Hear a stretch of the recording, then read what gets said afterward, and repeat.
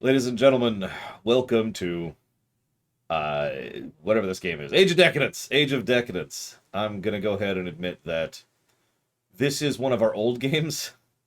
How old? Well, I don't know. This is before we were keeping track of how old these games are, how long they've been on the list.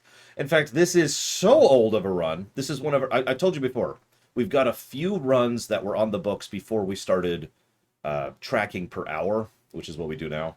This is one of the last ones. It's like this, Titanfall 2, the Mega Man Zeros, and like two or three others that we've still got to. This is one of the final ones of the old era before we were keeping track of things and being organized and all those things we do now.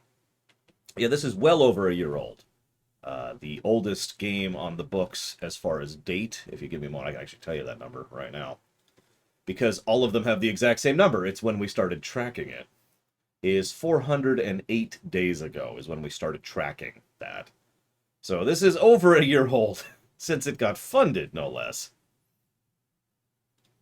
But this one, I lost the where'd it go? Shoot, I lost it. Hang on. Age. There it is. There it is. This game, I do want to say shout out and gratitude to Tizara, Vigilant, Chesty the Chest, Jordan Gell, Colgrim, Sakage, Beefheart666, Gilyong, CRZMATTI, or Crazy Maddie, if you prefer. Mad Wicked, that sounds familiar. That Resolves, Dream Whisperer, Ciselmo, Threlemental, Tormacris, Silence J23, H. Markley, Midnight Fox underscore, SJ underscore NM, the person who, so hang on, and I also want to say thanks to Platty, because she helped fund this, and every time I see that, that just kind of makes me pause for a second. I do also want to give a special thanks to Wilson, the person who actually put this game on the books, and to Arathrabo, who was the person who put the most money to this, who is the majority shareholder. So thank you, all of you, very much. Now, until yesterday, I was under the random assumption that this was a like a strategy game, like a civilization kind of thing, or a simulator kind of a thing. Probably not like actually Civilization. That's a bad phrase. Maybe like the Pharaoh series or something like that. That's kind of what I was assuming. And then yesterday, someone was talking about this game, and it's like, oh well, let's go ahead and look up this game. And I'm like, and it's an RPG. So apparently, this is an RPG. I don't know. This was a while ago. I wasn't being as thorough about vetting games in this period of time. In fact, this game got in during the period of time when I was just allowing any game to be added to the list, something that has bit us in the ass several times, which is why I don't do that anymore. So we'll see how this goes. I do want to mention one other thing super quick. I didn't realize you had done editing on the highlight reel random, and I did get to see a little bit. Obviously, I haven't been able to watch the whole thing. I don't have time, but I did want to say thank you for the editing that you did on the highlight reel really quick. And if Mr. Red was here, I'd thank him, but he's not, so no thanks to Mr. Red. That's about all I know about this game. Wait, nope, that's a lie. I do know one other thing about this game. And that's the fact that this game started production in 2004. Now, if you don't understand why that's significant, this game came out in 2015.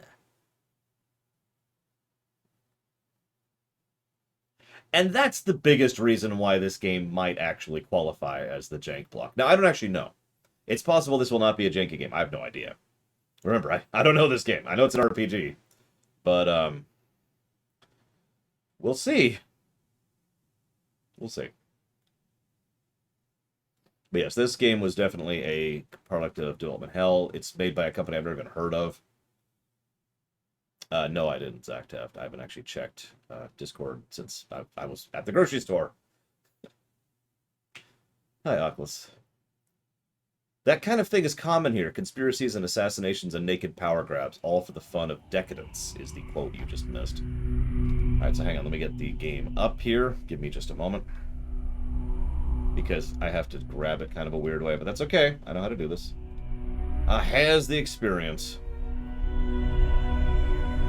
I know it's Roman. Somehow. That's I think. Because it's got a Roman tint to it. Hang on, what do we got here? Okay, that's not quite right. Let's do this. Like Roman aesthetic might be a way to put that.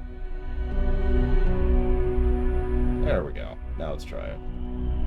Hey! And it looks like we're visible. Awesome. Okay. Whatever. Let's just dive into it. New game. The Age of Decadence. Oh god, I'm about to read this out loud, aren't I? The Age of Decadence is a very different game from what you're used to. Its world is harsh and unforgiving, and it doesn't really take much to wind up dead. In fact, it's painfully easily, especially if you try to play the game you normally play RPGs, when you roleplay a mighty hero who's able to handle any challenge and smite evildoers by the dozens. In this game, combat is always extremely dangerous. It is the hardest way to handle quests and progress through the game, and even a couple of thugs can easily put an end to your adventure. Keep that in mind, you are not expected to beat every fight you're offered. There is no shame in walking away if your character isn't a killing machine. Optional fights are usually the hardest, so don't jump at the first opportunity to be brutally murdered. This game isn't linear, and it's not about killing people. Be aware that many people will not hesitate to lie to you, steal from you, or betray you should they see fit. Use your head, be careful what you say, and always look out for yourself, because no one else will.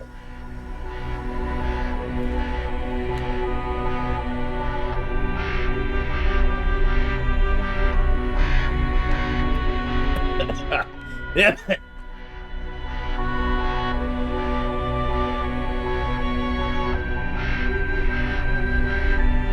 I don't know what I think of that. We'll see. I do like that there's a warning, but I'm not sure what I think of the concept. Let's go ahead and hit training, because...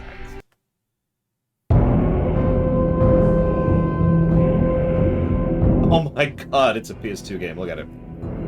I mean, 2004, right? That makes sense. Oh my god, there's gonna be so much dialogue, and my throat's already bugging me today. So I hear you want to be a hero. It's a tough gig these days, son, and I need to turn the volume down at some point. So you'd best adjust your expectations. Now, we've all heard the tales of faraway lands where a hero can kill hundreds of men and all kinds of beasts in the blink of an eye, but here if you go against three thugs and live to tell the tale, you should consider yourself lucky. What? Carwelas? Respect your enemy, son, and take everyone seriously. They still want to live just the same as you do, and they'll fight you tooth and nail for it. Still, every man has to fight for what's his sometimes. Let's get to training. Step aside, Grandpa.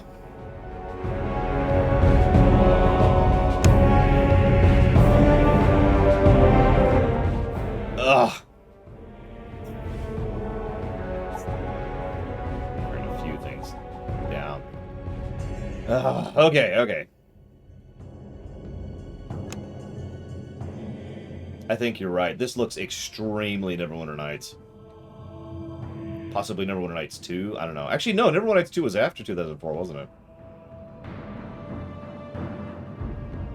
Oh my gosh. Hello, Walker. Hello, Elizar. First impressions. It's I don't have any impressions yet. What it said, that whole intro thing, yeah, no, that's the Neverwinter Nights engine. Look at it. You can tell by how the camera moves. Look at that. You see that kind of jump periodically? Yeah, that's either a really good sign, the sign of a very well-crafted and very tightly designed narrative-driven game, or it's a terrible sign. It's the sign of a game that we're going to not enjoy because we're going to die over and over and over. These are our two options. Come with me, won't you? To a land of true What's that phrase? Land of true imagination? I forget the phrase. I can't even make a quote without screwing it up. Alright. Hello, Jinkamio. Oh yeah, no, this is definitely going to be a Brown Age game. I mean, that's pretty likely. Alright, let's talk to Centurion here. It's not actually his title, it's his name. What's up? What's up? Okay. Tell me about different attack types. Normal attack. Faster attack hits more often. Slower hit gets through armor. Aimed attack requires skill.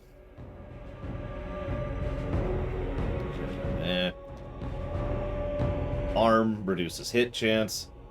Thigh reduces movement. Okay.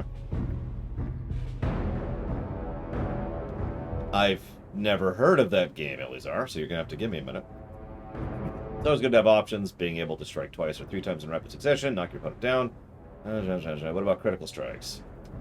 Uh,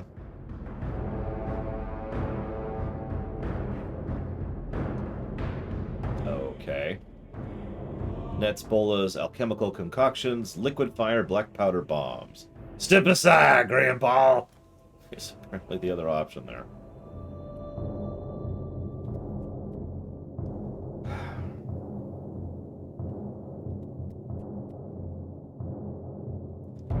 Yeah, I know that information doesn't help me. In order to... I'm gonna have to... Okay, I can alt-tab, thank God. So everyone hit the stream brakes, because Elizar wants me to go look this up right now. So I will.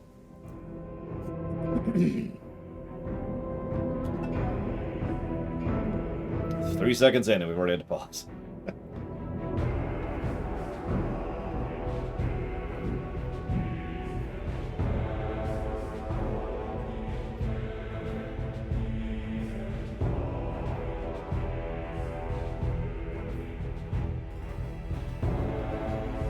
Thank you, Nemesis, very much.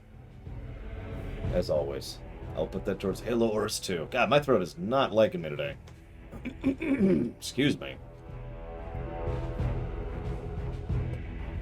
That's getting pretty close to funding, I think.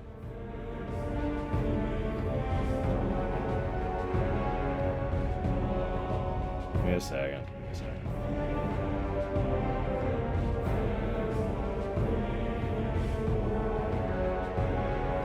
Yeah, I don't remember where I got that phrase, the Brown Age, but I keep using it because it's very accurate. The Brown Age of gaming is... It's a nice big chunk, and it's kind of hard to avoid the Brown Age of gaming.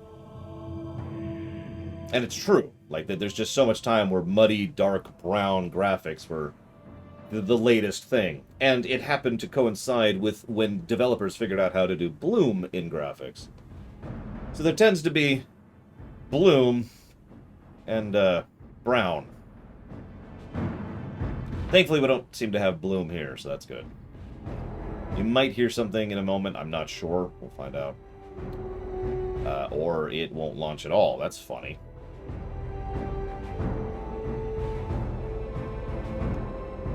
Well, listen, this is a grimdark game, and grimdark must have needs be brown. Yeah, but how full is the bar, Zacta? The number of those games are $700. They're not funded yet. Okay.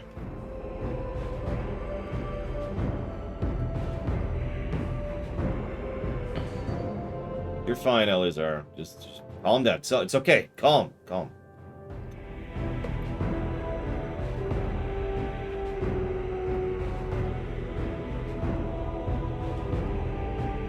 Yeah, I don't know. It'll be some kind of grimdark. We'll see.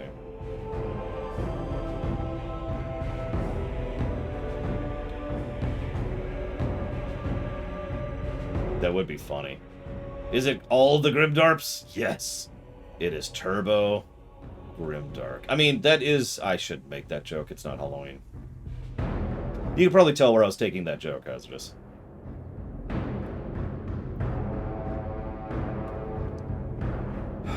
Where is this file?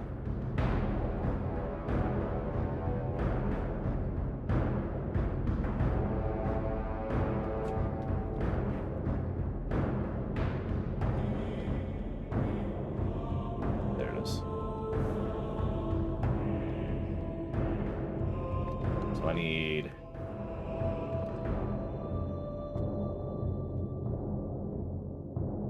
that. I need a sub from S.A. Ross.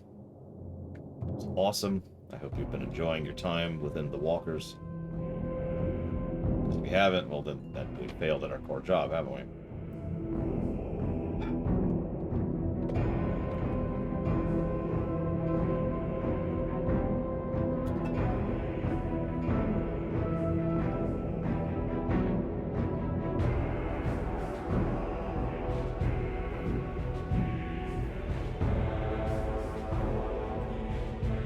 You got it. Thank you, Ross.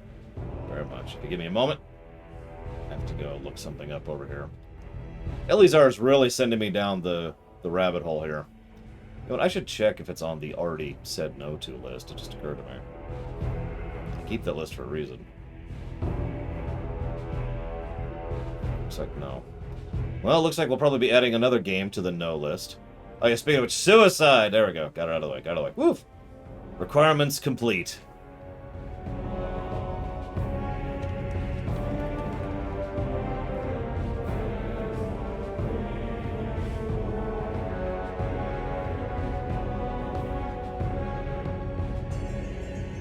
I don't either. So, here's the problem, Eleazar. I'm 90% certain that someone already suggested this game. And the reason, it might have been you even, I don't know, but whoever it was, it's cool, it's awesome, I already own the game. And it won't run at all. It will not launch. And I've done a little bit of digging, and apparently there are some things I can do to really brute force it in order to adjust the... What the hell? God, I don't even know how to explain this. I'm not doing what is required to get the game listing. Let me cut ahead of that. I understand what will be required, and it would be wonky and janky, and I could only do that during the game, and then I have to undo it to do anything else other than playing this game. So because of the fact that I cannot get the game playing at all, Eleazar, I'm going to have to say, no, I'm sorry. Let's go ahead and uninstall this.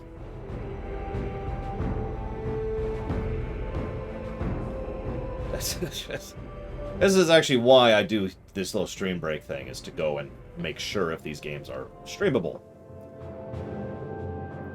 You could even beat the tutorial. Yeah, I was going to say, it would also have to run... I'm not even sure if OBS could capture if I'm basically changing my graphics card at that level in order to get it running, so... So I'm going to add this to the no list. Because didn't get it running.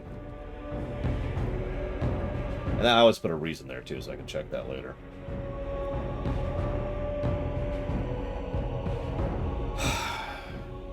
Sonic Adventure. That I know about. That I've already done the feasibility test on, and it's cool. How long is the no list? If I'm being honest, I've kind of had a...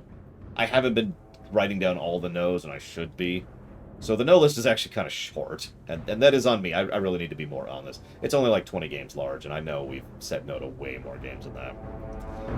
Okay, back to this game. So time to die to the tutorial. We've got this. We've got this. Let's go...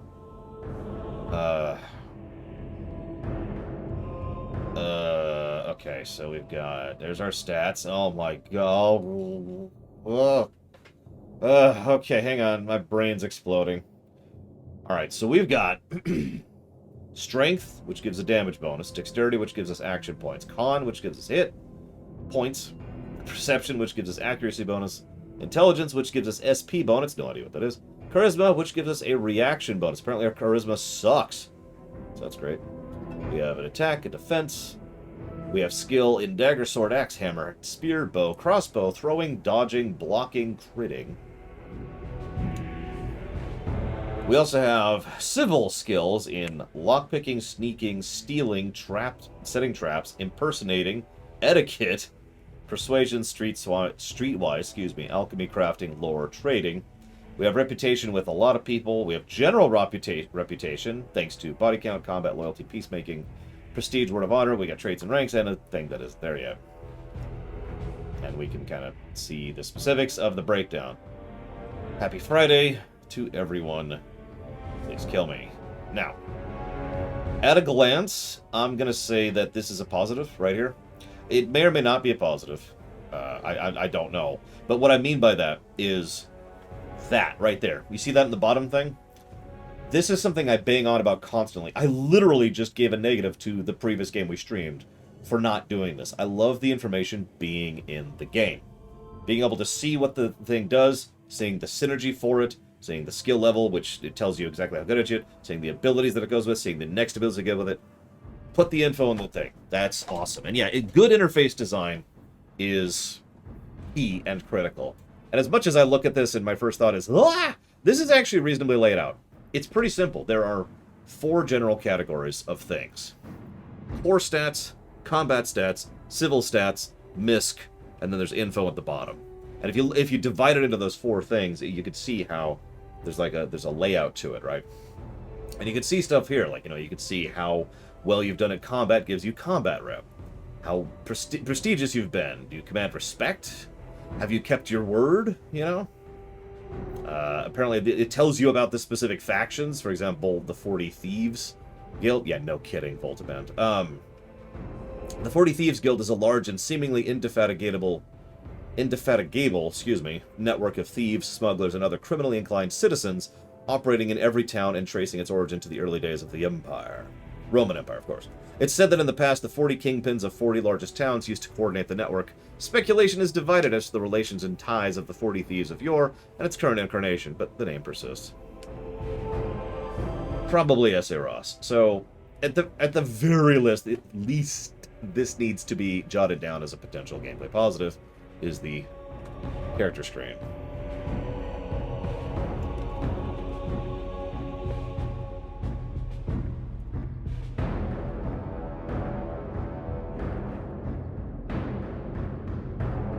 What else we got? So that was... So here's our inventory.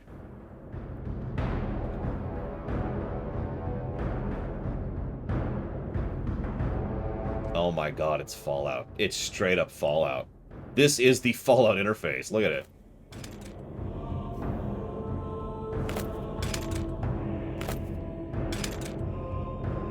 Whether that's a good or a bad thing probably depends on your opinion.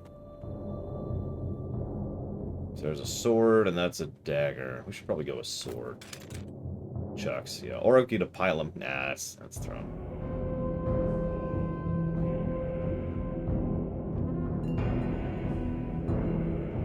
I know, right, Voltamon? Don't worry, Mag. The Decadence means that you will probably never... You know, there's a sort feature, which is nice. Weight, that's... We'll see. So I'm going to go ahead and be real. Weight systems, in my opinion, are pretty much never a good thing, unless in very specific games. Very specific games, right? We'll see what they do with the weight system here.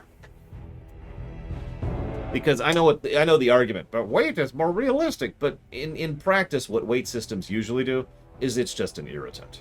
And that's it. It's there to just be an extra detriment to your gameplay, and that's all. So a game that does something with weight is the same as a game that does something with limited inventory, because both tend to fall into the same bracket. So we'll see if this is a does something with it, or if this is an irritant situation. We've got armor, hit points, attack, defense. What's CS rating? Oh, that's our crit rating. CS defense. AP, I'm guessing that's our points, because thing. So Skyrim has a bad weight system, to continue the parallel. In fact, so does Oblivion, and so does Morrowind, for that matter. See you around, Deathrius. Yeah, I agree. It's funny, actually, that this probably sounds like a joke. There is a market for irritating games. There are people who like being irritated. I know that sounds like I'm mocking, or sounds like I'm making fun. I'm not. There are people who like that. There's a reason there is a concept. There's an entire subgenre known as punishing platformers. You know? Haven and Hearth. You ever heard of that game? You probably haven't. But Haven and Hearth is a game for people who want to be irritated. Let's see if there's any in the equipment chest here.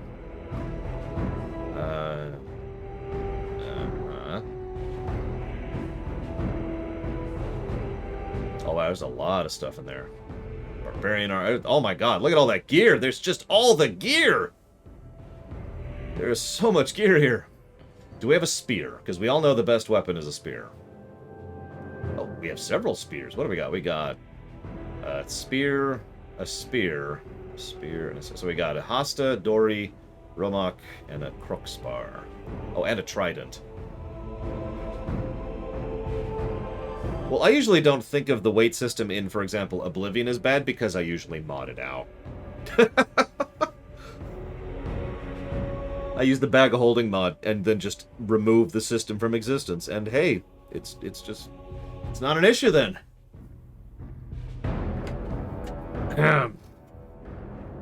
Alright, so it looks like, yeah, the lighter the weapon, the less AP it uses, and the less damage it does. There's a weapon hardness. I don't know what that means. There's a THC bonus. I don't know what that means. Yeah, exactly, Mag. You can look right. You can see it around the middle of the screen. You can carry 185 pounds. You have 45 pounds on you. Hey, Korgoth. And we have to pass this chance bonus of something. Looks like only one of these spears can be used one-handed. The rest are all two-handers. Yep. Let's take the one-hander spear. Let's do that. Really? Hello? Oh my god, it really is Fallout. So we got big shields and little shields.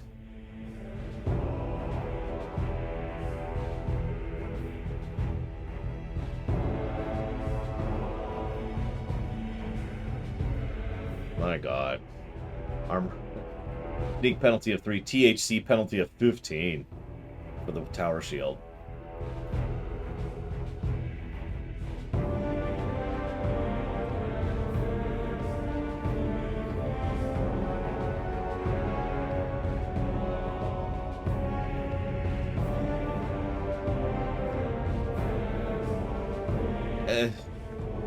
I don't feel like figuring that out right now. Whoa. Okay, that's... Oh my god. Alright, hang on.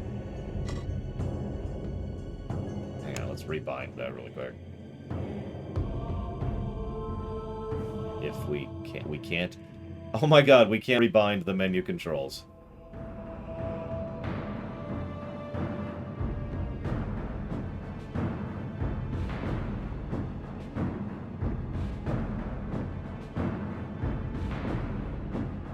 Okay.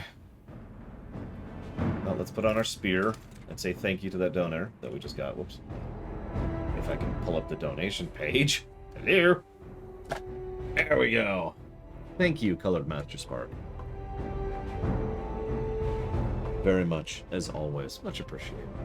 And you're putting that towards Jack 2, which I did do the test and I do own. I own it on the PS4. I know that Linkelda isn't here right now, but he's the one who put that on the list. Jack 2. Confirmed and verified. Alright, so, we have this stuff. Can we attack anything? How do we... What's this button? That's our character. Put points into sword, but I have a spear. I'm putting into spear. Screw that. And, do we want to raise... Let's raise block. That sounds like a good idea. Or no, let's do this. Let's spread it out a little bit more. Let's do that. Bit.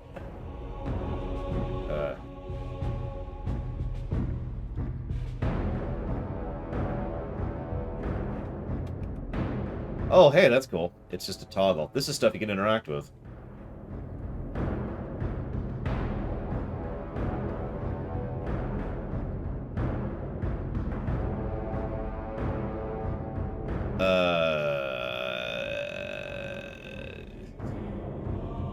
I'll jot down a note to do it off camera. Eleazar, I don't want to pause for another 10 minutes if that's okay.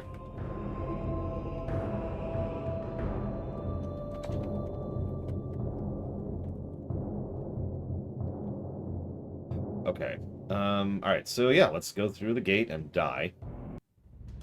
The combat is turn-based. There's the grid. I can barely see that. Which means each participant takes... It's Fallout. Cool. Yep, okay.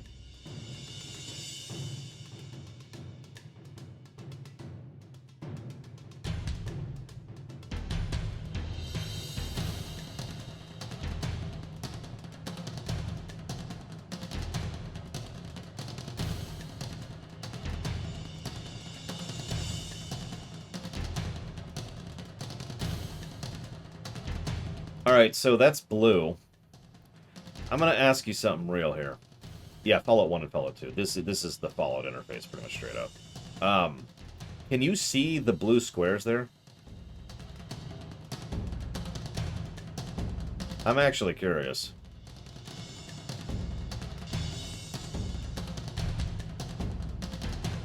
So...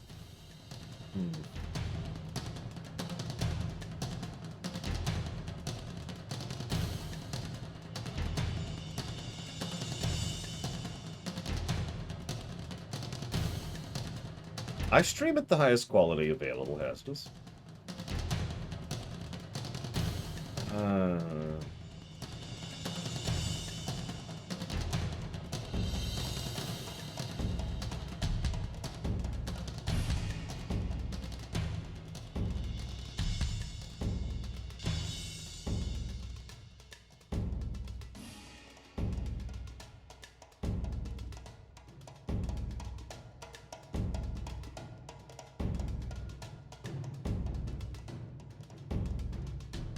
Okay, so... No, don't...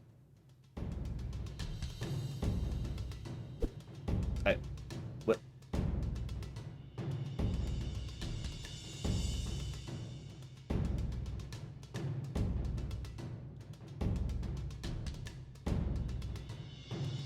How?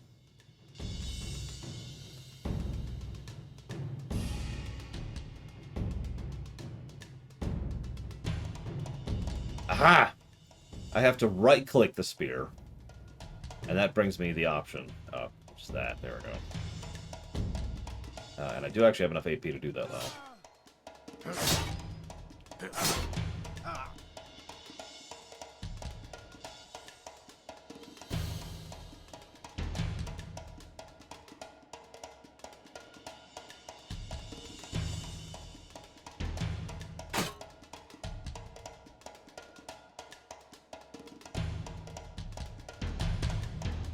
Okay.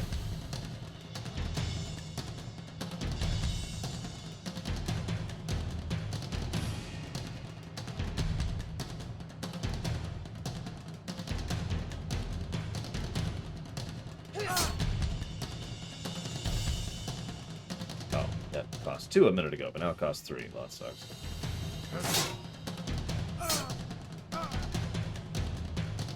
Where's our health? There it is. I see it. I see it.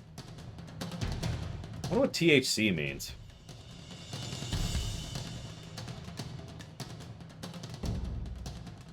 Let's go for regular attacks.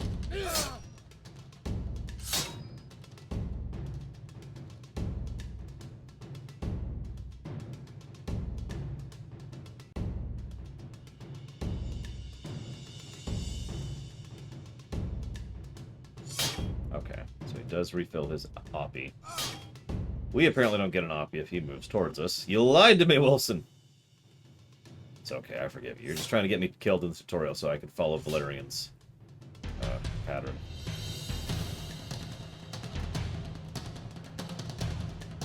Deal with that next time. For now, we'll pass. 2-hit chance is what that means?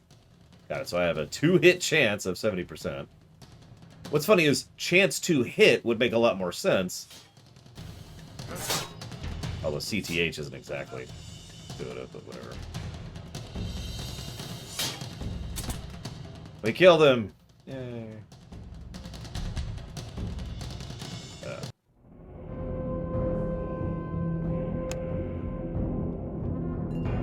Hang on.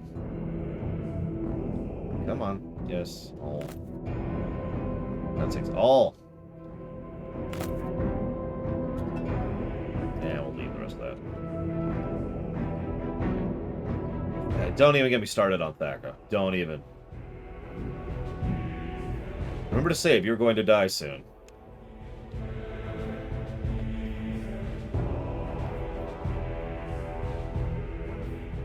Oh, wow. Kira White noise.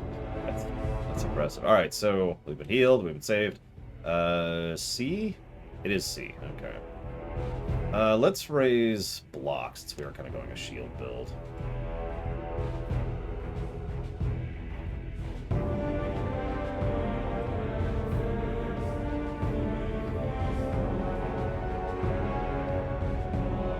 Just checking that. Yeah, HIT would make perfect sense too, instead of THC. Tender hitting care? I don't know. Alright, round 2. What I don't understand is I'm supposed to see green squares, but I'm not. I see the blue squares. That's kind of a lie. Is there a way to make that more visible? What do we got here?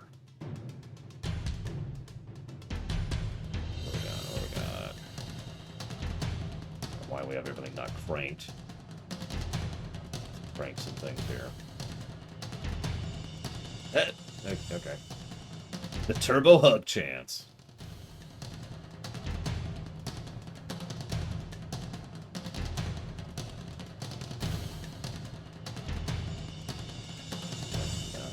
Oh, hey, grid opacity. That might help. That might help. Oh, that's much better. That's probably sad. So now I can see the green squares very clearly. I did not know those were green, I'll be honest. You see them now? The green squares?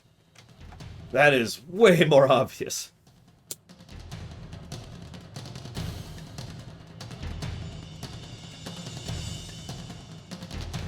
Okay. I'm going to leave it like that so I can see what we're doing.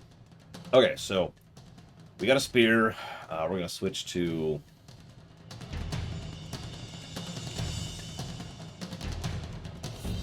We're going to do this. Actually, funnily enough, I believe that's an option. Hang on. We could do this. There you go. For the true enthusiast. Brown. Sorry. Okay, so let's crank that back. Maybe a little less than where you're at. There we go. That is still much more visible. Okay. So we're just gonna wait. So we can, in fact, hit him. We can in... Hello? There we go. Unfortunately, that we're just gonna have to do this. Go away. Record. Ready to die. I'm ready. What's the goal of this game? I have no idea. So we're gonna miss first. That's all part of the plan. It's all RNG manipulation. We've already had cussing. So that's cool. We've had 2 cussing. Oh my god, they both cussed. That's just... Wow. Yeah, okay. Okay, so we're going to... That one, I think it was. Yep. We're going to try to hit his arms. I'm going to try to hit his arms. Then we're going to fail at hitting his arms. Then we're going to knock him back.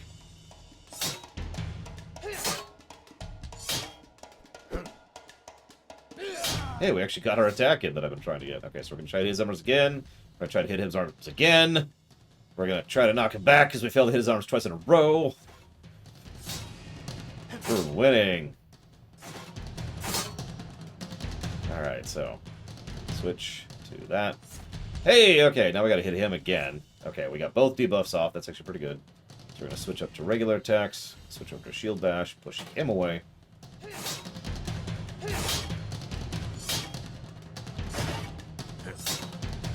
Okay, so we've got... Let's go ahead and come after him with a regular attack now. And then we're going to switch down to fast. We're going to do 2 fast attacks. And then we're going to get hit a bit.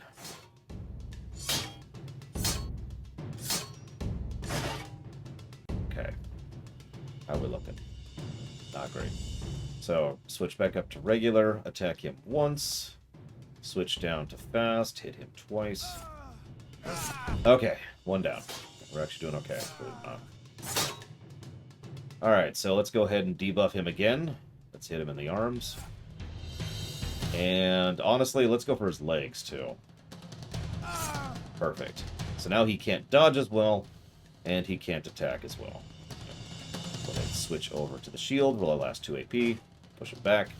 Get a free attack on him as he's on his way in. Try to hit him once. Try to hit him twice.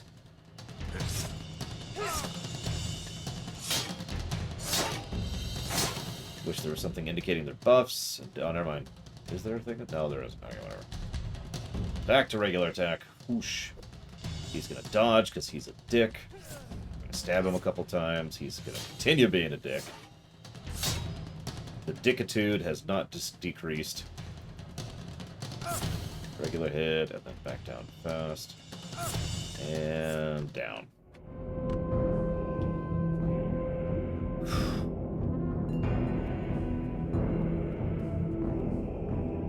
Okay. There are no difficulty options that I saw.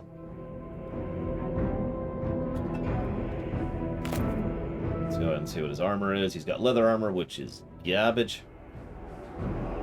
Although now that I know what THC means,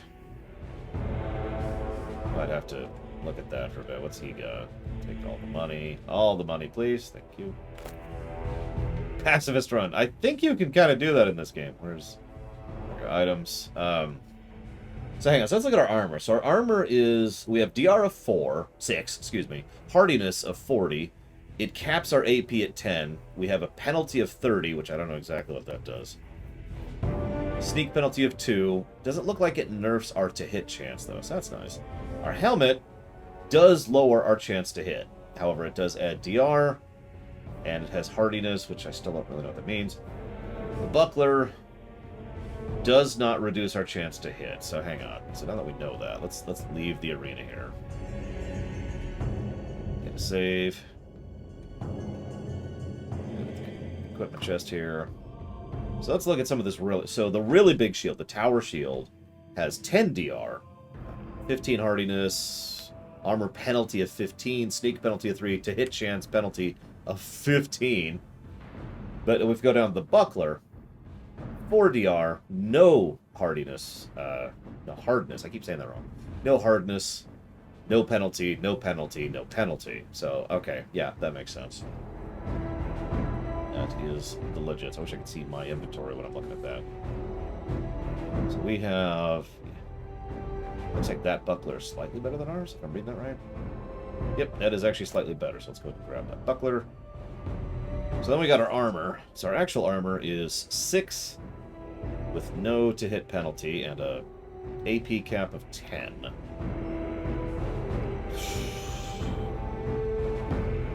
Just kind of glance down here. What do we got? Armor. That's we can sort. We can sort. So let's do that. Armor. Excuse me. That's actually the armor we have right there. It's a better version of our armor, looks like.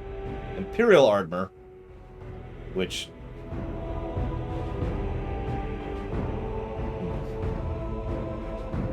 Lots of DR.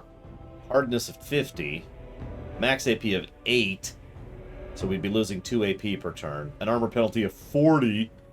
And a sneak penalty of 4.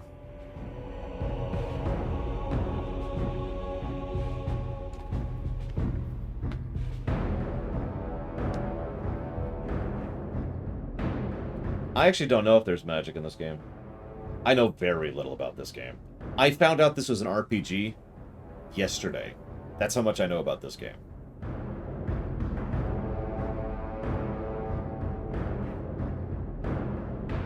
Let's just play around with it. I mean, this is the tutorial. Let's play around with really armoring up, shall we? And just go in full tilt with it. So let's look at our helmet options here.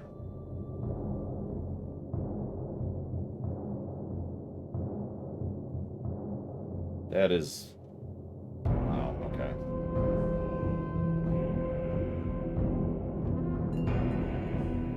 These aren't sorted. Which is interesting. So the best armored helmet we've got gives us a 2-hit penalty of 10, which is huge. But it does give us quite a bit of an armor boost. And like I said, I want to kind of play around with this a little bit, so let's do exactly that. What? Oh, transfer. My current stuff is broken? Hang on. How do we even test that? How do we know that? Oh! I see the icon. Yep, it is broken. I don't know what that means or how to fix it in context. But yeah, I see the tiny little icon there. Let's go ahead and put on our new armor here. New shield. New helmet. There we go. And yeah, it looks like our armor is helmet, chest, shield, and that's our armor. There's also an alchemy and a crafting. We'll get to that later, I'm sure.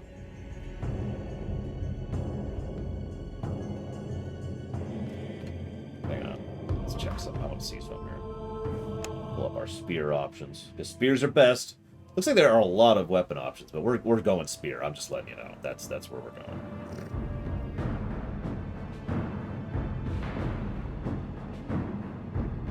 That's what I thought. We actually have an increased chance to hit because we picked the light spear. The other ones do not appear to have a... Well, I mean, the other light spear has a smaller chance to hit. And none of the others have a chance to hit boost at all.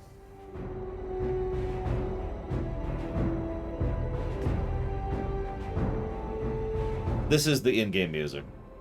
I'm actually debating... Yeah, you know what? Yeah, sure. If we're going to play around with this, let's go full tilt with this. Let's go all the way. And tower up. Let's tank up. Let's be a frickin' phalanx, shall we? Save, because this is probably a terrible idea. Oh yeah, we probably leveled. We did. Our body count is up to 3. Holy crap. And, okay, so...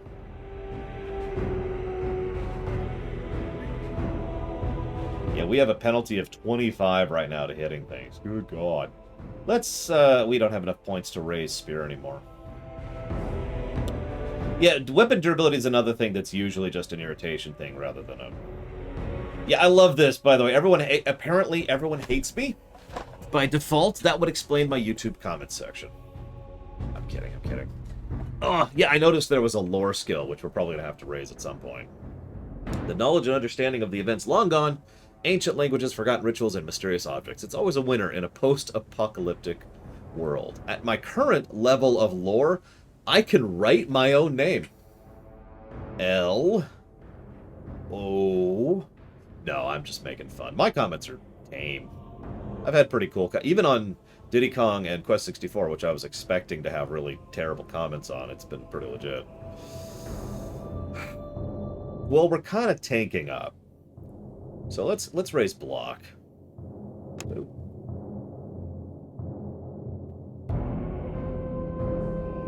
Thank you, Mag. It is nice to feel appreciated. I suppose that sounds like a dumb thing to say. I'm gonna raise lore. I want lore. Oh, I have skill points. I have lots of... Okay, so I have a bunch of skill points. So I've got lore, trading, crafting, alchemy, streetwise, persuasion. So let's raise lore, persuasion. It's etiquette. That's it. You can belch your own name and regularly demonstrate this talent in company. No, I can't. Impersonate, which sounds exact. Let's raise etiquette. We want to be in the higher circles. There we go. I can cover my mouth when I sneeze most of the time. I've discovered that primates respond better to well-chosen words, and I'm looking through scrolls, especially the ones with drawings. And let's see, what else do I want to raise? I used a rusty nail to break into a barn once. True story. My idea of a trap is a board with a nail in it. Oh my gosh. Streetwise. I have absolute faith in the goodness of my fellow man.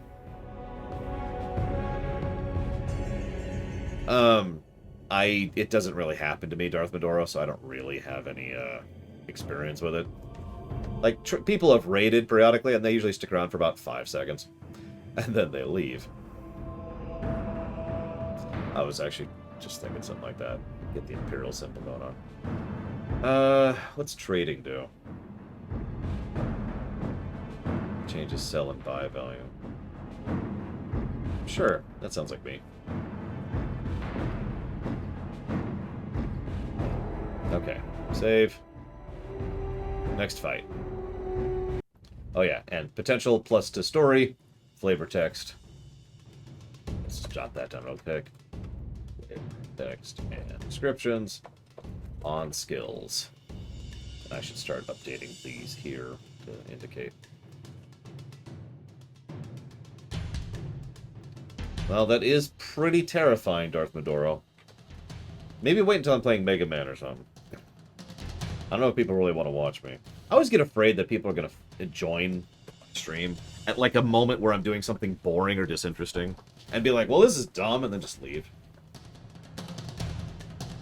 No, this is totally it, Carolines. We got this. Okay, so we're going to look at our... So we've got 8 AP to work with, which is less than we had last time. So we're going to go ahead and get some... that. And...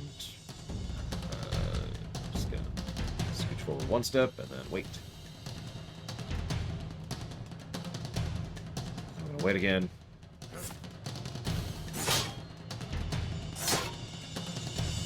Okay. So, we're going to aim for the legs. No mercy. No mercy. Well, I do try, Layla. Come on. Come on! Stop trying to be hit by me and be hit by me!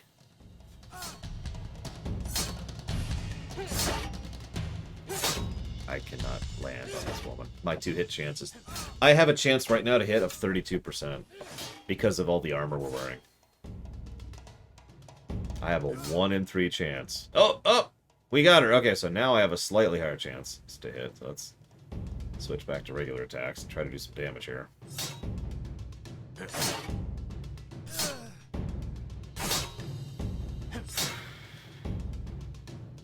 Oh yeah, they cuss a lot.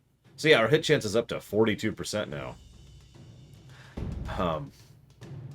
Yeah, we're also kind of overweighted. That's probably hurting something. Does it actually say? That doesn't look like it does. Look, there's all kinds of cussing. Mega cussing.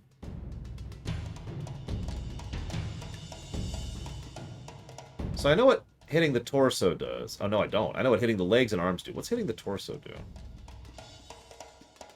Reduces constitution. Arterial strike. Causes bleeding. And head strike. Reduces perception. And does a knockdown. Okay. Well, that's what that does in Oceans. But yeah, you can see our attack rating is pretty low because of the shield and helmet, and our defense rating is pretty low because of our armor penalty. Why do we have an armor penalty? Oh, because we're wearing heavy armor in a minute. So let's just take a swing or 3. We got this. And on the plus side, even though we're having a hard time hitting them, like she's only down to 30 health from 40, it's worth noting we're doing okay because we have a crap ton of armor. We have 10 armor. Most of their attacks aren't even going through our armor right now. Like, some of them are. Our HP is moving, but not that much. Yeah, let's go for a legs shot on him. 3. Like, look at that. We took 3 damage from that round. And 0 from that.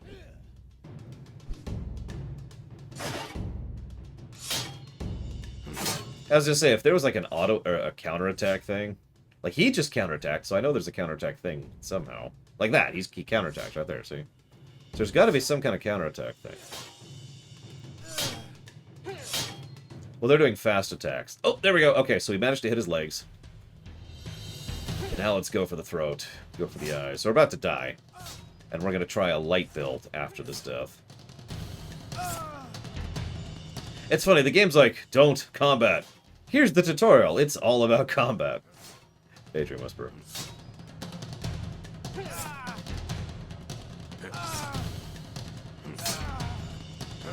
Alright, let me just chug a potion here. What do you mean there's no potions in this game?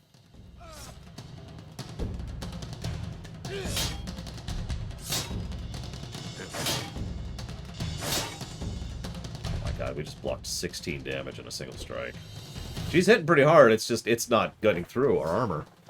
So yeah, I'm kind of seeing the benefit of the armor build. It still kind of sucks, and we're still totally dead. Get up, says the Centurion, kicking you in the ribs.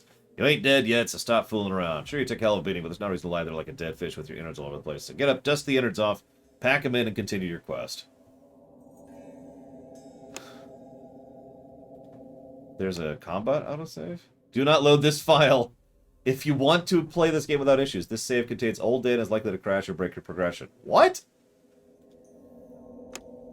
Why are these old saves? I made this save 5 minutes ago.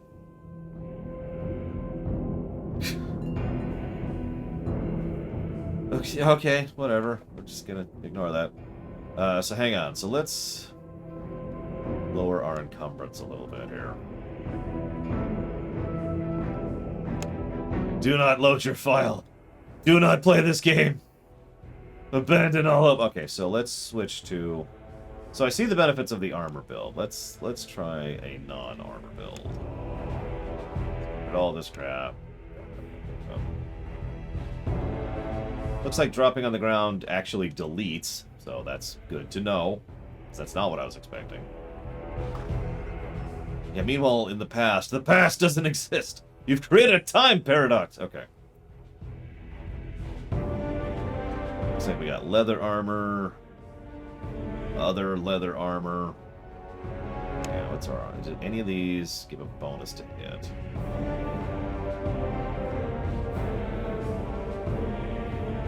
Probably not.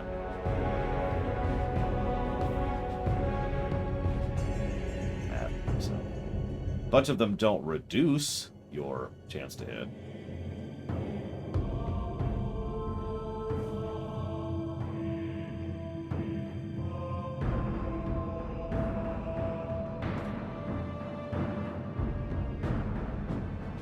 Let's do this. Let's do this.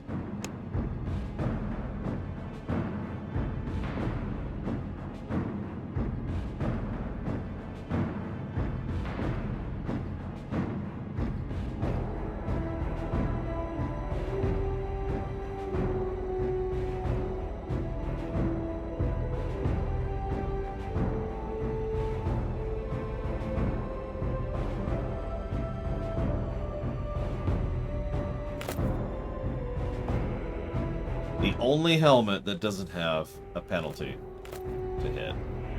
The dork helmet. So we'll get rid of that. Let's get our weight down.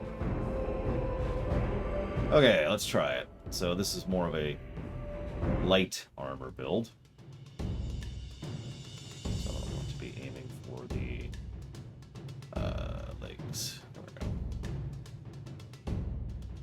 Yeah, we gotta wear the dork helmet. Very important.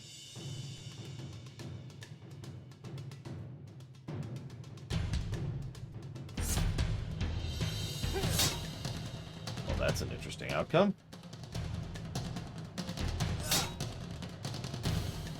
We have a much better chance to hit, by the way. 57%. So it's not like we're getting free hits in. It's just, you know, we have a better chance to hit.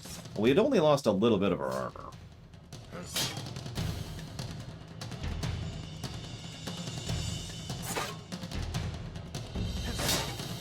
We still are missing 2 AP. Yeah, we're still in the tutorial. Yeah, we're going to be playing this game for 3 weeks, by the way, just so you know. I have no idea how long this game is. We weren't checking how long games were when this game was added to the list, so I really have no idea how long this game is. Okay, so that should be third turn. So, nope, we got one more turn. One more turn of hitting. So, we're getting hit way worse. Because the reduction in armor. That's not surprising.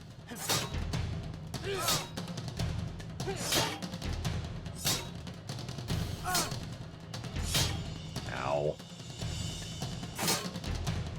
My dice rolls are not going great, but we did manage to kill one, so that's something.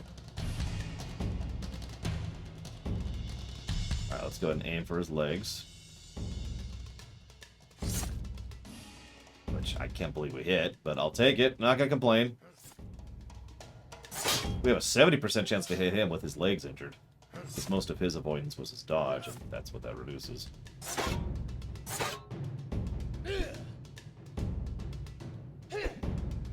And then he dodges twice in a row.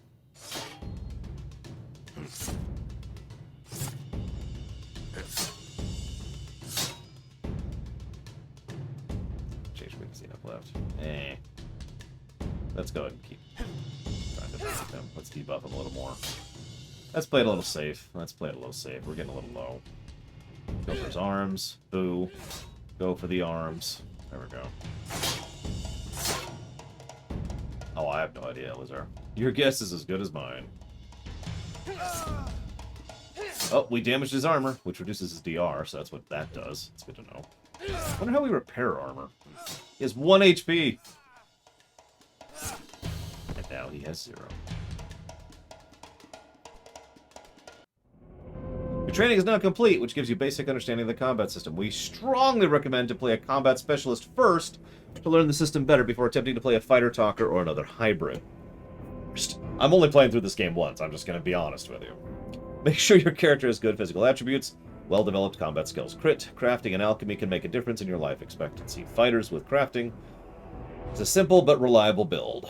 Fighting with crafting. Done. Let's do it. So we're going to make a fighter crafter, apparently. Welcome to the Age of Decadence. If you want to disable this tutorial, which I do not, if this is your first time playing, you might want to try the combat tutorial.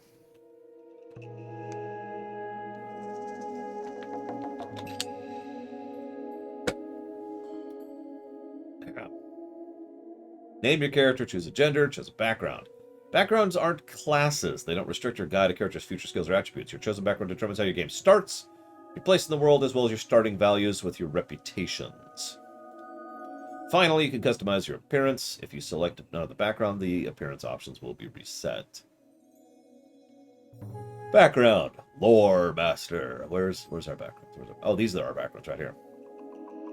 Lore Master. I mean, what else would I pick, right? I mean, so we got Merchant. That could be me. Mercenary. I could do that. Drifter. Grifter. No. Assassin. No. Thief. No. Praetor.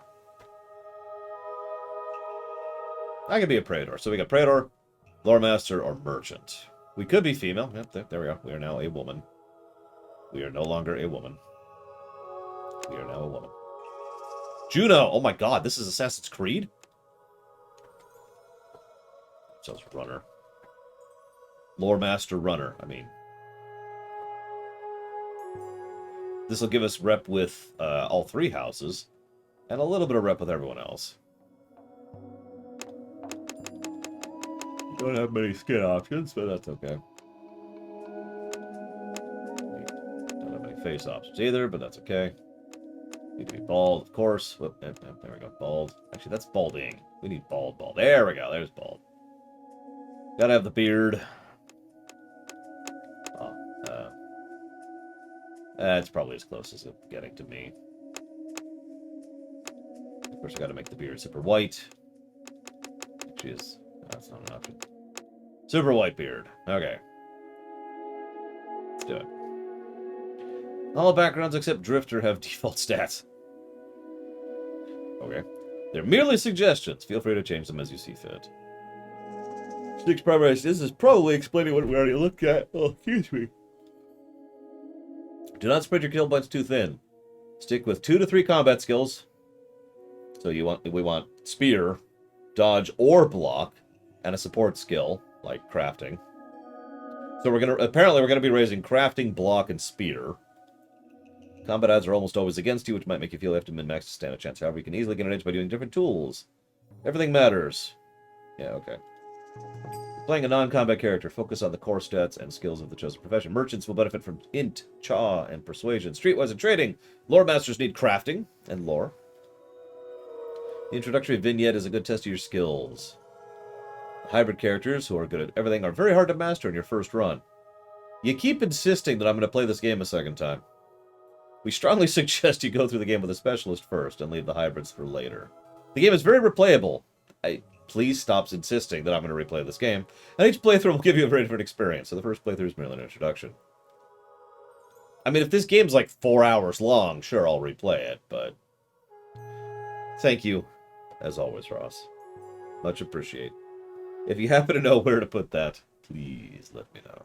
If you want to put it towards Tangled, then I will stab you. Alright, so. Let's default everything. Hello, world's best pants. Let's blank everything out here. Alright, so. Let's see here. I have not played Hotel Mario. No, yeah, they're pretty upfront about the kind of game they're playing, which, honestly, I'm okay with that. And I am not okay with that.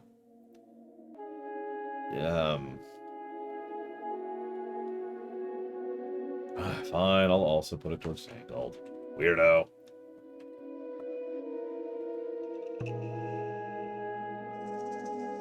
It looks like I don't have any skill points whatsoever, just stats. So obviously we're gonna just crank charisma up. There we go. Just crank up the int. There we go. There we go.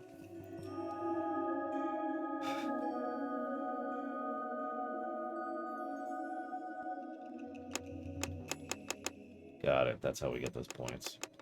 So perception, int, and cha all raise our skill points. That's interesting.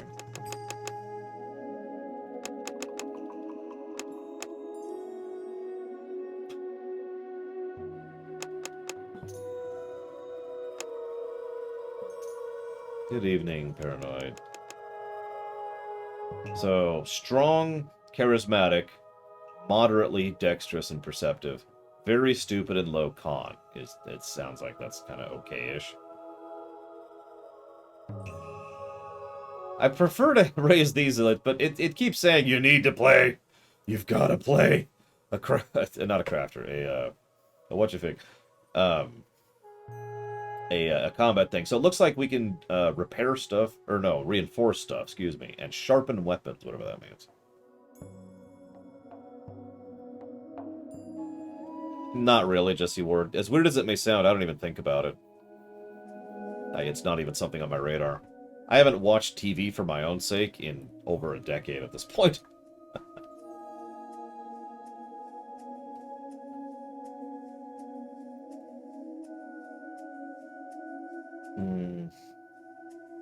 I guess there's MLP. That's not sci-fi.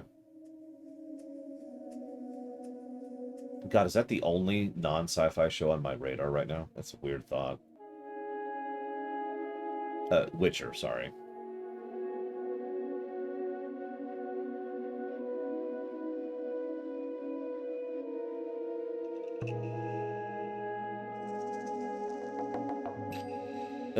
Whatever. I'm gonna stick with it. I'm gonna stick with it. Okay, so.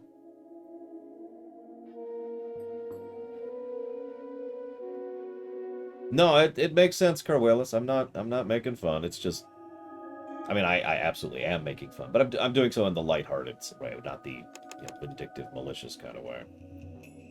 So spear, block, and that's it for the moment.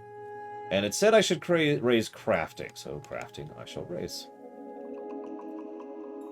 So we have. I'm very charismatic though, Paranoid. This sounds like my goblin character who had like 18 charisma and 8 int. And by God, did I play it that way. I was able to convince everything of everyone of everything, and also I did really stupid things constantly. I cast Shatter. Thank you, Cashel. Very much. As always. It was like a Pathfinder 5th edition hybrid.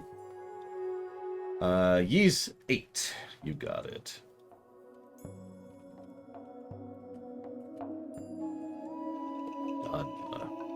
Yeah, the Goblin. I tried to learn reading, and then I found out that the game really didn't want me to do that. I guess we'll raise lore a little bit. Just a little. The key to being a lore master is knowing that if it's old, it's probably valuable.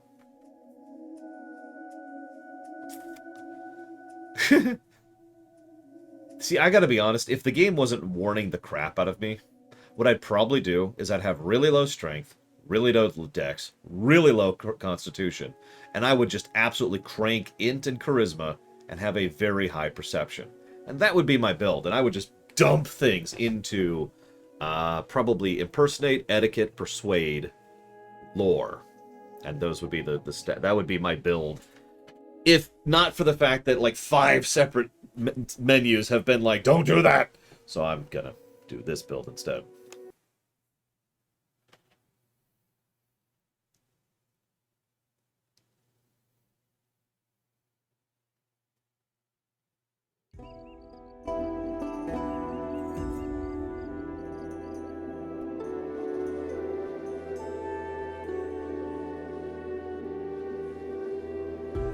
The world and an empire that once ruled it lie in ruins.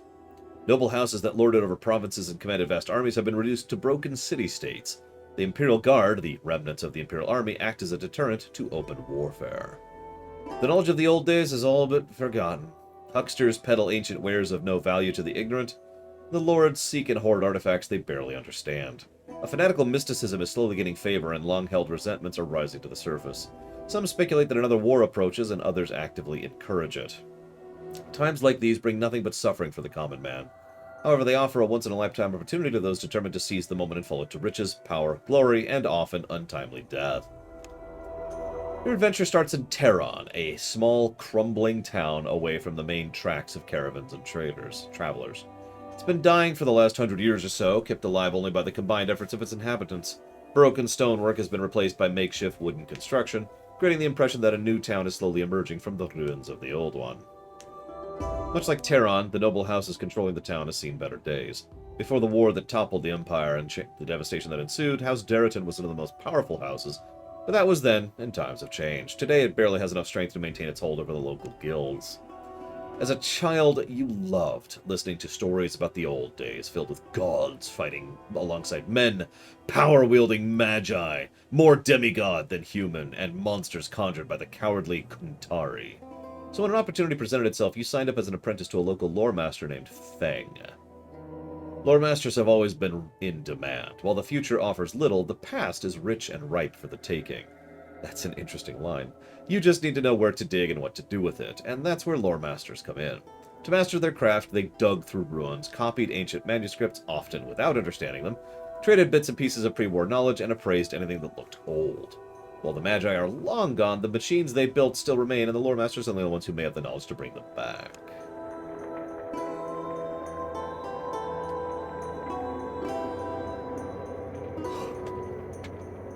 There are 2 camera modes, follow or free. We have it set to free, of course. Yep. Okay. So we're gonna go over here and attack some random guy. Let's see. Just looking at the... God, this is so Neverwinter Nights. That really isn't an insult. It's just look at it. Look at it. I mean, I know it isn't. I know this is not the Neverwinter Nights engine, but God, it looks like it. Well, listen, Random. You did such an awesome job in that highlights video that I'm afraid you're going to usurp and replace me in my job. And I can't take the competition right now. I'm having a hard enough time keeping the bills met. Okay, so...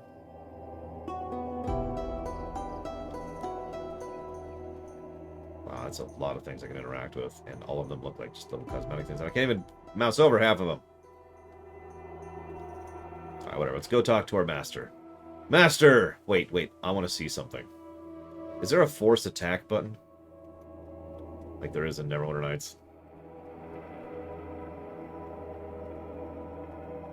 Yeah, I know, Jesse. Actually, the glitch is that is the old listings and the updated listings simultaneously. That'll be fixed the next time I update it. Don't worry about it. How do I attack? There's got to be a way to attack this guy. There's got to be a way. What are you doing, my son? Succeeding you, father. Hey, a spear! And a shield.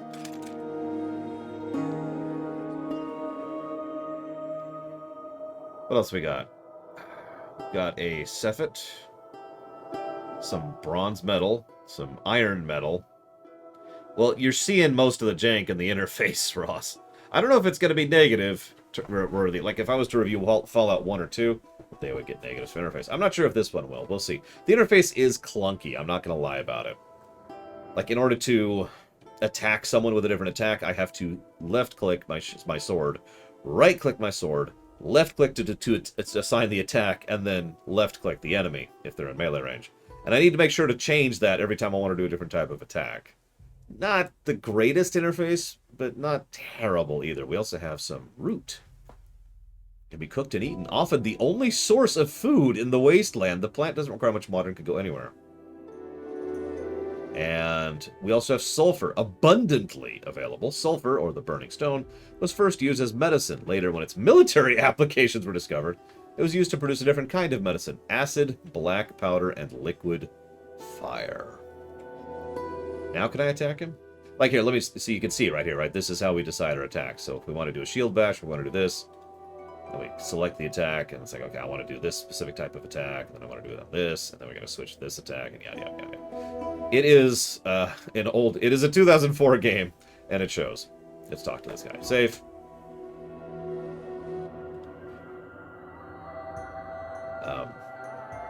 Penn came to Tehran with a caravan two decades ago, excuse me. Nobody knew where he came from or why, but he had the bitterness of a man soured by the memory of the life he had lost. He was well versed in languages and antiquities, but the town already had a lore master. Fortunately for him, the lore master fell sick and passed away, despite the best efforts of the local alchemist, who was quite puzzled by the symptoms. Feng became the new lore master and even earned the favor of the Lord after discovering several Darritan relics. This game absolutely came out in 2015. They started development on this game in 2004. So... Did you finish translating that scroll? Never mind. I have a better job for you. Someone at the inn has a trinket they want me to look at. Why don't you handle it? Just remember what I taught you. Take a good look, show some excitement. Tell them it's a valuable artifact that's worth a lot to the right collector, and they were right to bring it to us to learn its true value. Wait for the words to sink in, then ask for 100 Imperials. What if it's actually a valuable artifact? Yeah, this game came out in 2015. That's when it actually was released. I don't know the details of why it sat in development hell for so long. I just know that it sat in development hell for nigh unto a decade. Artifacts. I've been stuck in this dung hole you call a town for the last 20 years. Year after year, farmers and diggers bring me everything they find, hoping for a lucky break. Bracelets, cheap pottery, rusty old locks, pipes, chamber pots, deformed skulls. Sad truth is this town doesn't have anything of value, which is probably the only reason why Antitas is still in charge. Well, why do you stay? Weren't you listening? Every year they bring me junk. It's good business. Alright, fine. I will go, master. The inn is full of guests. Okay, we just are there now. After spending weeks and sometimes months on the road, they have an unhealthy appetite for cheap wine, stove-cooked meals, and women willing to share their beds for a few coins. Who aren't bothered by the bugs, I suppose. You navigate through the busy crowd and go upstairs. The trader's room is easy to find. Are you the lower master I sent for? Yes, I'm Runner, Master Feng's apprentice. Should my master's attention be required, I will send for him. Where's the artifact? It's right here. You open the scroll and study it for a minute. It looks like an ordinary map depicting a temple. There's an old seal at the bottom. The name on the seal is Thor Agoth. Oh, that's a very valuable artifact. This is worth a lot to the right collector. You were wise to bring it to us to learn its true value. And what might its true value be? He tries to sound indifferent, but it's obvious that Feng's simple formula is working its magic. Well, for someone who's interested in the High Lord's artifacts, it could be worth thousands. I'm going to have to study it further, obviously, to determine its history and value. Please forgive this uneducated trader, but who are the High Lords? I'll be presenting this map to Lord Antitas tomorrow, and I'd like to impress his lordship with bits of knowledge. Well, according to legend, the High Lords were our allies in the war between the Glorious Empire and the ruthless Kuntari. They wanted to spread something called the Qun. I'm not sure what that is. While the nature is debatable, most lore masters agree it was definitely supernatural. This map bears the seal of Thor Agoth of Torgoth, or as he was known. And what's the significance of this? Well, we will roll persuasion, lore, or lore. I'm not sure what that is. Are we rolling lore and persuasion? Or are we rolling... I'm confused.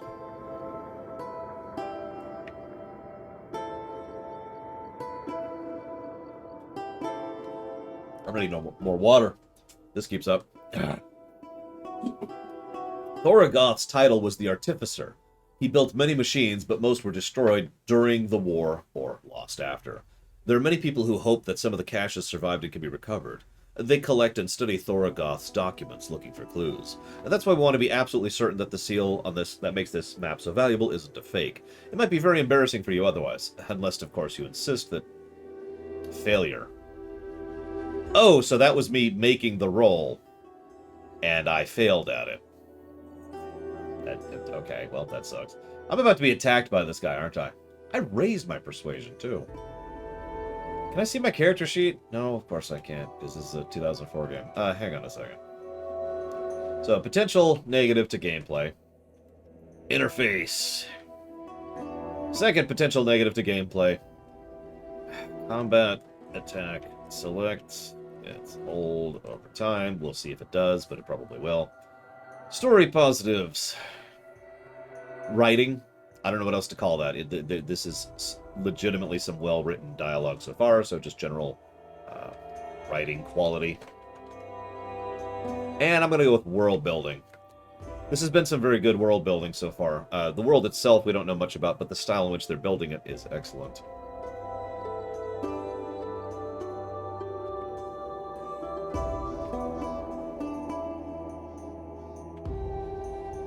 I heard someone once say that it's natural for RPGs to have lots of negatives to gameplay and lots of positives to story.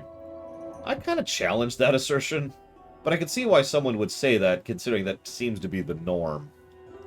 I'm sure this map is the genuine article, but we do want to be certain, do we not, Master Merchant? Oh, we do. Please, take the map, study it properly. There's something else I'd like you to look at. You seem very knowledgeable, even though you failed your thing over.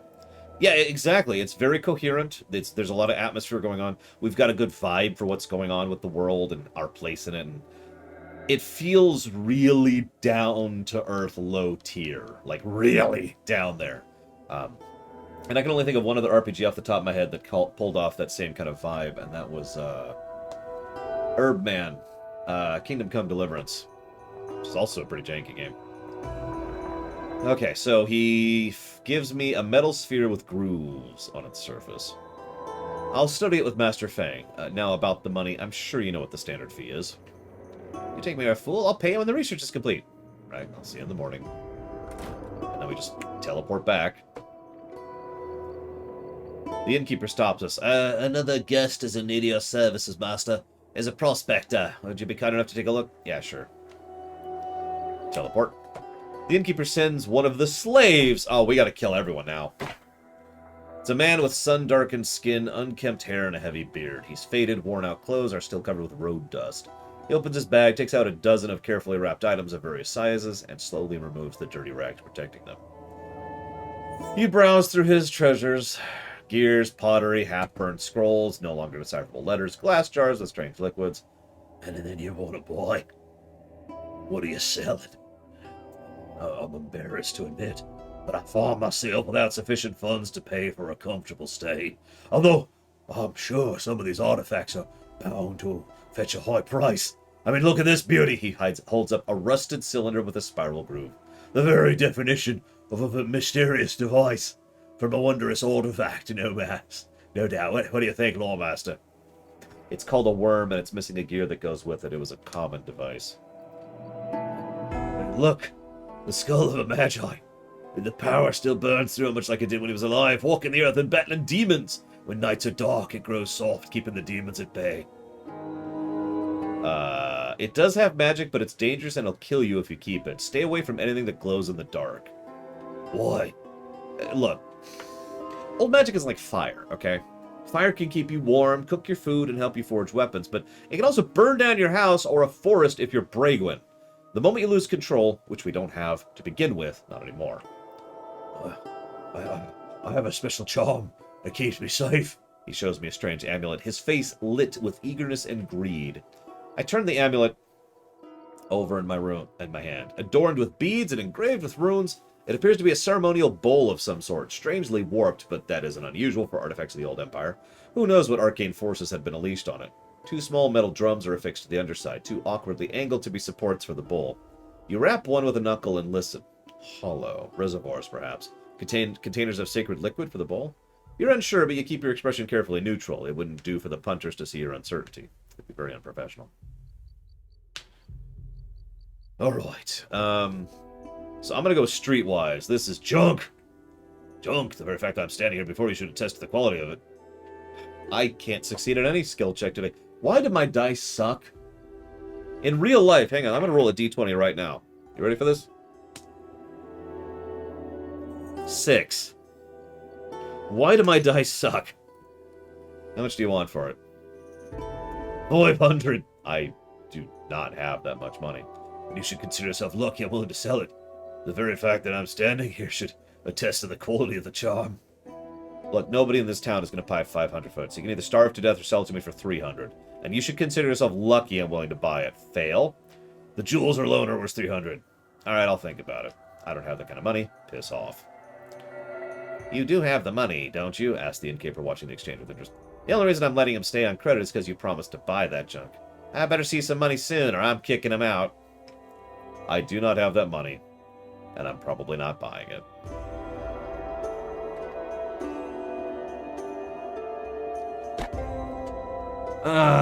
See you around, Jesse Ward. Enjoy the bonds. Good and bad. I have points in persuasion and lore. And I think I took trading. I'm not sure if I took trading. Anyways, I got the map, but the trader refused to pay up front. I got the sphere, though. Refused to pay? What do you mean? I try to teach you, but your skull is too thick. Nothing gets through. The seal looks real. I better get a look at tonight and let you know in the morning. As for the sphere, it's just a bead from some necklace. I received the sphere. I gain a new insight, which I can use to gain skills. Okay, cool. The map is ordinary. No X marks the spot there. The seal is interesting and well preserved, but it's worth no more than 100 Imperials. Maybe Antidus will buy it. I don't know. Go see him when you have a chance. What about the trader? Oh, I almost forgot. He's dead, so you can keep the map. Apparently he wasn't... What?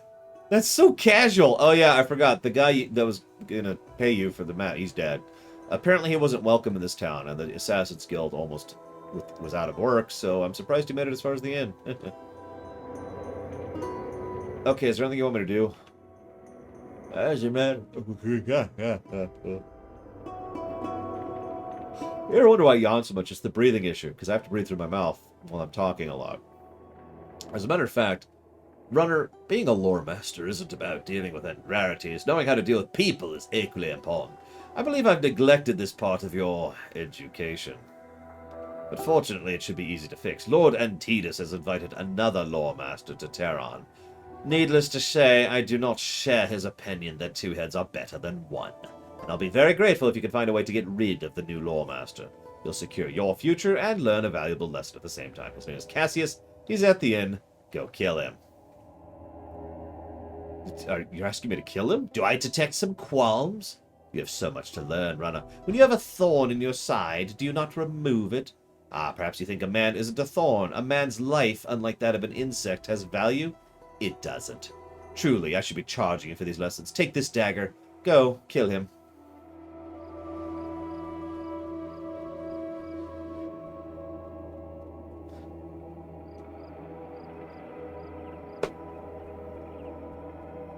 Is it possible to play a good person in this game? No reason. I'm just wondering. I should hope so, Zach. There's a bit of a gap between those two games. Oh, there's that incredibly worthless sphere. And the incredibly old.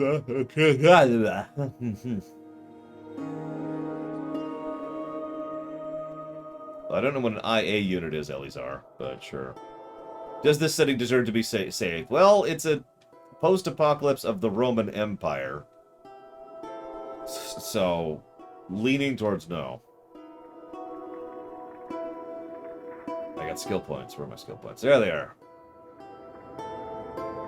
You gain general SP from quests, combat SP from killing, civil SP for handling things without violence. We recommend you focus on your core skills. Yep. See, my crafting is 4, my lore is 3. I apparently didn't get any persuasion. That would explain that.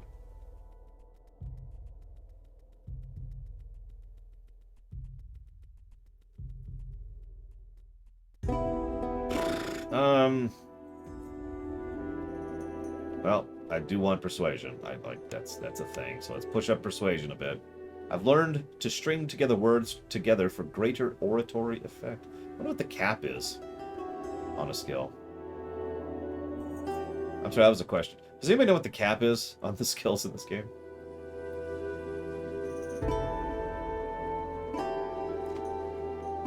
Let's sit at that for the moment. All right, so we've got the town. Do we have a map? We do not have a map. We have a journal. Oh my gosh, what?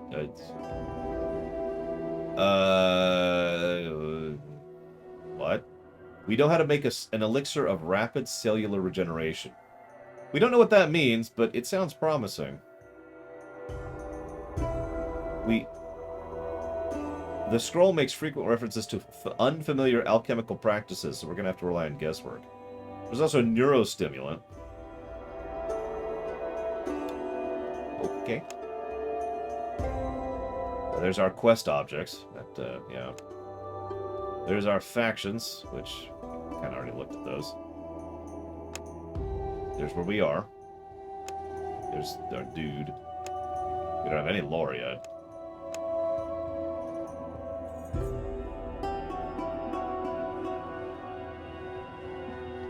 Well, we don't have 500 Imperials to pay that stupid prospector, so that's super not happening. So we're gonna have to get 500 Imperials somewhere. Damn it. Okay. Ah, thank you, Voltimund.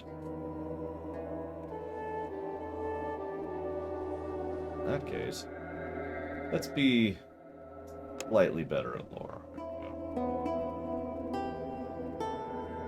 That's insane, Mr. Ed. How can you handle 2 seconds of me at the same time?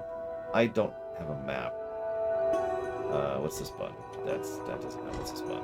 That doesn't know. That's the journal. Welcome to the Age of Decadence. Thanks. I don't know where anything is. I guess we'll just roam. No indicators of anything. Let's see if we can figure out where the inn was. I guess we don't need to go to the inn. We don't have 500 Imperials yet. Okay, what was our item? So we've got... Kill a guy. Try to join a guild. Pay 500 coins and go talk to the Lord. Let's go kill a guy. Where is this dude? Where is this dude? He's at the inn. Okay. Where the hell is the inn? Let's see here. In? So looks like a bathhouse or something. What do we got over here? Looks like something's happening here. Let's go over here and see what's going on.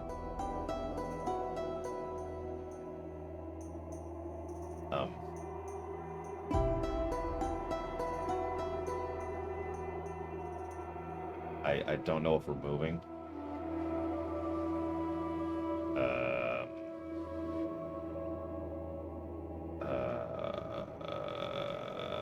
Where was we? We're over here, I think. Yep, there we are. Are we here? Why haven't we had to open the door. Now we can move. Okay. Wait, nope, that red is no. There we go. Hey, okay, we're on our way. We've done it. We have left the front door. You see a man attempting to preach to a crowd of curious onlookers. He's climbed onto a pile of rocks to better make himself heard. Despite that, it doesn't seem to be going well. He is having to shout over the jeering. Oh god, this game was made by 6 people. That might explain the 10-year gap. Look around you. What more do you need to see to realize we're on the wrong path? For thousands of years, we've tried to build a better world for ourselves, for our children, and for thousands of years we've failed. What is left of mankind's great works and our glorious empire? Ruins, rebel, dust. He kicks a stone. I'm not reading all that out loud. Preachiness. Apparently there's a pact with heaven. The first kingship came from the gods. We forgot those gods. We are not the gods' equals. We are but beggars. What would you have us do? Fancy words, but you don't see no gods coming down to help me till my fields or feed my children. Have you not been listening? It is not the gods' place to serve us. Well, then what's the point of them? Some of the crowd are leaning forward now, attentive. Seeing his chance, the preacher spreads his arms, chest out. The gods are waiting! They wait for a sign of our renewed devotion. We can throw a stone at them.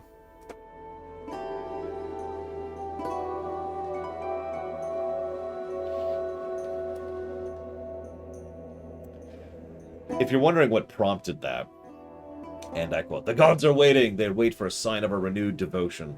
Discard your false pride, people of Terran. Open your hearts to heaven. Turn away from the false lords and masters. For no man who is not ordained of the gods is fit to lead. None but those chosen and blessed with the wisdom of heaven can faithfully guide mankind back into the divine light of righteousness. Only they can deliver us from..." And then he's interrupted. "You want us to turn on Antonidas? Or Antidas, or whatever his stupid name is. Are you mad, old man? If the guards hear you, you'll be strung up outside the palace for the crows to feast on. And us with you." Opinion is turning on the priest. Which blessed man would you have lead us? The lunatic Marrow? Is that your chosen one? Do not mock what you do not understand. Lord Marrow has seen the light and embraced its wisdom. He was the first of the humble devoted, guided by the great prophet, did blah blah blah himself. Nabopolassar, I don't know. The prophet is the hand of his... There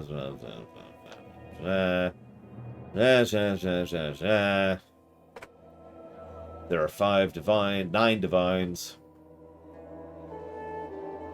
I was going to make a Skyrim joke, but despite the fact that that guy won't shut up, I actually can't remember what he says, because I usually kill him the moment I can, every time I play Skyrim.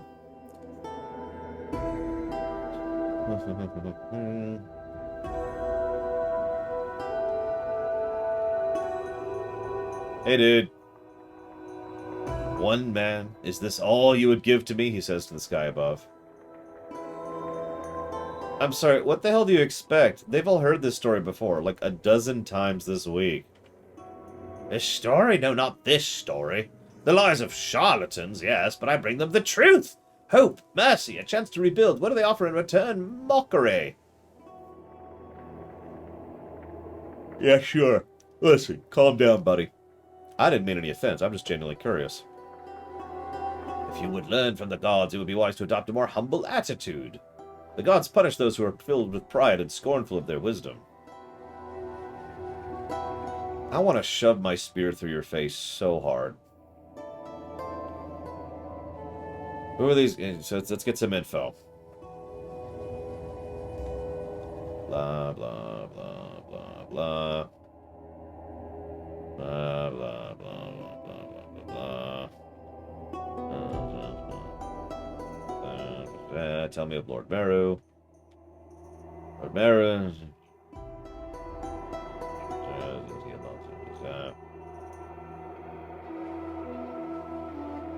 Your words have given me a lot to think about, preacher. All my life I've seen evidence the world is hard and cruel. Which is exactly what you're preaching, but I know you didn't hear that. I didn't read that out loud, but I'm just saying. Anyways, if there's another way, I can't believe in your word alone. I need to see for myself. I understand. I, too, had trouble believing.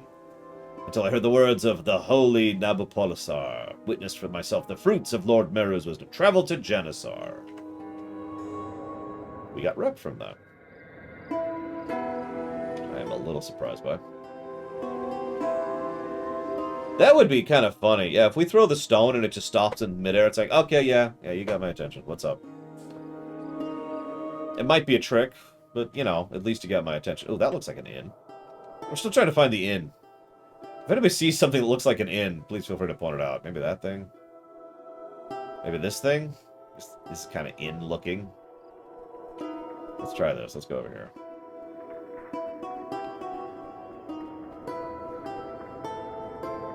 God, even the music sounds like just Death Doom, doesn't it?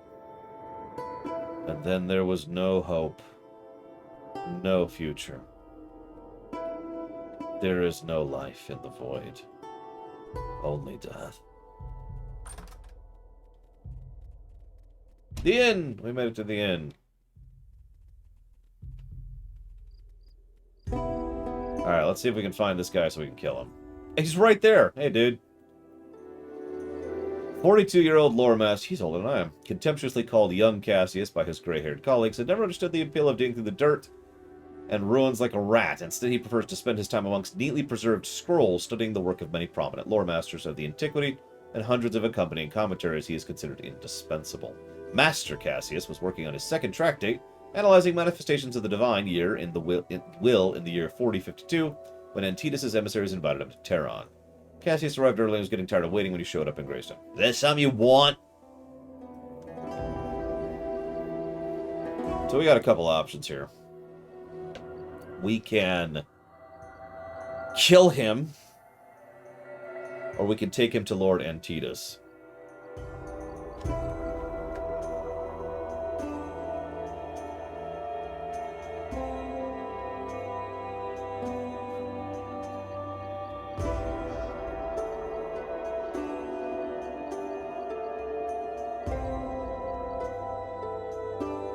You just want us to be evil, Wilson. Because that's always what you vote for, is the evil option. Well, at least a few more minutes might come on up.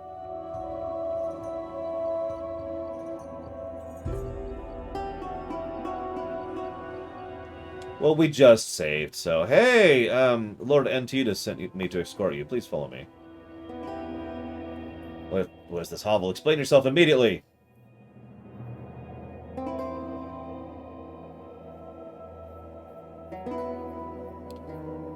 Master Fang thinks you've made a mistake accepting the... So I can flat out tell him I'm going to kill him. I can try a streetwise thing, which I don't have any streetwise skills. I can try a persuasion check, which says, "You are getting it, are you? If you stay here, you will die. Do you want to wake up every day wondering if today is the day? Do you want to live in fear, never knowing when the assassins will strike?" Yeah, I know, right, random. Although I bet you we're going to have to be evil because of that. Like, we're going to be like, "Oh, help, please, I'm being attacked by brigands," and we're just going to have to watch. Like, okay, yeah, that's cool. Not my problem. Which I do consider to be an evil act. But that's neither here nor there. So, let's go ahead and tell him, "Look, get the hell out of Dodge." No. I'll leave. You don't have to worry about me anymore. We succeeded. Holy crap. Yay! We didn't kill him. I'm actually, honestly, a little surprised that we succeeded at that. It's a good thing I literally just raised Persuasion 5 seconds ago.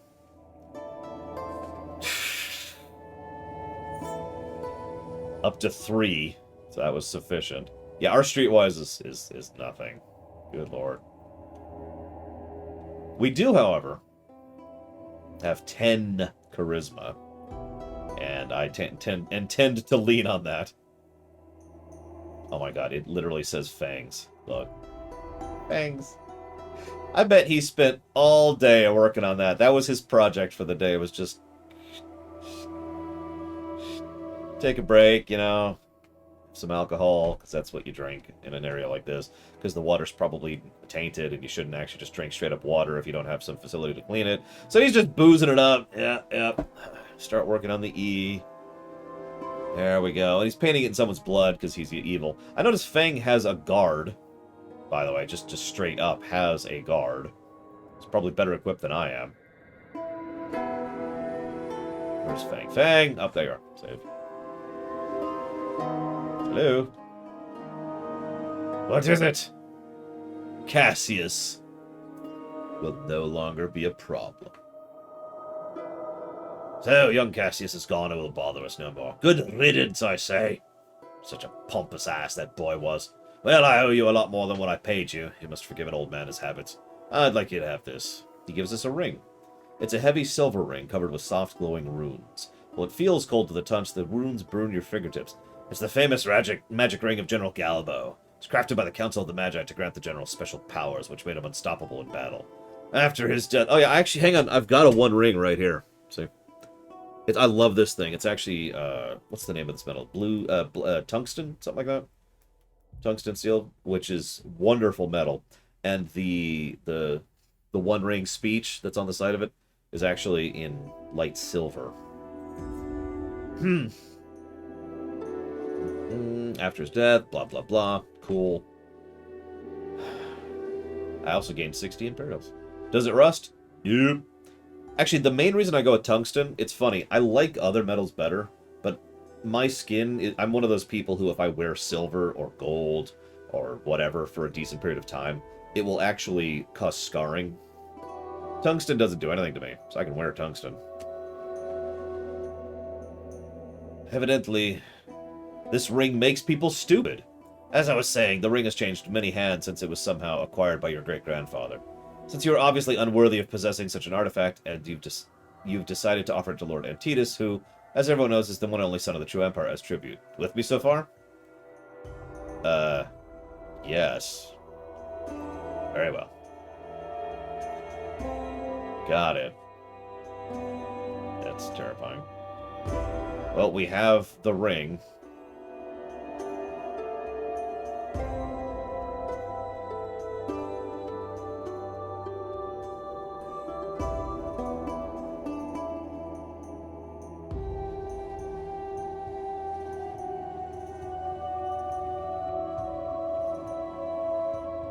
I'm asking him advice about which guild to join. He wants me to join Linos, the Merchants Guild. There's also Caranus, who is... it doesn't even say. And Kato of the 40 Thieves Guild, which I'm not doing.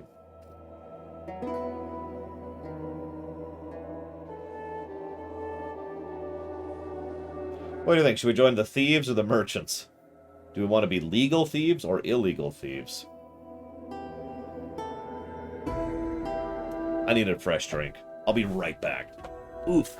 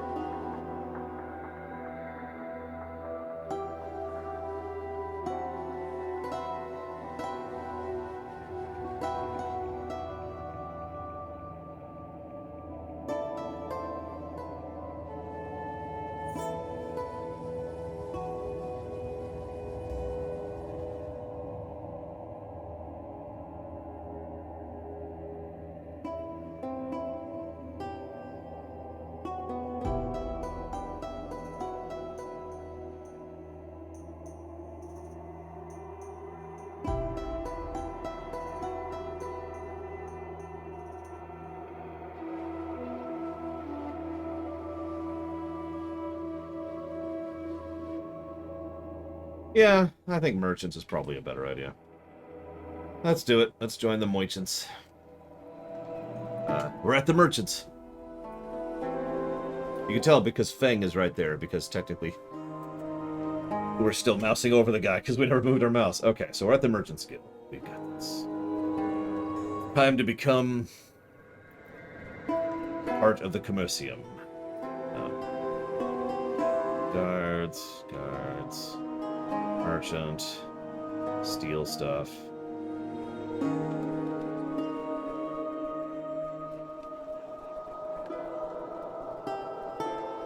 Nah, it's too melancholy for that. Can I go, please? Thank you. Yes? I need a job. Prove yourself. Okay. Smuggling is a problem. Smuggling encourages Mr. Red. The moment we'll close one hole, Kado makes another. Like a rat. I have a feeling they'll try the guards at the gate next. I've petitioned Lord Antidus to post more men there. Even suggest reinforcing it with my own mercenaries, but he remains deaf to my request. Will you bring me proof that the guards aren't trustworthy?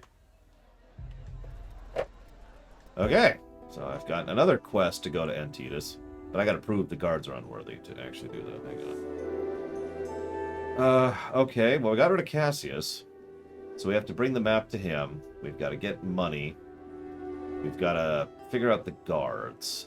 So gate guards. That's actually all we've got to do right now is the gate guards. So let's go find the gate guards. Gate guards. Do. It's Aptaf. Are you a gate guard? Are you corrupt? Would you please fill out this 10-page questionnaire? Have you ever received money from someone for a purpose other than a simple mercenary transaction?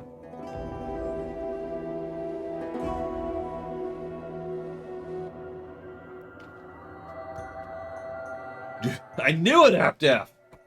Alright, we have to kill Aptaf. Already got our first encounter of the game. I wonder, Wilson, I'm sure you've played this game a few times. Do you know if it's possible to do an actual pacifist playthrough? Because it's usually possible in games like this, right? Like Fallout. Alright, so there's the gate guards. Let's double check something. What? Okay. Oh, let's see what's happening here. You have to pay a levy to enter. Oh, we don't have any money. Our village was attacked. The raiders took everything. These are hard times. We are running a charity. If you want the protection of the walls, you gotta pay. If you can't pay, please show mercy. We've nowhere else to go. Mercy? Do you have any idea how much it costs to maintain these walls? How many men-at-arms it takes to keep the sound to? Everything costs money. And if you don't have it, you are nothing but dead weight. I like this world a lot. I'm gonna just pretend, if everyone's cool with this, I'm just gonna pretend that I've got a Star Destroyer. Just kind of sitting there, waiting for my beck and call. Just hanging out in orbit. They can't see it, right? I mean, they don't have the technology to detect a ship in orbit, so it's just hanging out there. Ready to go. So, Cockney. So I don't know how to do a Cockney accent. I can try to do Russian, except I can't do Russian either. So I'll do Dwarven, because that's the only accent I can do. Ugh, refugees. Freeloaders. They think they're entitled to what we built here. Like we need more beggars and thieves. He spits. How much do they need to pay? 30 Imperials per head. There's 5 of them, so it's 150 Imperials. Okay. I'll pay you 100, which is less than what you want, but we know nobody's going to pay you. It's not Scottish, it's Dwarven. It's my Dwarven accent. If you have a problem with my Dwarven accent, you can make my fists. I'm just saying. Well, I just failed trading. I have trading, don't I? Okay, there is a pacifist run possible. Got it. That isn't Scottish, it's Dwarven. I don't know what you're talking about. I've never heard a Scottish person in my life. I've only heard Hollywood Scottish, which has not known anything. This is Dwarven. And you got a problem with that? Well, I'm gonna prove to you why you don't keep your feet on the ground. Let's talk to the refugees, since I failed my trade check. I'm guessing those aren't dice rolls, they're just checks, straight checks. Oh yeah, speaking of which, yeah, Con de Pipe, which several people kept pronouncing in the theater as Con de Petite. Or Con de Petty, I think one person says. Gameplay positives. This... no, the Picts obviously has this. Interested in a pint? Sorry. I've got the beard for it. It just occurred to me. I finally have a beard for that, too. Hello. Okay. Positive to gameplay. Dialogue options. Variety of dialogue options. And I kind of want to... I want to jot down a potential positive for... essentially half the gameplay being non-combat. I know that's a weird way to phrase that, and I'll try to codify that thought later. But I do like a game where the gameplay, the function of playing the game, is more than just smacking the enemy and then advancing a cutscene, you know? So, non-combat. Leveling, and let's be honest, there's probably going to be a plus for branching quest design. I don't know if it's all roads lead to Rome, no pun intended, or if it's legitimately branching, but it's probably one of the two. So, quest, branching, all roads, question mark. And we'll jot those down as potential positives.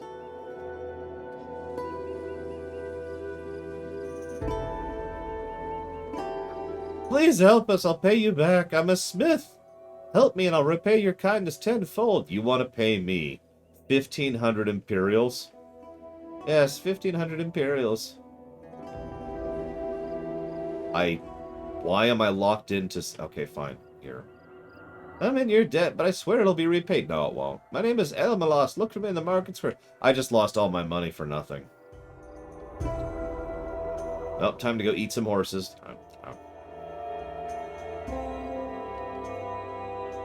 Still can't just randomly attack someone. That's really sad. Alright, whatever. I'll let the people... Oh, yeah, I need to talk to the gate guards and make sure they're not corrupt. Hang on. Hey, dude.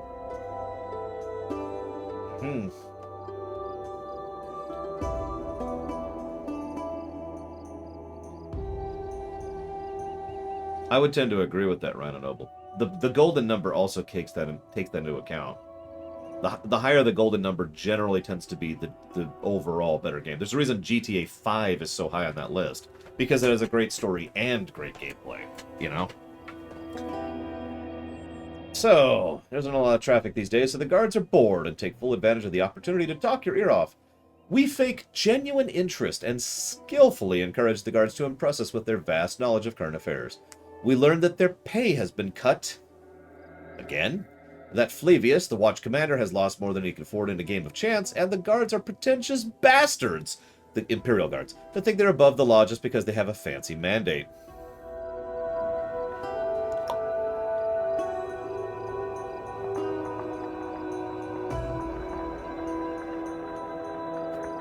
Oh god, it would. World's Best Pants. I could see that. By the way, hello, WTF, Taryn and Emba. I didn't say hi earlier. So they cut your pay? Necessary measures, they say. Necessary measures my ass. They take because they can. I can't believe the guards who risk their lives to protect us are underpaid. This is the real crime. They agree. So I can't help but notice that doesn't say success, even though I do have 4 points in persuasion. Oh, probably because I don't have the money.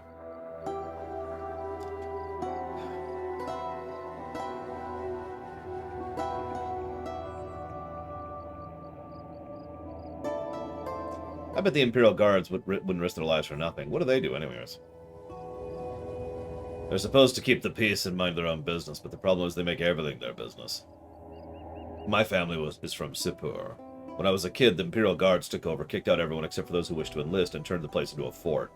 Great way to keep the peace, huh? Bastards are up to something again. They shipped in a lot of stuff, and get this, we're not even allowed to stop them. Sorry, not allowed? Yeah, but imagine Rome got nuked by whatever magical apocalypse it had, Gum Gum, and then a few centuries had passed. Now tell me how clean you think that water's going to be at that point. So the paper says we can't do anything. We can't argue with official documents. Not if you want to keep yourself from being nailed into a wall. Right, so did Flavius pay his debt? He can't. He doesn't have that kind of money. Got it. So I need to go murder Flavius, murder the guards, and murder the Imperial Guards. Got a lot of murder on my desk here. Let's go talk to this Imperial Guard. I'm not going to save, because I'm not sure I want a timeline in which I accidentally gave away all my money.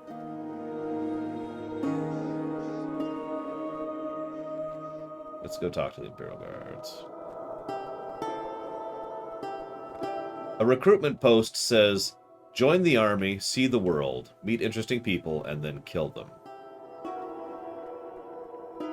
Is that? That is a crucified person. Huh. And those are also people who are not enjoying their evening.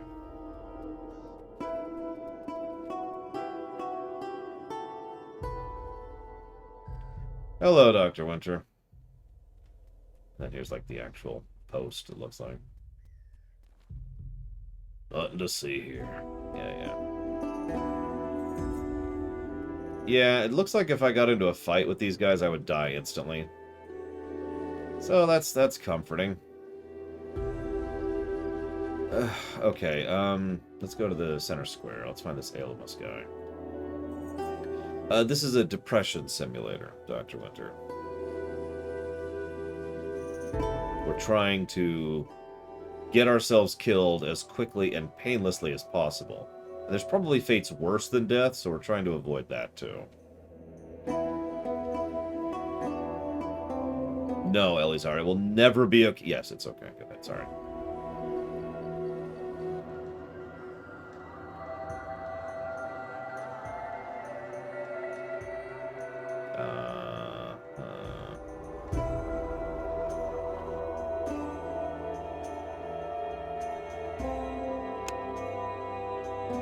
So that's not him, obviously, even though he said he was a blacksmith.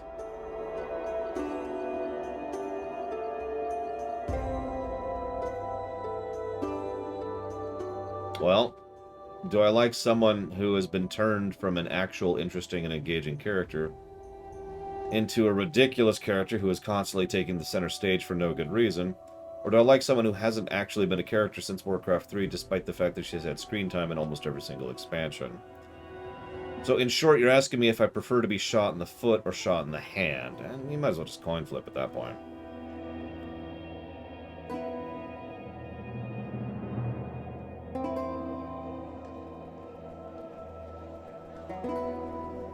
That being said, if you rewound time to before BFA, my answer would be Sylvanas.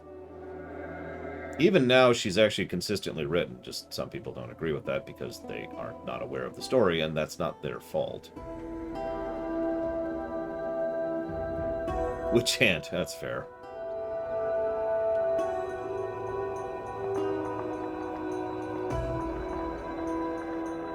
Is this where I just was? Oh god, I'm actually turned around. Yep, that's where I just was.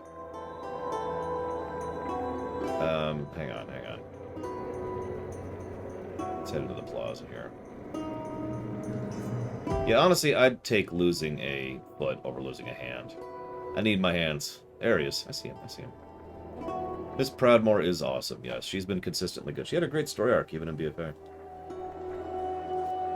I was wondering when you'd come. Thanks to you, my family is safe. It seems there's good demand for bronze armor. I've already got several orders, but repaying my debt to you comes first. He gives me 150 Imperials.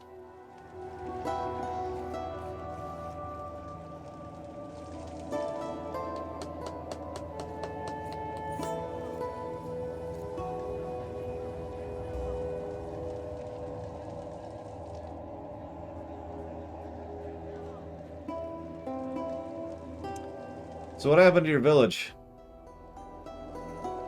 Raiders. It's getting really bad. Oh, right. I'm going to try a terrible Cockney accent just so people can make fun of me in the comments. It's really getting bad out there. Wasteland breeders is scum faster than ever before. 10 years ago, we were able to fend for ourselves. Last year, we spent more time fighting off raiders than farming. We just can't survive in Yo anymore. So there's nothing left. Well, there's a few places here and there. If they're well defended, they have a chance, but for how long? Once raiders come, you start losing men, and then it's only a matter of time. You need something that keeps the raiders away. Well, what would keep them away? Well, heard of a place called Inferior. Aptly named in the old days. The word meant sacrifice, offered to the souls of their heirs. I'm losing it the more I go here.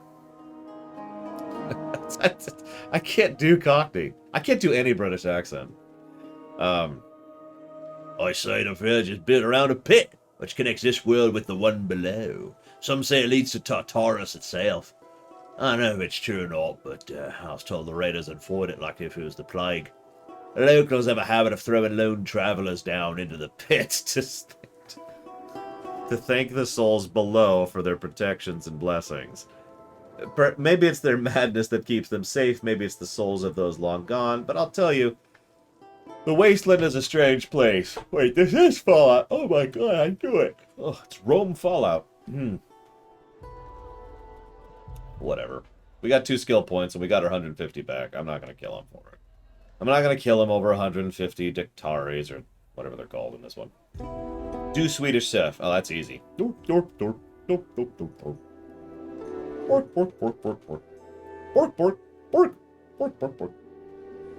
gotta sound happy. That's the whole point. You gotta get that thing going.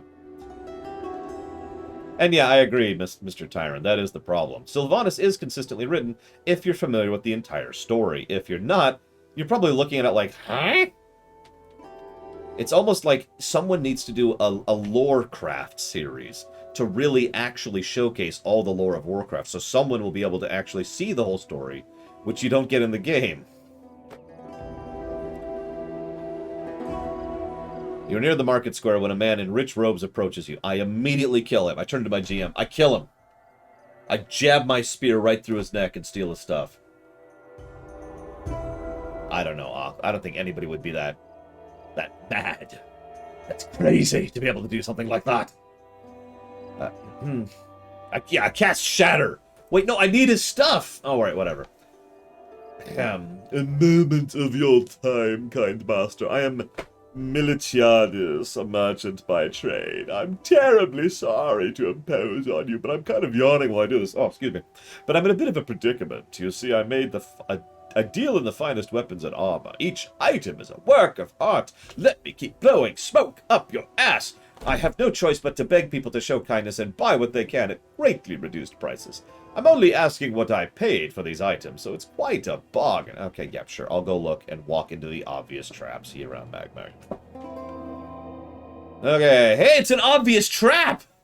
Oh my god! I'm so shocked! Can I get some lore shocks in chat, please? For those of you who don't remember, lore shock is actually supposed to be for when it's not shocking. When you're being sarcastic about being shocked. I just want to point that out because I've noticed some people using it when they're genuinely shocked about something. No, that's the sarcastic shock. Oh, no. This is my shocked face. All right, let's do it. We have no dexterity. Oh, my God. We actually made the... We did it. We ran successfully. I'm actually shocked at this. So, see, this would be a situation not to do lore shock in. Because I'm actually surprised I managed that. Who do I like better? The best character in the game or Malfurion, the coat rack? Gosh, that's a tough one. Let's see. I mean, it just sounds like he doesn't actually have a characterization. Cubgum, so. I got nothing there. I'm not saying it's boring, I'm just saying... It's like, okay, and... Well, I guess I'll save. You mean like, tabletop? Carwillis? Actually, I did design my own rule set for Warcraft. I was legitimately very pleased with it. And it turned out great. The problem was people were more interested in the Primus setting. And so that just kind of took priority. But I still have that setting lying around if I ever want to go back to it.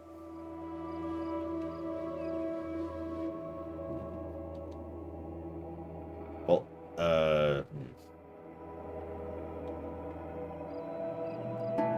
I mean, we could try to kill it. I mean, let's go ahead and let's see here. What we got here? Let's go back to quick save 1 here.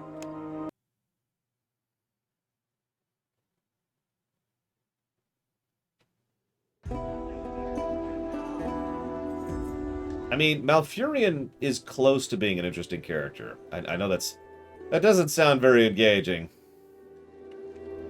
But it's true. He is close to being a good character. He's just not. Thrall isn't actually the best character in the game. I shouldn't exaggerate. But, I mean, Malfurion is a coat rack. So there's no... You could ask me, who's a better character? Hang on. I don't even remember his name. But give me a second. I'll look it up here. You don't know what a coat rack is. You've never hung up your coat on a rack. Like you will first walk in the door and you put your coat up on the rack. Coat rack. What is his name? Marshall Windsor. Marshall Windsor is more of a character than Mr. Coat Rack. How many of you even know who that is? Anyways, yeah, sure. I will absolutely come look. Oh, no, it's a fight. All right, let's see what we got here. Let's see what we can do. Okay, so... Oh, probably Zactap. I have no idea how long this game is. Like, I didn't even look it up. Because, again, this is before we were doing that. So... Is there, like, a hunker up? There isn't, is there? Alright, whatever. Let's just do this. And do that. And fail at it. Oh, we are so turbo dead. Oh my god. Oh my god, we're actually dead. Deals that are too good to be true usually aren't. Nevertheless, deep down you wanted to believe. People get lucky all the time and get something for nothing. Why couldn't you be one of them? The way you saw it, the universe owed you, and it's about time it paid you with interest. So instead of doing the smart thing, you followed the trader like a lamb to the slaughter, and got yourself killed over what little you had. The universe remained indifferent. Jesus Christ. Okay, so let's continue to go with the successfully ran save.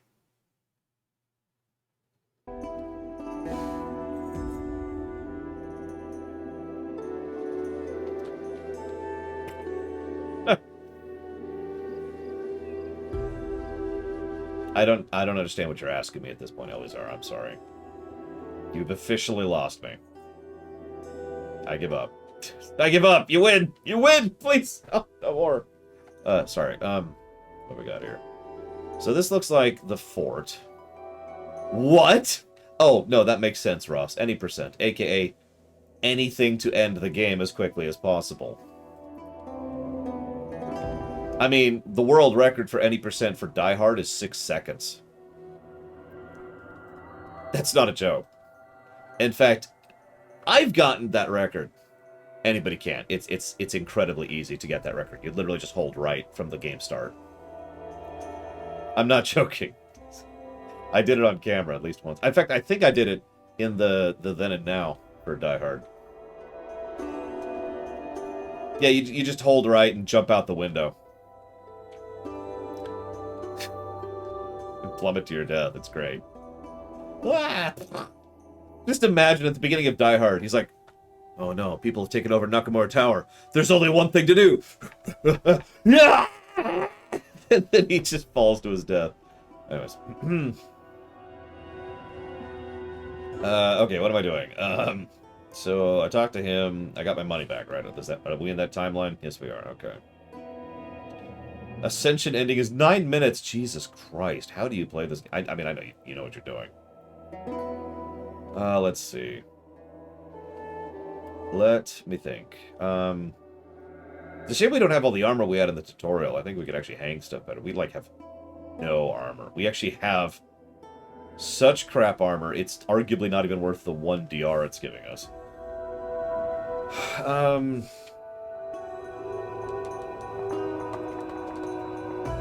I guess we're going back to talk to the gate guards again? I feel like we just talked to them. Are there other gate guards? Here, let's assume there are not other gate guards. Oh, hey, there's the edge of the world. This really is a Neverwinter Nights game.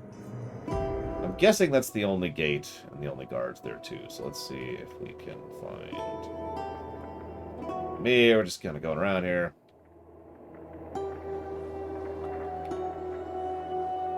Pretty sure those are the gate guards. This appears to be definitive. Okay, yes. We're not even here yet. Oh my gosh. We are so slow. Oh my god, it's Diablo 1. Look, it's Diablo 1. This is our movement speed. Negative to movement speed. That might be a thing. I'll jot it down. Movement speed. Okay. God, we're going from this to Mega Man Zero. That's going to be a hell of a shock. Malfurion did one good deed, Elizar? Really? This is absolutely in the jank block. This is our inventory, Dr. Winter. I feel like this speaks for itself, but... okay, so hang on. Before we talk to the gate guards, I guess we should, since we're right here, so let's talk to the gate. Hey, what's up?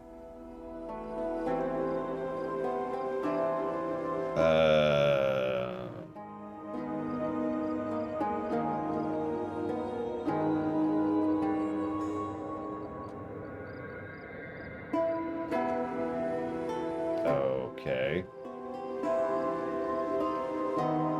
So I've just lost a bunch of money to bribe the gate guard successfully. You better recompensate me, Linos.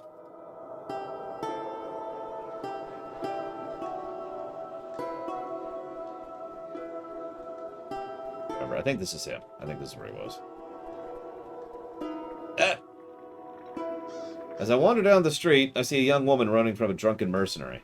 Please, you must help me. She owes me money. 8 Imperials. Who's gonna pay me? You?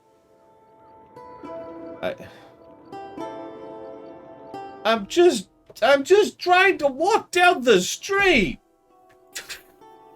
Do I need... Okay.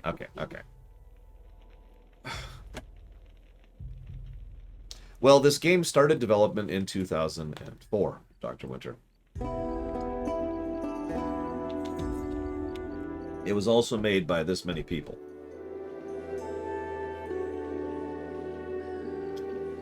So I'm going to tell him to piss off. And, wow, it didn't turn into a fight.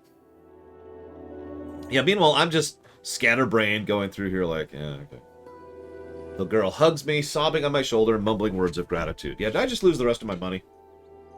I feel like I did. I feel like I just got robbed. Where am I? I'm actually turned around. Where the hell am I? I like how I didn't even get a check to determine that she was robbing me. I just noticed, because I was paying attention, that my money count went down.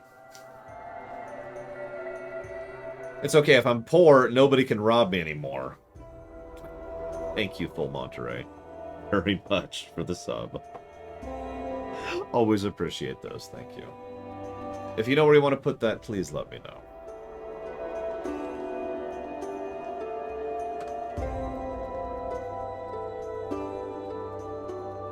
Are we here? We're here. Okay, so, hey, dude. Your guards are super corrupt. So, the guards eagerly took the bribe. Also, Flavius, commander of the Watch, has a large gambling debt. He's a man waiting to be bought.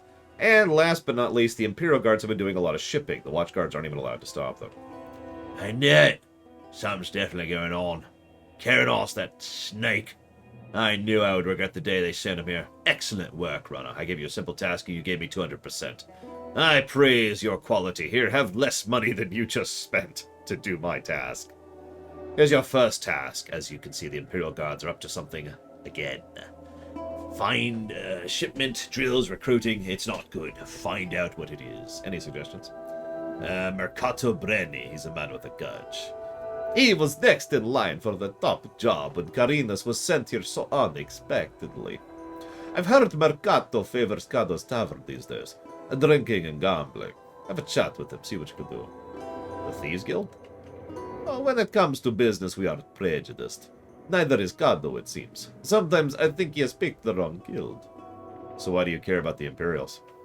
What a foolish thing to ask. You are a moron. I spit upon your very face. Patui. And again, I give you one more. Patui. Alright, thanks. Alright, let's see here.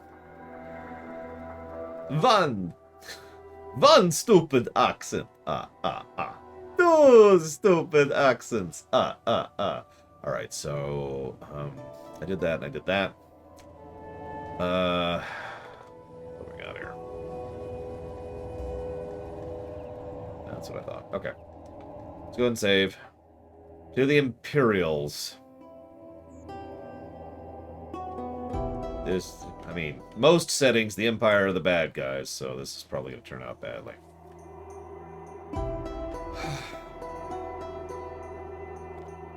Wait. Apparently, I need to go to the blacksmith.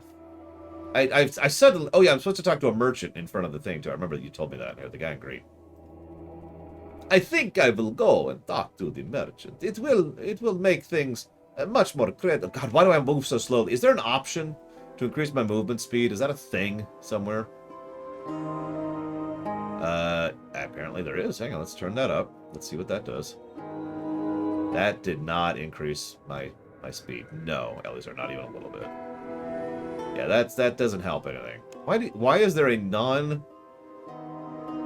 Oh, it didn't actually take. Yeah, let's try it.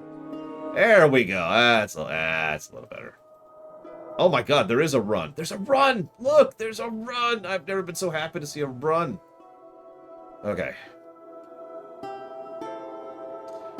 You look like you're in the market for some fine clothing and armor. Am I right? Step up, take a look. So I can steal from him, impersonate. Merchant. Step right up, huh? Trading without a license is a serious crime. If I save, at least... Oh, let me hang on. Let's save. For no reason. And him. Did I forget to leave? Level? I only have 4 points, so I can't actually raise anything right now. So, I did not forget to level. I am just worthless. What is my persuade at? 3. My trading is at 1. Okay. I could live for a few hours, Kira White Noise. Yeah, let's go for it. Let's go for it. Yep. So it's not going to succeed. He sells... Yeah, I know what the trading screen is, thank you. He sells nothing. Except for liquid fire. It's just alcohol. And black powder bomb. It's just alcohol.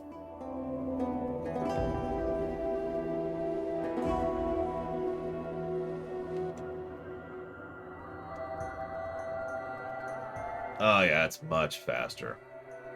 That means I'm just gonna straight up get rid of that movement speed negative then. Okay, let's go. Who am I looking for? I I need to find Mercato, and apparently there's someone by the blacksmith I need to talk to. Hang on, blacksmith.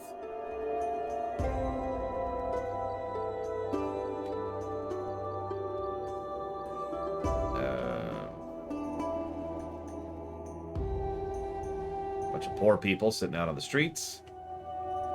So, Detroit. A slave out in the streets. So, Detroit.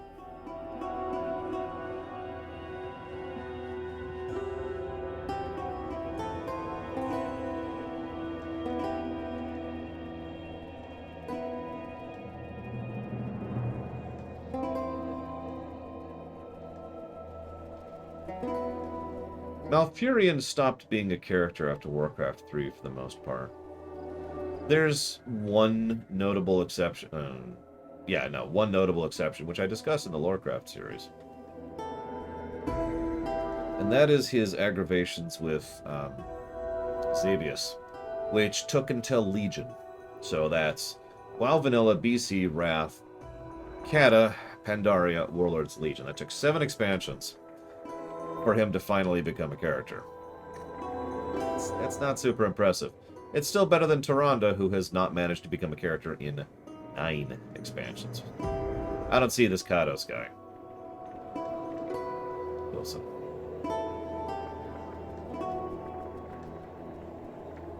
I see a tavern.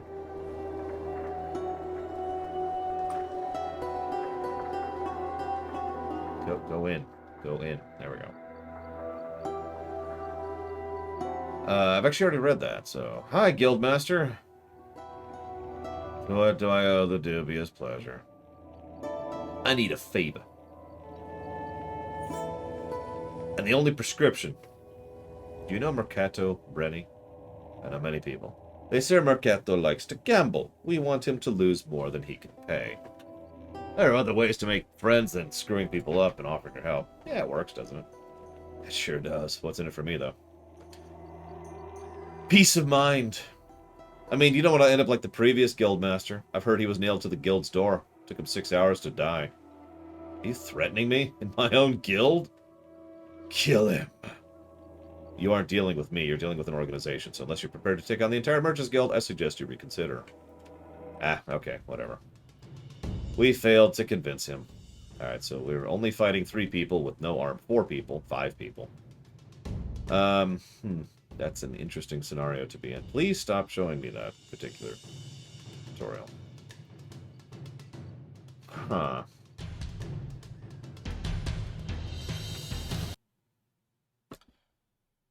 So, anyways.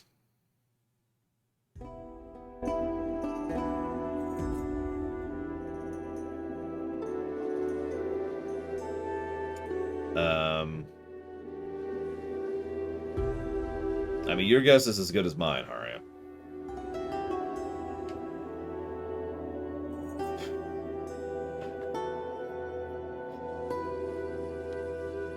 Alright, whatever. Let's just do it this way. Not that I'm exactly swimming in money right now, but you know what? Whatever. Hey. Yes, yes, yes, yes. What do you want? You want me. I am worth more than you got. We want you to become a good friend of our guild. We'll help you impress your superiors and make a rising star. All I ask in return is minor favors here or there. Take a minute to think of what I'm offering.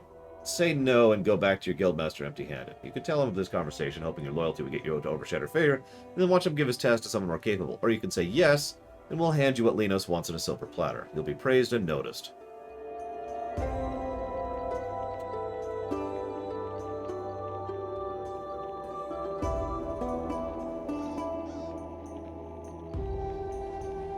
Are there cheats for this game? I'm just curious. No reason. No reason. I'm just actually curious. What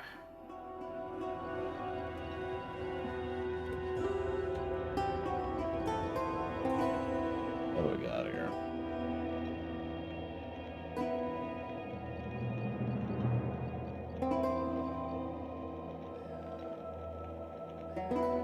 Looks like we can change our HP, AP, money, rep, skills.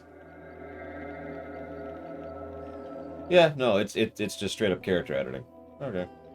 There's also a built-in console apparently. I don't even know that. All right. So the Merchants Guild is trying to crack down on crime, and so he's asking me to go talk to the Thieves Guild in order to be able to prove that the local guy is corrupt. So we're going. I'm saying this wrong. Hang on, hang on. The Merchants Guild wants us to crack down on corruption. So we're going to the Thieves Guild to engender a situation in which the local guard head is going to lose a lot of money to gambling debts, so he'll be indebted to us and we'll be able to manipulate him. And in so doing, we're going to join the Thieves Guild and undermine the Merchants Guild. I think I got all that right.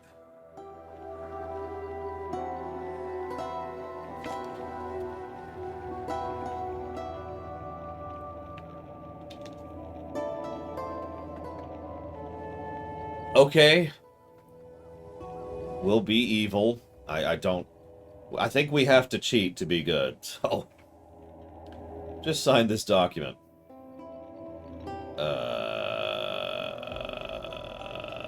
No. Oh, thank God. There's an option to not join the Thieves Guild. Okay, okay. So our intelligence is extremely low, and so is our dexterity, and so is our streetwise. God, what am I... Oh, my life! What is wrong? Okay, okay, okay. It's okay. It's okay. Okay, this is cool. We're gonna die here, and I accept that. Let's just play legit. We've lost money. Let's try to cheat.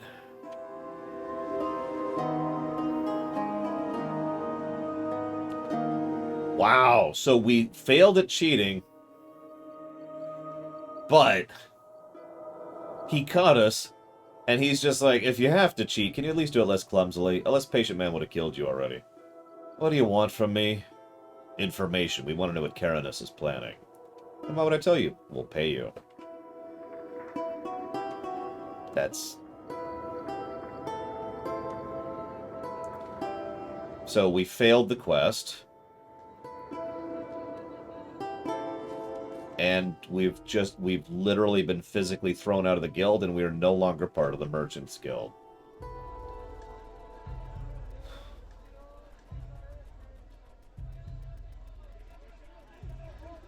I know, Don Crow, thank you. It'll be fixed the next time I update it. I mean, that would be a negative to story, Elizar. Okay, guildless.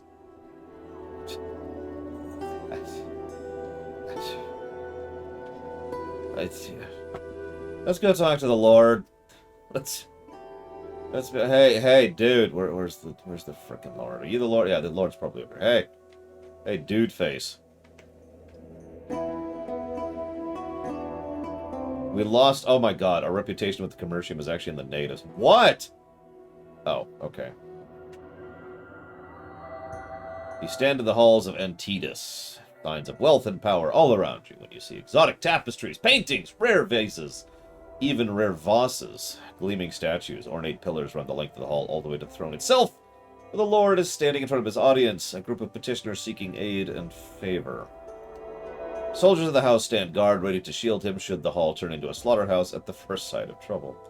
You wait for your turn and then approach, he gestures, and blah blah blah, and there's your old friend Cassius smiling triumphantly.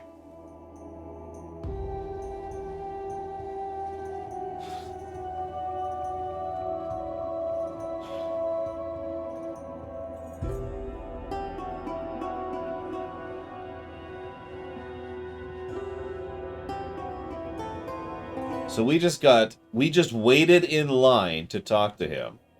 And the guy we convinced to leave town was there, right next to him. And then before we could get a word out, he threw us out.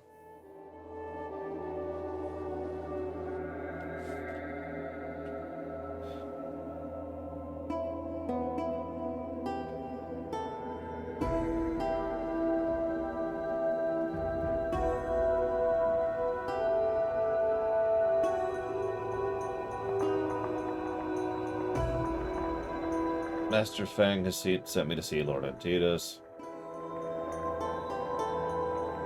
I have this map to show him.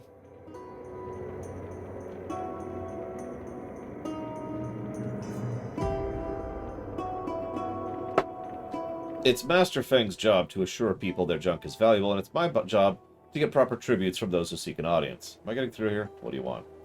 I could use your help. Don't you have your own people? Good question. You see, my people are valuable. Well, you are not. Why am I playing this game? Your task will be relatively simple. House Aurelian is digging into some old ruins not far from Terran. It's an old mining facility, and some machines are still intact. They've sent for Sorab, which is bad news. He's an expert on old machines. If it has gears, he can fix it, and we can't have that. What do you want me to do? Whatever it takes to stop them. Killing works.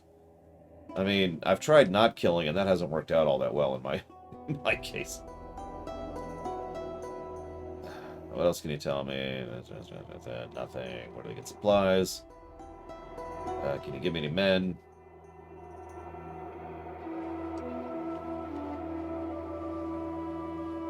A gang of raiders captured one of our nobles.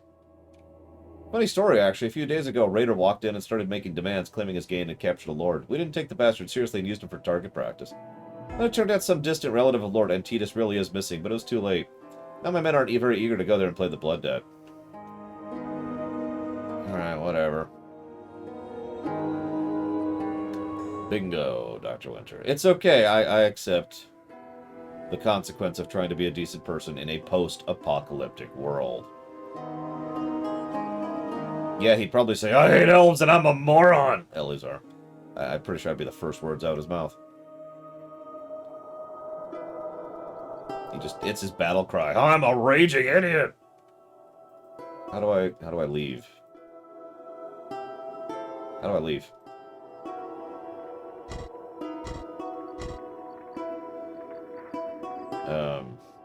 Oh, here we go. Hey, I have a map now. Holy crap. I have a map. I can't tell what I'm looking at, but I've got a map.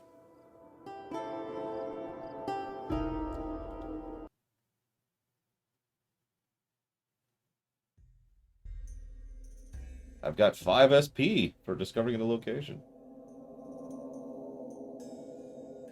Now I'm about to die. Because I'm about to go fight stuff. Oh my god, why is my weapon not equipped? Why is my shield not equipped? Why is nothing equipped? I'm totally a member of the Commercium, as you can see here. I should probably put that right on, too. There we go. Yep. Very important person here. You could tell because I failed at everything on every level. And I'm pretty sure nobody even knows my name yet. I am probably slightly more valuable than dirt under certain circumstances. Thank you, Don Crow. Because sometimes the dirt would be more valuable than me. Like, you can grow something in the dirt, and sometimes you can use the dirt to, dig out something or fill something. There's stuff you can do with dirt. There's not a lot you can do with me. At least, given our current track record. That was Beyond Two Souls. Whatever that game is. I don't even remember what that game is, but I'm pretty sure it's on the thing, so. Okay, so. It's time to kill a bunch of bandits. Looks like 1, 2, 3, 4 bandits that I can see. 5, 6. 6 bandits, and I have a spear and a buckler and no armor. Now, earlier, with full armor, I was barely capable of taking down 2 people at once. Yeah, I waited in line to get thrown out of the Lord's Villa. I'm batting 1,000 is what I'm doing. Alright, whatever. Let's save and go die. Is there a sneak button? Probably isn't. Oh, I can raise something. Can't raise anything I want to, but I could raise something. Yeah, whatever. Time for death. Hello, fellow human. Die, bandit. Die, bandit? Oh, they want me to talk. Yeah, let me walk into the camp before I start combat. That sounds like the dumbest thing I could do. Okay. Several raiders in battered armor acknowledge your presence by getting up there and loading their crossbows. A gray-haired man with a military posture emerges from one of the tents and assesses the situation. He barks some orders, swearing at his men and sending them to position. Within moments, some semblance of military order is created. I'm really glad I gave them that chance to do that. I have no critical strike thing, so I'm just going to be nice and polite. Hi, I'm here to negotiate. Yeah, we found this fine young man walking alone these very dangerous woods. When he told us he's the nephew of a local lord, we decided to keep him company and do our best to ensure his safety. I'm sure his uncle would appreciate our help and reward us generally. 1,000 coins. Yeah, okay. Well, that was helpful. Dead.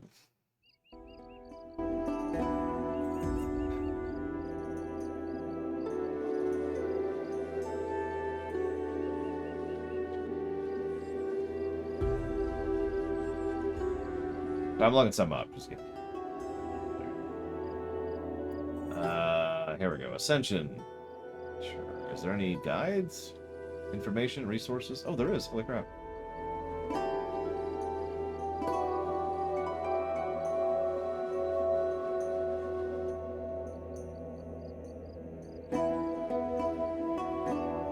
Wow. Okay.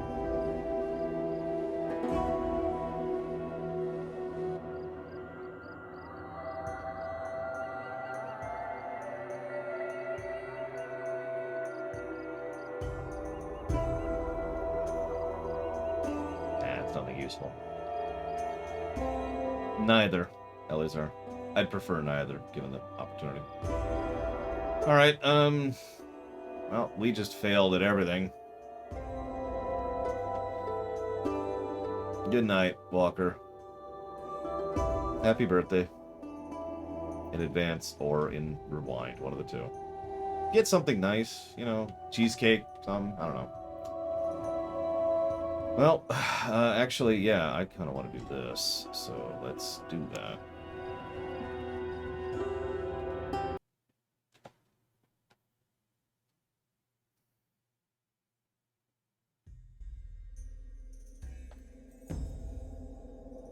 Oh, hang on, can we level something? We can! No, we can't. We can! No, we can! Block. We'll raise block. There we go. Okay, so that's... Well, that's 4 people to kill instead of 6, so already we're doing better.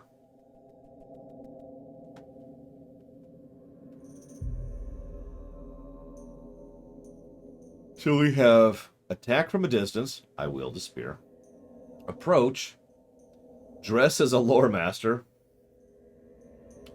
or sneak in, and we have no points in sneak.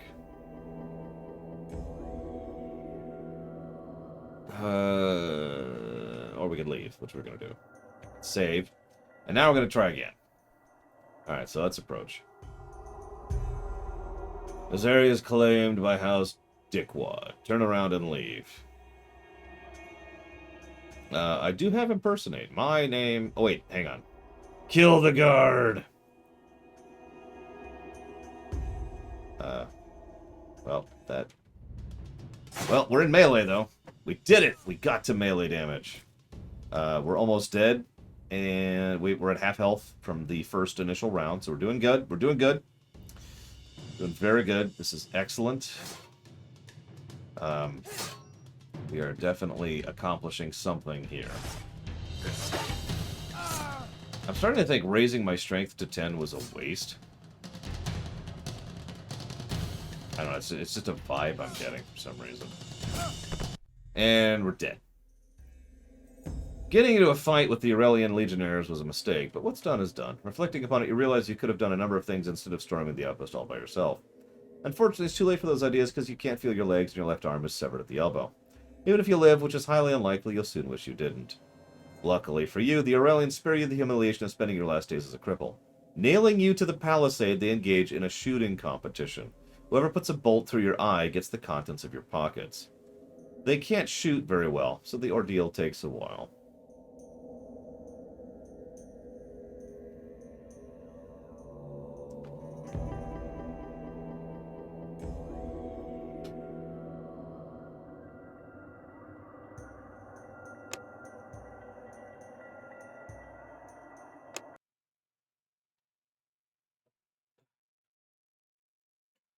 Thank you, Harriet. Very much. As always, appreciate. I gotta look up that game because I have no idea what you're talking about. Want to be sure.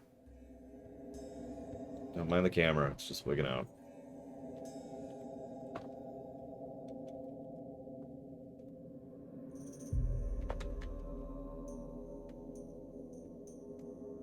Yeah, no, the game's definitely grimdark.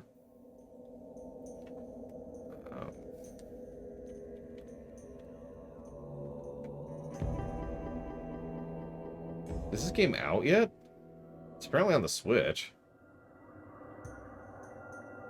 Yeah, apparently it came out last year. Huh. I don't think I've even heard of this game. Huh, okay. Well, sure, you got it. I will add it to the list. Mortals, Phoenix, Rising. Done. Okay, where the hell were we? Recenter on me. Boop.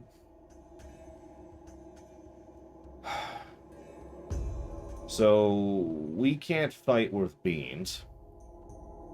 And we can't talk worth beans. So all we can do is fail at everything.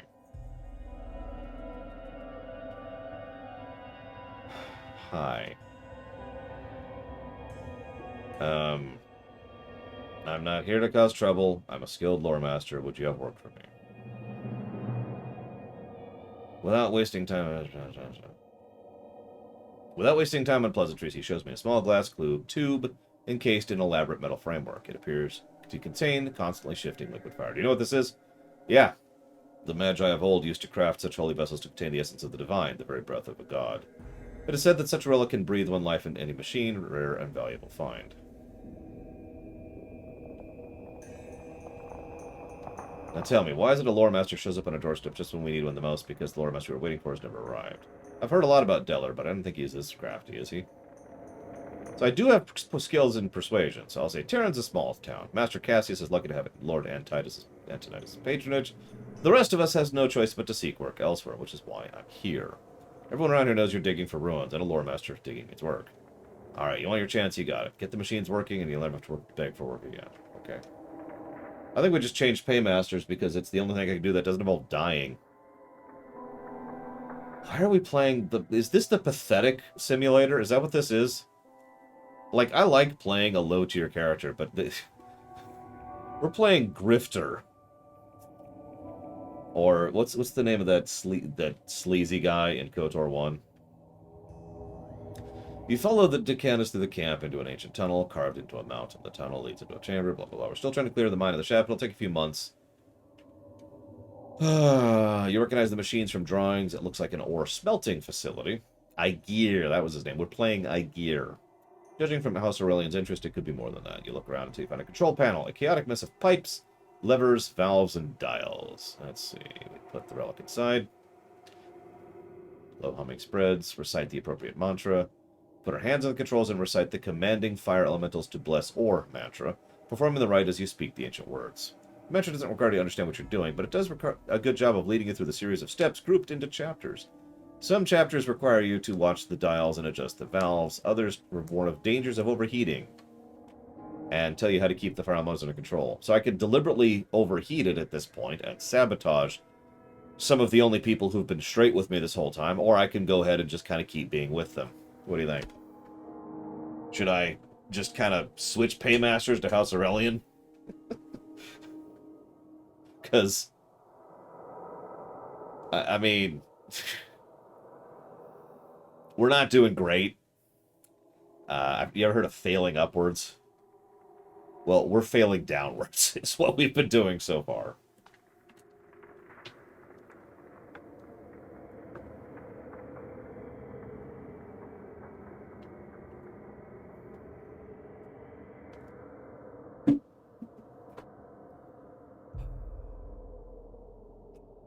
Well, I just saved.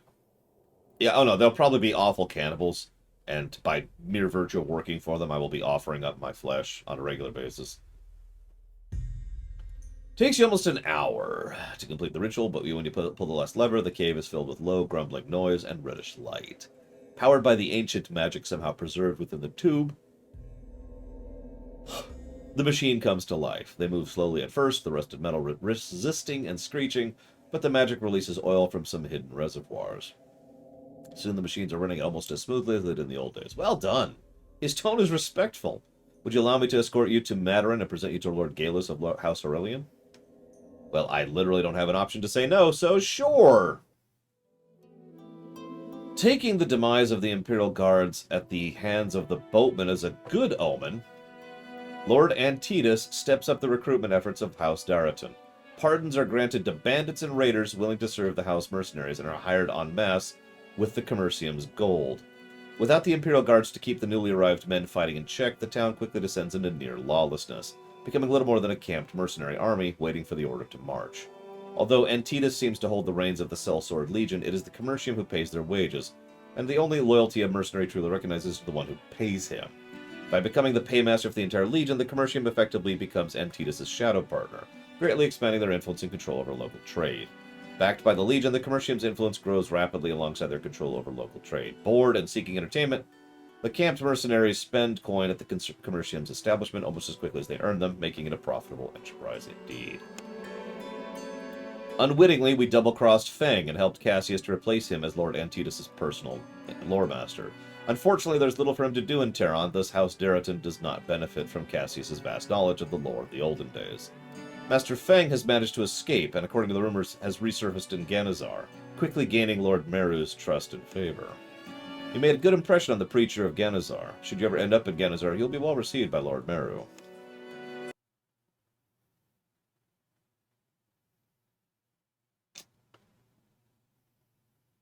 What? That felt like an ending panel.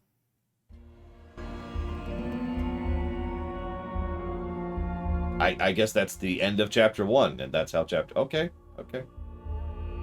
After a few weeks of travel, How many chapters are there?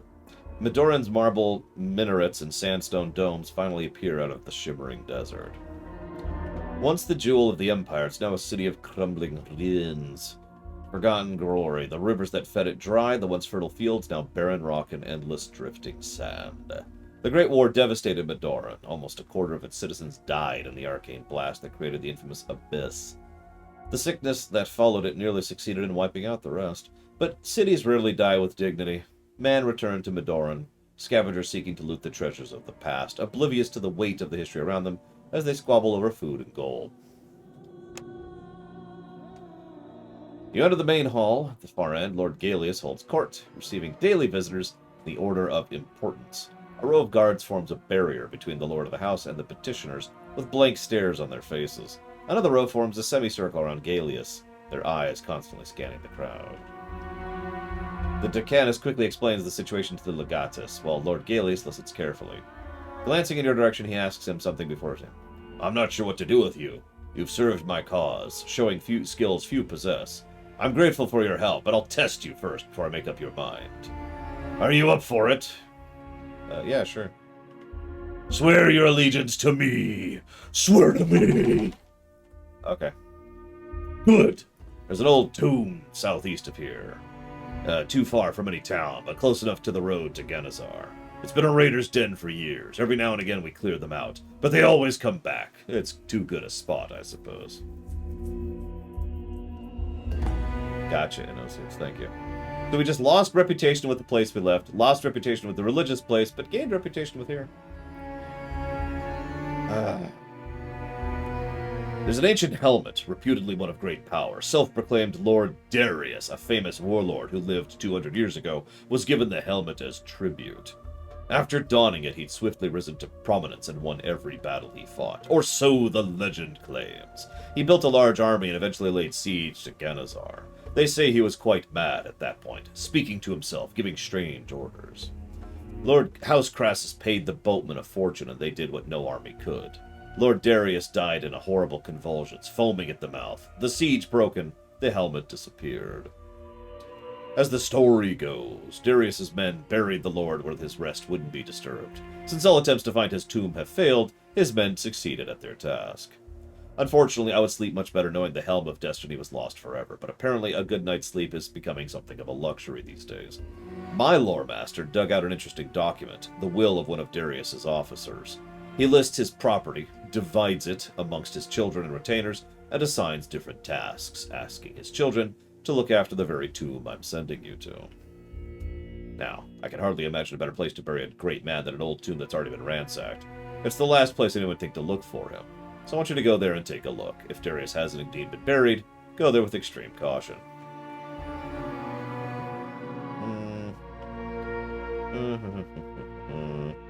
Okay. I've been escorted to the gate. Thanks. Thank God. What is with lords and throwing me out of their places? God. So here's Town 2.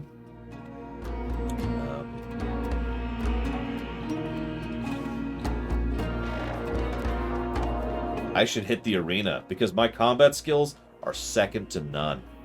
I should also figure out how to craft, because that hasn't been a thing yet.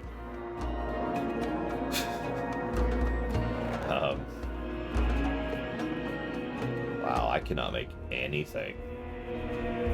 Like, I do not have crafting capacity. Why did I raise crafting? Why did you tell me to raise crafting? Whatever, let's put on a spear, a crap spear, and a crap buckler. We still don't have any armor.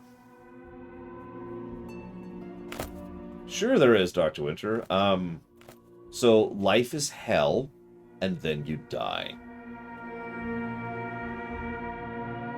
Yeah, that's true in Oceans. Which is funny. But whatever. Alright, so save.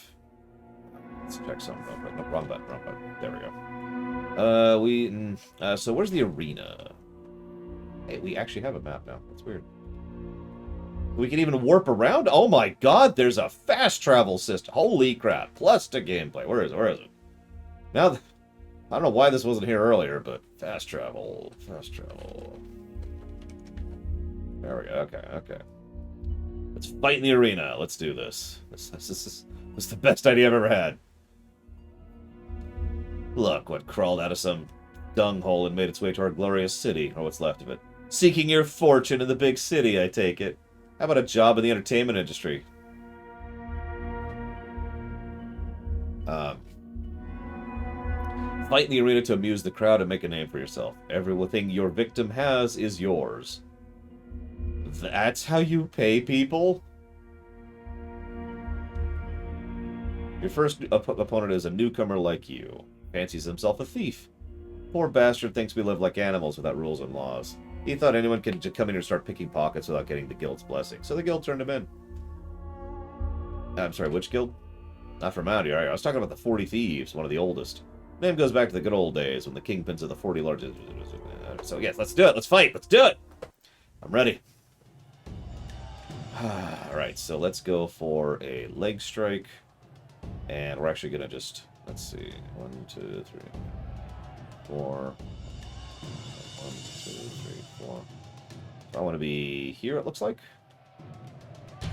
So but, okay. What? What? Hey! Why didn't I stab you? Whatever. Enjoy a poke. And we're going to go with another poke to the arm.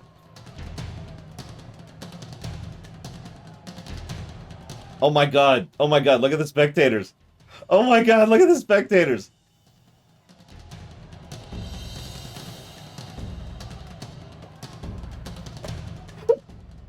I'm not even mad. That's awesome. Yay.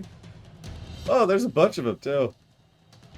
Yeah, this is why I keep saying this is a 2004 game. Because it is. You know what's funny? This is more and better animated spectators than the arena in Oblivion. Think about it. You ever wonder why there's so many Oblivion mods to make the arena look better and sound better and actually add NPCs to it? Alright, anyway, so let's stab his arms. Arm stab. Alright. That is actually helping, but ow. Alright, so now we're gonna just go for his face, so to speak. No, his face. Why do we have 33... God, we cannot hit this. We're gonna die. We have a 1 in 3 chance of hitting this guy, and that's with his dodge debuffed, I think. Yep, nope, we have debuffed his dodge. Wow.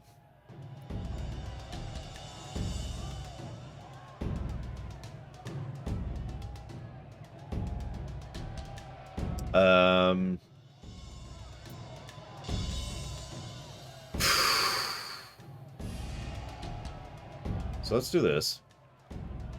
Since we have a low chance to hit anyways.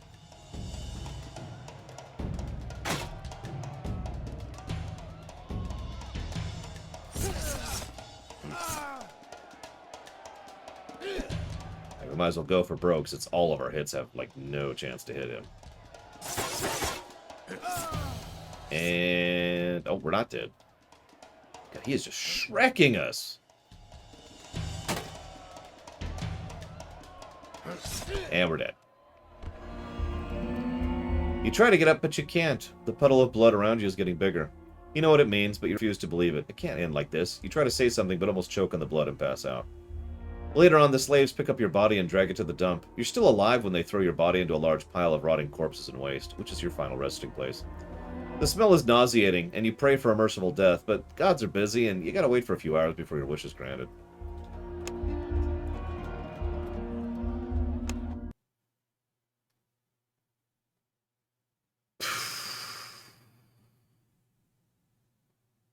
Okay. Let's make another attempt at that.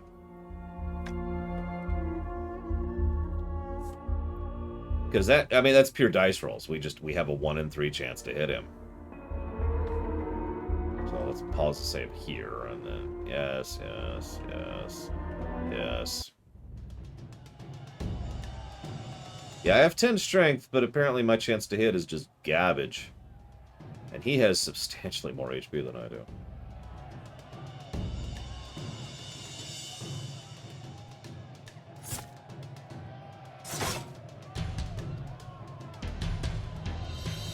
I mean, Pathologic is, you know, insane, so...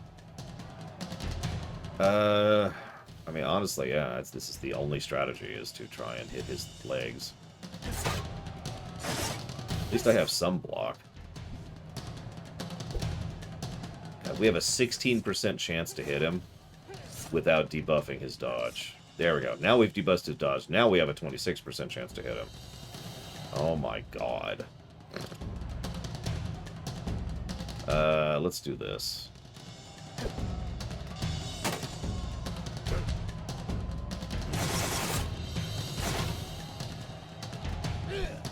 gonna go for broke because there's almost no reason to do anything else.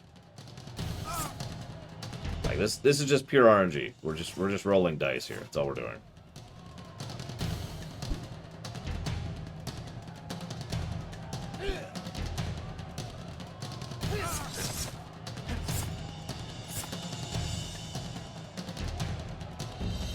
We have a 4% chance to hit now. I just noticed that. Probably because this thing. And yeah, let's just reload.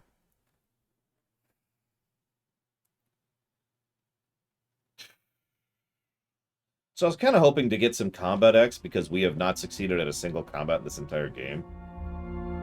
And I was thinking like maybe the newcomer newbie in the arena would be a good place to get combat X.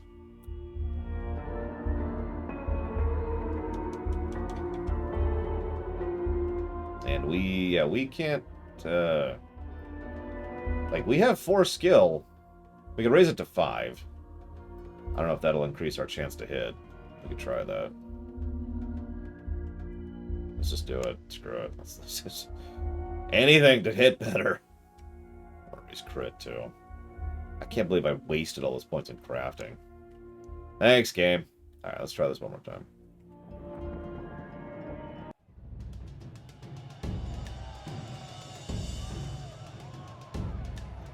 That's a good question, Wilson. I'm not sure. I'll have to check. Does anyone want to Google that for me? See if there's like a respec cheat. Like, I don't want to cheat up. I just want to reset without restarting the game, basically. Okay, so let's lower his chance. What's our chance to hit? Slightly better. And... Yep, we're now up to 36% chance to heat. Whoa. Oh, wow, that hit. Okay, so we're getting good RNG, which is surprising, if I'm being honest. So now we are up to a whopping 46% chance to hit him. Good night, Opus. Have a good one.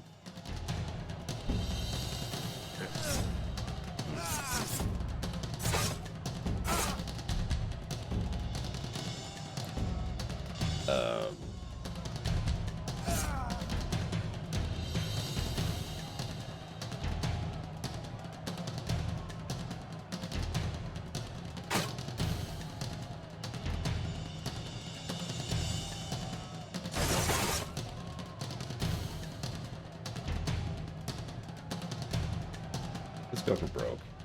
No, that's really low chance to hit. How about that one? That's 36. That one's 21. That one's 51. Ow.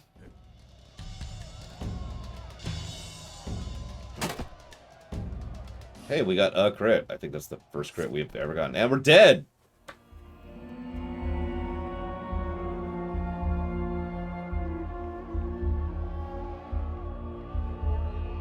Okay. Hang on. New game. Give me a sec. We're a lower master. Our appearance doesn't matter.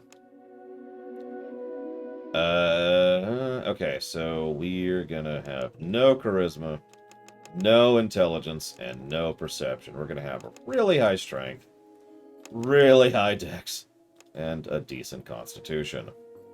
We're gonna have a spear. There we go. We're gonna block. We're gonna actually, yeah, and we're gonna crit. That's not block. That's dodge. There's block. Or we could do just crit, which actually, yeah, let's just do just. So we're just gonna crit. Perception is chance. Oh, for Christ's sakes! But okay, fine. No HP. That just. Okay, there we go. There, we have perception. And that gives us some skill points for some reason. Yeah, put it in lore, so why not? We'll put lore into lore. There, okay. Accept. Let's go. We got this. Everything's... I have no idea, Eliezer. You tell me. It's cool, Wilson. It's cool. We'll figure it out. We got this. Okay, so, yep, we've read all this. We know all the stuffs. We're going to go up here. Talk to him. He's going to be like, yo. Yep. Okay, so we go here. We talk to him. I want to look at this. Of course, absolutely. Here's the persuade. We fail. I'll get it to you. Back to Fang. Sure, I'll talk to your thing. Hey. Oh, well, it's this. It's cool. I'll take a look. How much do you want for it? Nobody in town's going to pay for it. I don't have that skill. Back to Fang.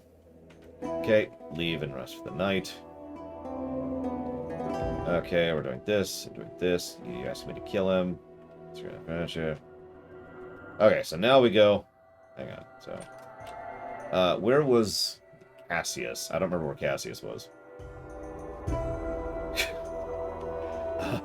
Where was Cassius? Was he at the inn? He's at the inn. Okay, so let's go to the inn.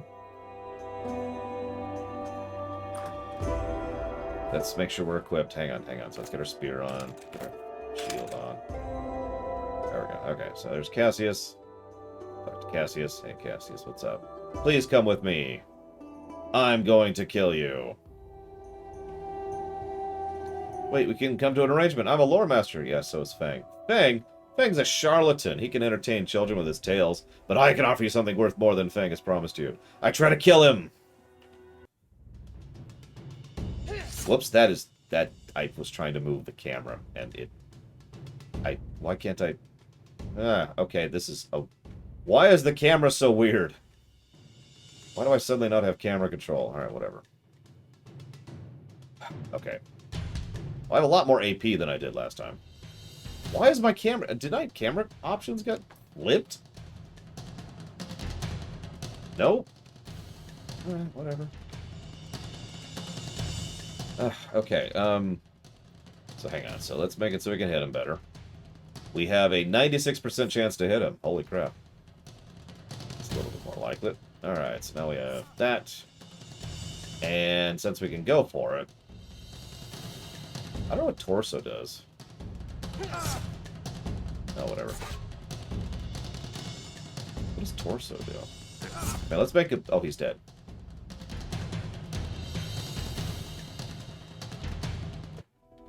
Alright, Cassius is dead.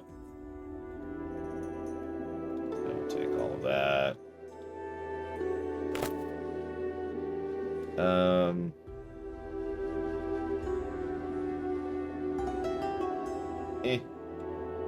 Alright, so he's dead. As it should be. My camera's so weird. Hey, Fang, I killed him. I think... Where am I? Where am I? Where am I? Ah, okay. And hey, my camera's back to normal. Really weird. Alright, where's Fang's place? Where's Fang's place? Is this Fang's place? This is Fang's place. Right, because he's got the sign he's so proud of. Hey, I killed the dude. Cassius is no longer a problem. Hey, I got the ring, which is cool anyways.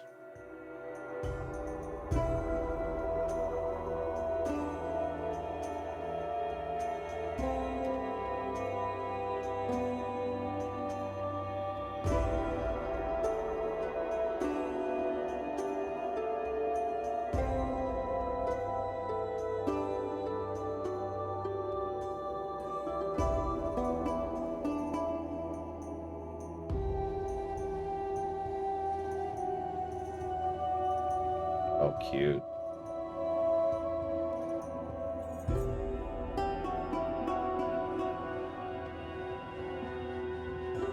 Oh, wow.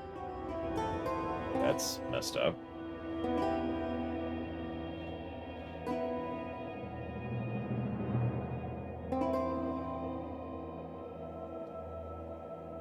So he, God, alright, so he was part of another group called the Zin. And when they don't like someone, rather than killing them or whatever, they just put them into exile. So he was sent out to do this big cartography mission, along with several crooks and criminals who were sent out into exile. So they immediately robbed him, and then left him for dead. So he took his skills and his efforts and headed out. Unfortunately, he roamed near a place called the Abyss, where physics apparently don't work quite correctly, and rather than stay around and look for a map which foretold untold treasure, he decided to piece the hell out of there. Probably don't blame him for that one. What's a chicken person, and why the year 9595? I'm very confused. Yeah, where was that merchant? Let's go kill his people. Let's kill it up. Let's get our killitude going. We need a better spear, too. Unless there is no better spear, in which case we just need to be better at spearing people. Speaking of which, what do we need for that? 2 skill points, and we'll be able to spear people better. I'm trying to remember where that was. Where it was? So we're at the inn. We're going like south, I think. Okay, let's go to the plaza first of all. Excuse me. And we were heading this way. Yep, there he is. I see him. Yep. There he is. Yeah, we're doing a genocide run. Oh, yes, I'd absolutely like to take the... Oh, my God, it's an ambush. No, I'm very skilled by this. This is so terrifying. What's up?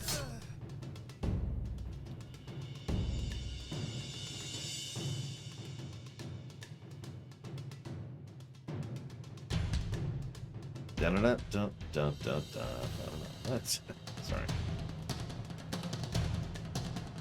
That person's got decent AC.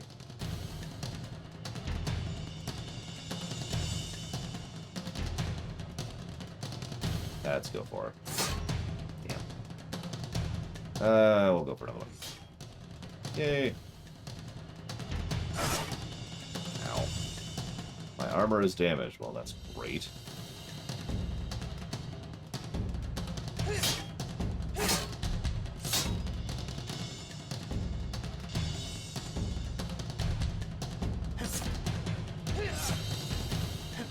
And we're dead. Wow. He just got shreked. Hang on, hang on.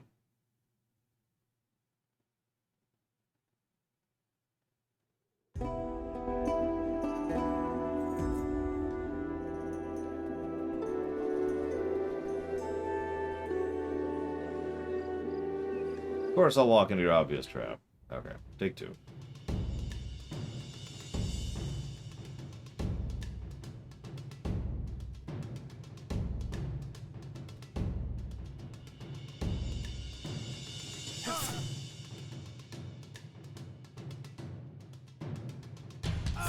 They do have a lot of HP, so we don't have great armor.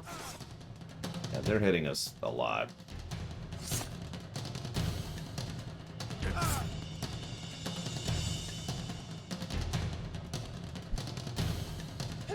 Yeah, I think we could win this, but it would rely on dice rolls, which we're not getting.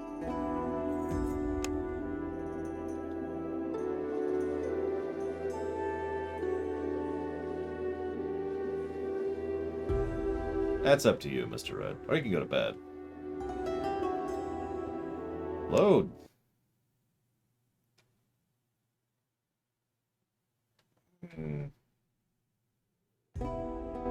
We have a sword on. We have a shield on.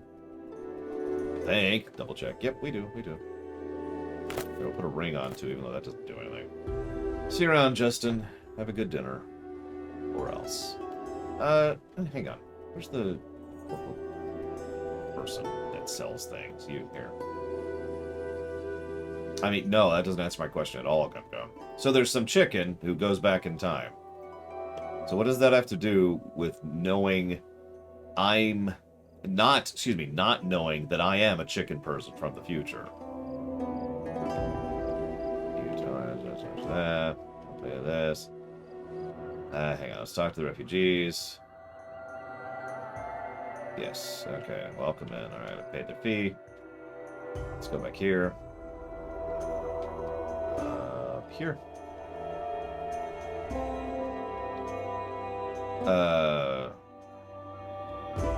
And I just, yep, and I'm robbed. Yep, okay. Apparently I just don't have the perception to recognize I'm being robbed. Whatever.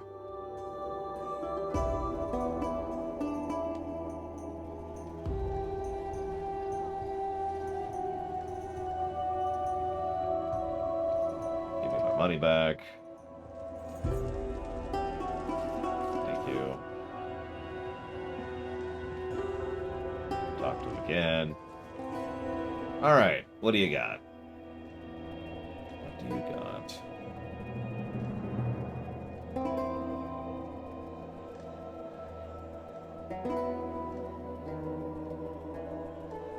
That's not bad, actually. That right there. And it's actual armor.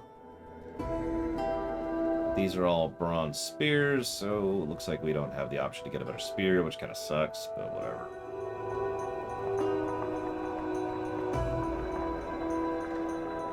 Well, maybe that actually looks a little bit better. So hang on. So that's 5 to 8, 4, 9. Ours is 5 to 8, 4, 9. Okay, never mind. Let's sell that. We don't really need that. And honestly, let's get rid of that. We don't really need that either. That. Just that. Here, take all that.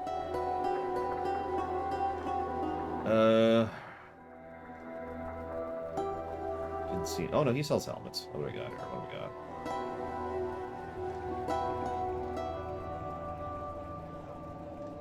They're all identical. 2 DR for 1 penalty to hit.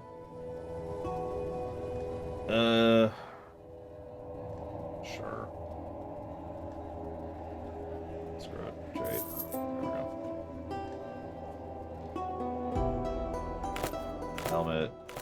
New armor. We look like a Dorcas. Hopefully we can actually survive a round against this guy. So let's go try to kill some more people. Yes, I'd like to kill people. Yes, please. Thank you. Okay.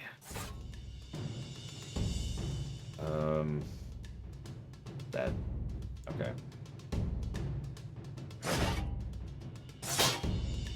Jesus. Okay, that sucks.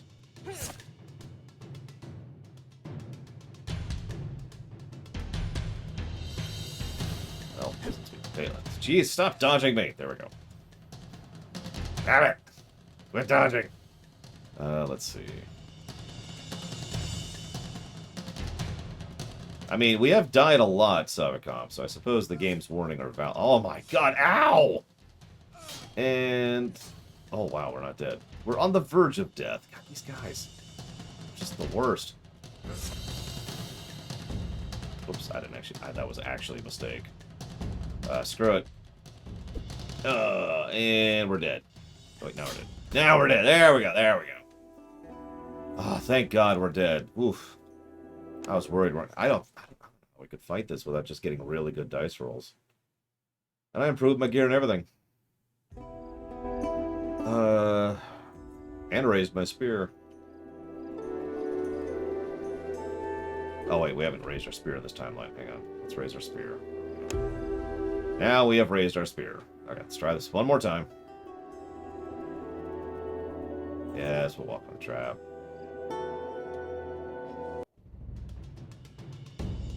We also had a bad initiative roll last time, if you're paying attention.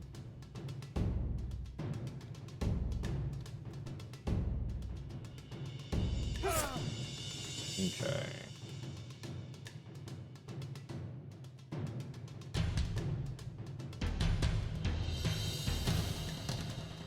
Now we'll just deal with this up. Pause. We get hit like a truck. All this armor is just not helping. My God. Yeah, the game told me to spec crafting, and I'm not sure why. I couldn't make jack. So I'm not sure what the benefit of crafting is, honestly. Which tier? Gum Gum. Also, I feel like you've asked that before.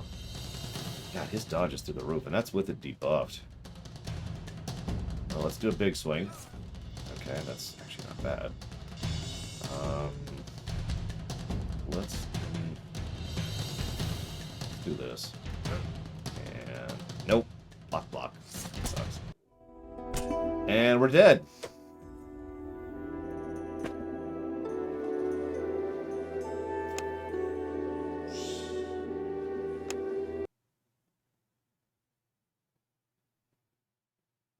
No, tier 0, 1, 2, 3, 4, or 5. Gum Gum. Someone like Gum Gum the tiers list, please.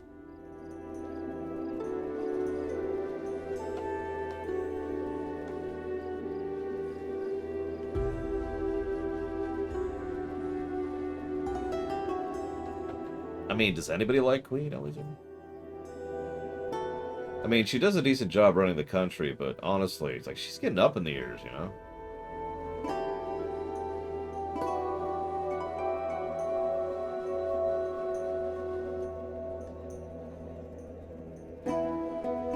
Wait, she has a band now, Elizar? Wow. What does she play? Like the bass guitar? I could see her playing the bass guitar.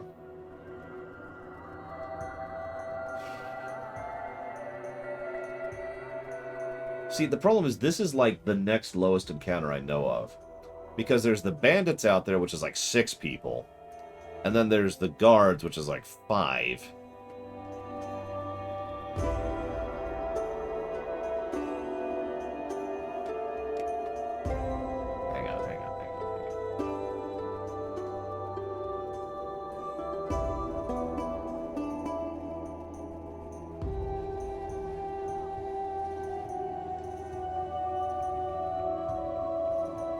Wait, she's actually rocking people now? I mean, if she's still getting on at her age, that's more power to her. Okay, so let's give up on this save, because this save is a doomed save. Let me try something else here. So we're a thief. 5, 7. 7. 7. 5, 7, 7, 8, 9, 4. There we go. And we want... Hang on, I'll look at that in a second. I'm trying something else first real quick here. That's the one, Gum Gum. Tears of Insertion. Apparently, Maverick. Okay, so... Throwing 2... There's throwing. There it is. Throwing needs to be a 2. Critical Strike needs to be a 4. Lockpick at 3. Sneak at 3. Steal at 3.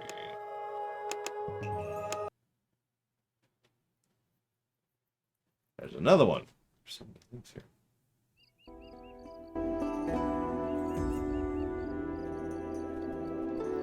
So, blah, blah, blah, blah, blah. Maybe I should have read this. Already read this. We're still in Terran. So, we make a living stealing for Cato. Remember him? The guy who tried to get us to work for him earlier? The Guildmaster of the 40 Thieves. In our youth, we broke our back for every coin.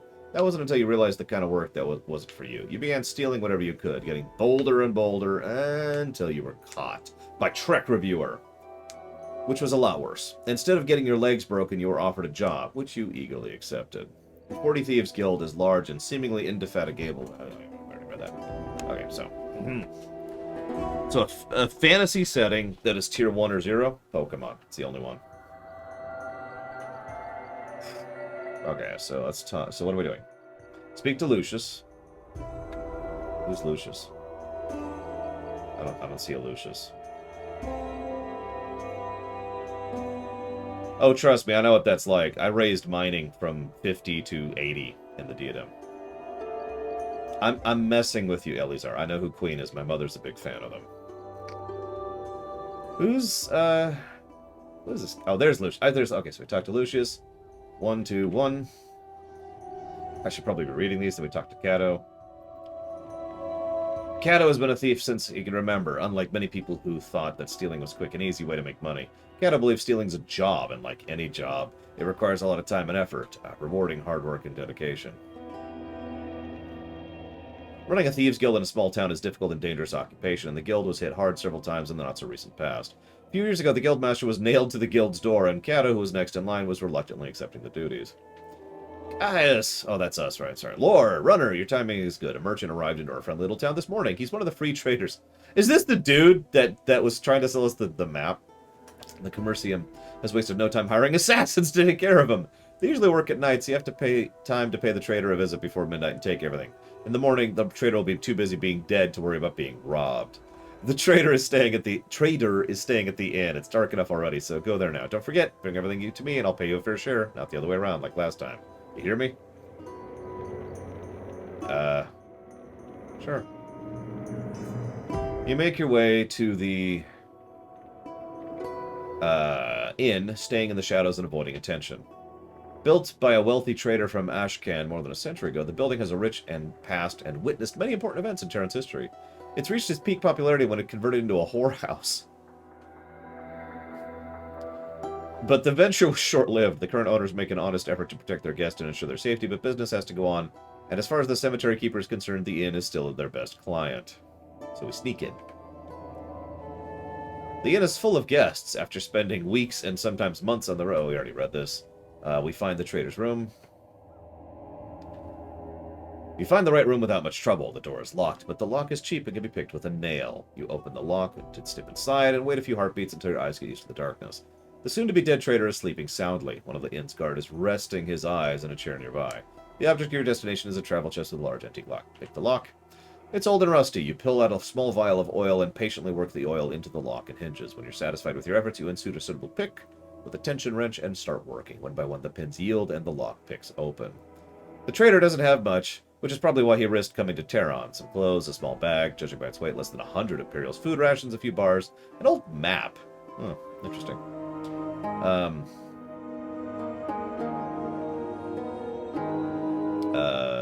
I think we're supposed to pick one here? Yeah. What'd you get? Here's what we got. Why do I keep giving jobs to you? Here's your share. The map looks valuable. Give it to Fang. Okay.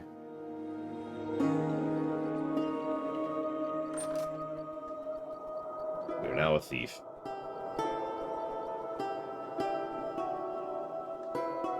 Where's my document? Hey, I have so many documents up right now. I have all the documents up. So at some point we're going to have to debate something. And that is walkthroughiness. Now, I say that so weirdly. It's not walkthrough-itis. That's different. It's walkthroughiness. And we're going to have to decide how this game rests on that particular axis.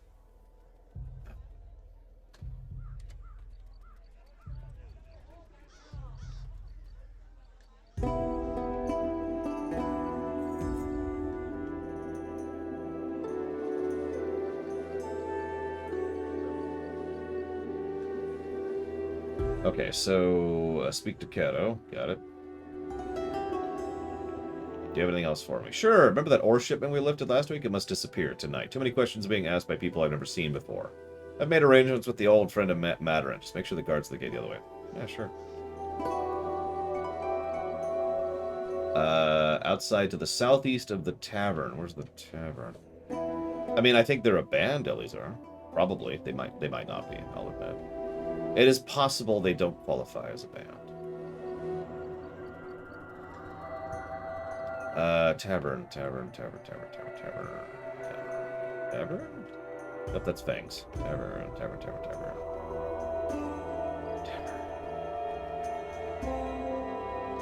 I mean, not really. No. I don't have a map. Oh, now I do.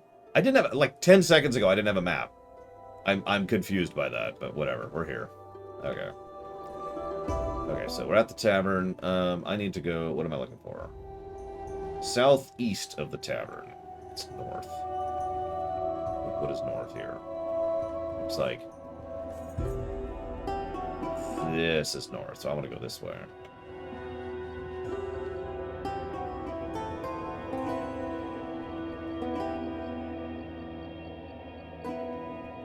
Blue. Ah, there we go. Hey, it's Livia. Wait, that's not her. How do we recruit her? Oh, 4. So I'm sorry. Nice try, dear. You know exactly what's going on. Contrary to popular belief, pickpocketing isn't about sleight of hand. It's about distraction and taking advantage of compassion.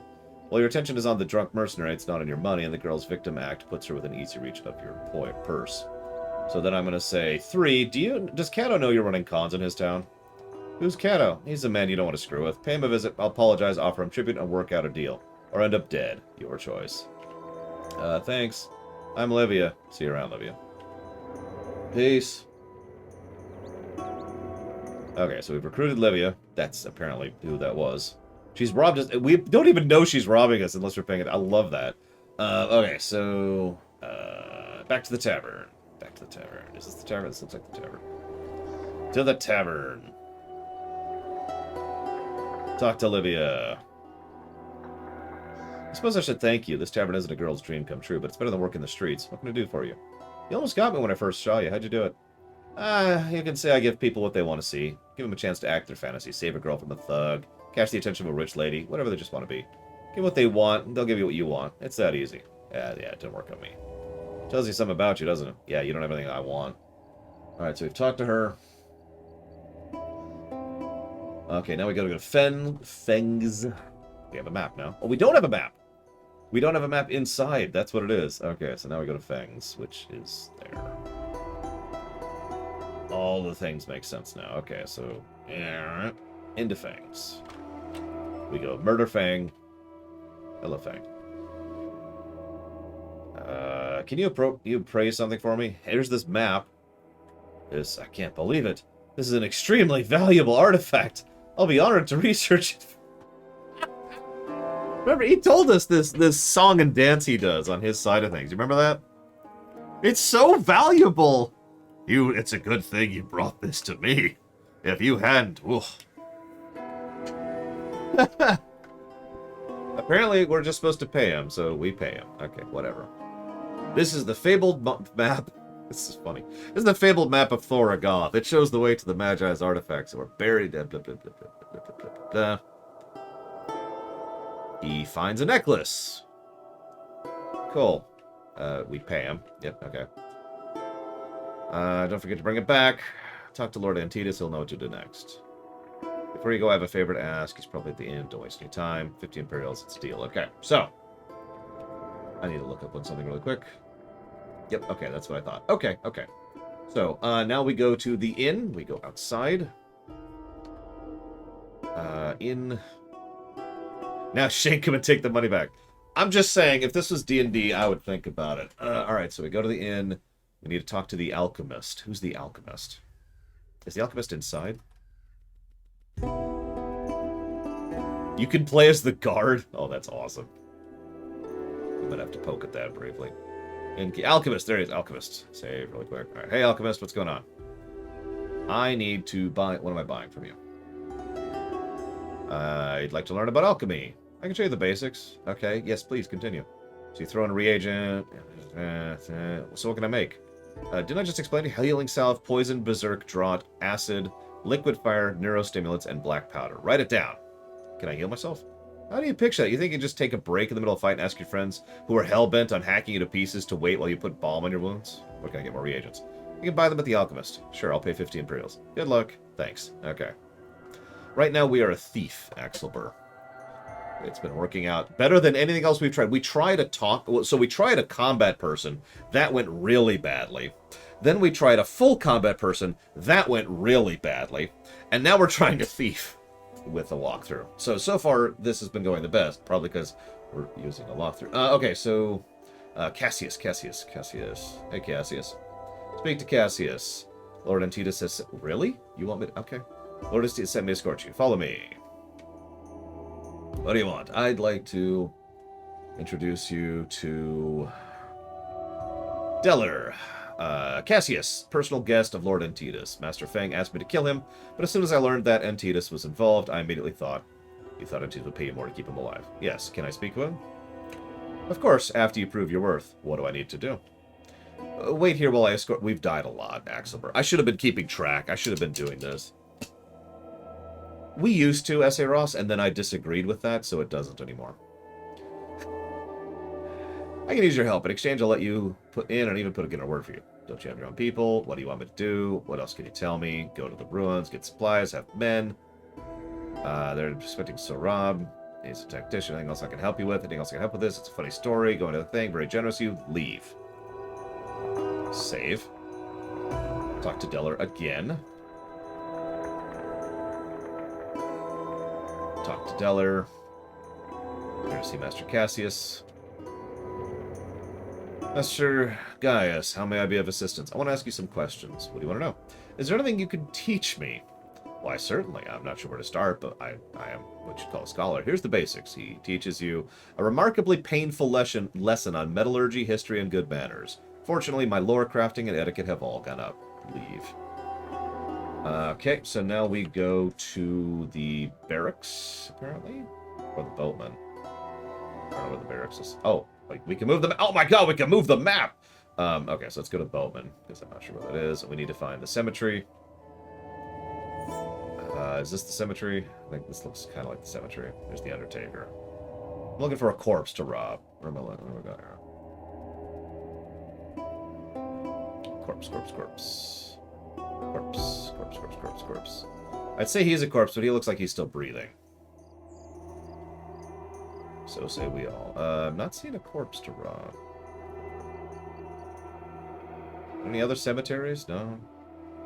Anyone here? No, that's just like a statue. Where's the corpse? Oh, there it is. It wasn't popping out. Okay, dead body. Loot. We get a grappling hook, a rope, and climbing.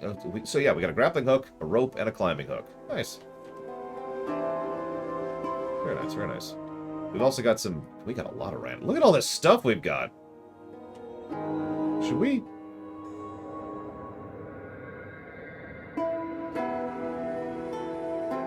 Okay, whatever. Save. Alright, so now we go to...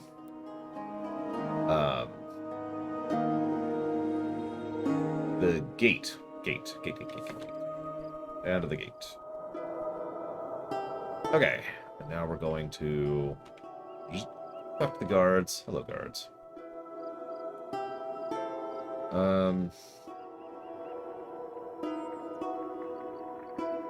What do Imperial Guards do, anyways? Oh, they do all this stuff, and they do the stuff, and they do the stuff. Okay, you find a good observation spot, lean against the wall and wait. It takes considerably more than a few hours, but finally the Imperial Guard's shipment arrives, accompanied by 8-man unit. The Decadence flashes a document, pushes the gate guards aside, and walks through the gate as if he owns it. He puts the mandate back into one of his belt bags. His men pick up the crates and follow Decadence without saying a word to the men at the gates. Trying to lift a paper off of an Imperial Guard officer followed a score of his men isn't the brightest idea I've ever had, but let's do it! We success. We wait and watch the movements of the crowd as Decadence walks up the street until...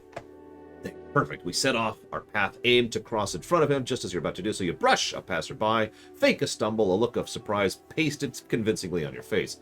Catching yourself before you fall, you whirl to confront the man, cursing him loudly for having pushed you, and pretending not to notice the man you almost collided with. Confused anger colors your unwitting accomplice's face as you heap insults upon his ancestry and his sexual habits. At last, seeming to realize you're in someone's way, you turn to face the glowering Decadence. Keeping up the act, you widen your eyes, pale at the sight of the angry officer of the guard. Hastily, you begin babbling apologies, grasping the man's hand and groveling before him.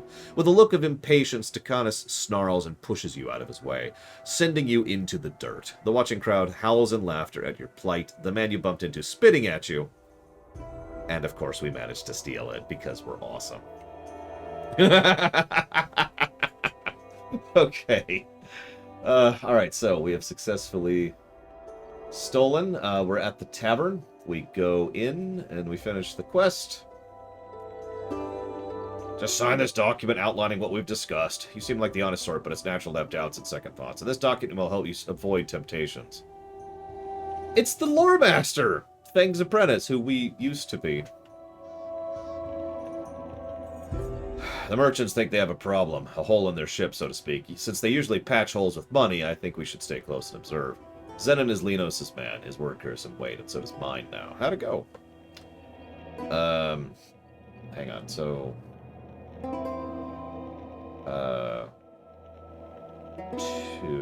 There we go. I borrowed the mandate. He looks at the mandate in disbelief and slaps you on the back. Bold guy, I suppose. That must be quite a tale. Now go rest for the night. Come see me in the morning. Gained 18 SP from that. Special Units International Tactical Service? I mean, it's not bad, you know? No, I'm with it. I'm with it. It's not the worst thing ever. It sounds so derogatory. I don't mean it that way. That works. Wow, we've gotten so many skill... Look at all these skill points we've gotten. Look at our reputations. The Commercium, -7. The Imperial Guards, -7. House Krasis, -4. House Daratan, -3. Word of Honor, -1. We have 4 rep with the Thieves Guilds, though, so that's cool. Alright, so we finished the quest. We need to raise Throwing and Etiquette to 3. That's what I was looking for. So Etiquette needs to go up, and Throwing needs to go up. There we go. Just double check. It feels weird there's no confirmation for that. Okay, so. We should probably jot down a negative. It just occurred to me for build yourself into a corner combined with no respec, because that's... We'll probably only give 1 negative for that because it's so quick and easy to reroll. And it looks like a relatively short game, but I still think that's kind of a problem. Trust me, I can tell you from personal experience. Alright, so now we go to Feng's. Feng. And we sneak into his room, and we murder him in his sleep. We're inspecting documents, looks like. Documents. Hang on, documents. What am I looking for? There's boxes I need to infect, too. Box. There's a chest. We'll just hit everything. We'll just hit everything. Surely one of these is the thing I need to... There we go. Documents! Hey! Large, carefully restored document tracing past... My lore is increased. And boxes. Hey! My lockpick has increased. No filing system. Nothing cool. Okay. I love how you just get skill points for doing stuff. That's a neat system, but you notice how I wasn't getting skill points for half the stuff I was doing? Which is why I lean back to that walkthrough-y thing. Go talk to this person. Hey, skill points, you know. Okay, so we've done that. We travel to the palace now.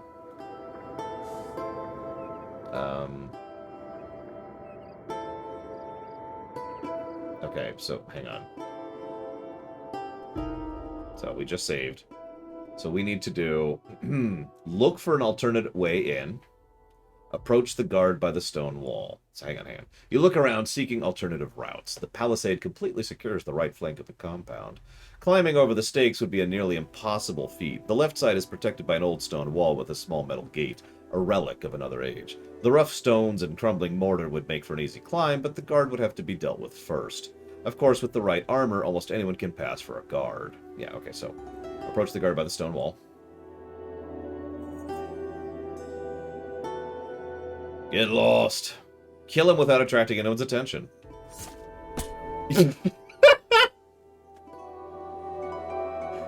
Your attack catches the guard by surprise, and he dies before he has a chance to pull out his sword. You quickly drag the guard's corpse next to the wall out of sight. I know, Wilson, I know. The tower guard. You go through the guard's pockets, taking his key and a few coins. You inspect the helmet and the sword, and then pack everything neatly into your backpack. An old bag with faded lettering you bought from a man you claimed to be an arcanist some time ago. You're inside the palisade.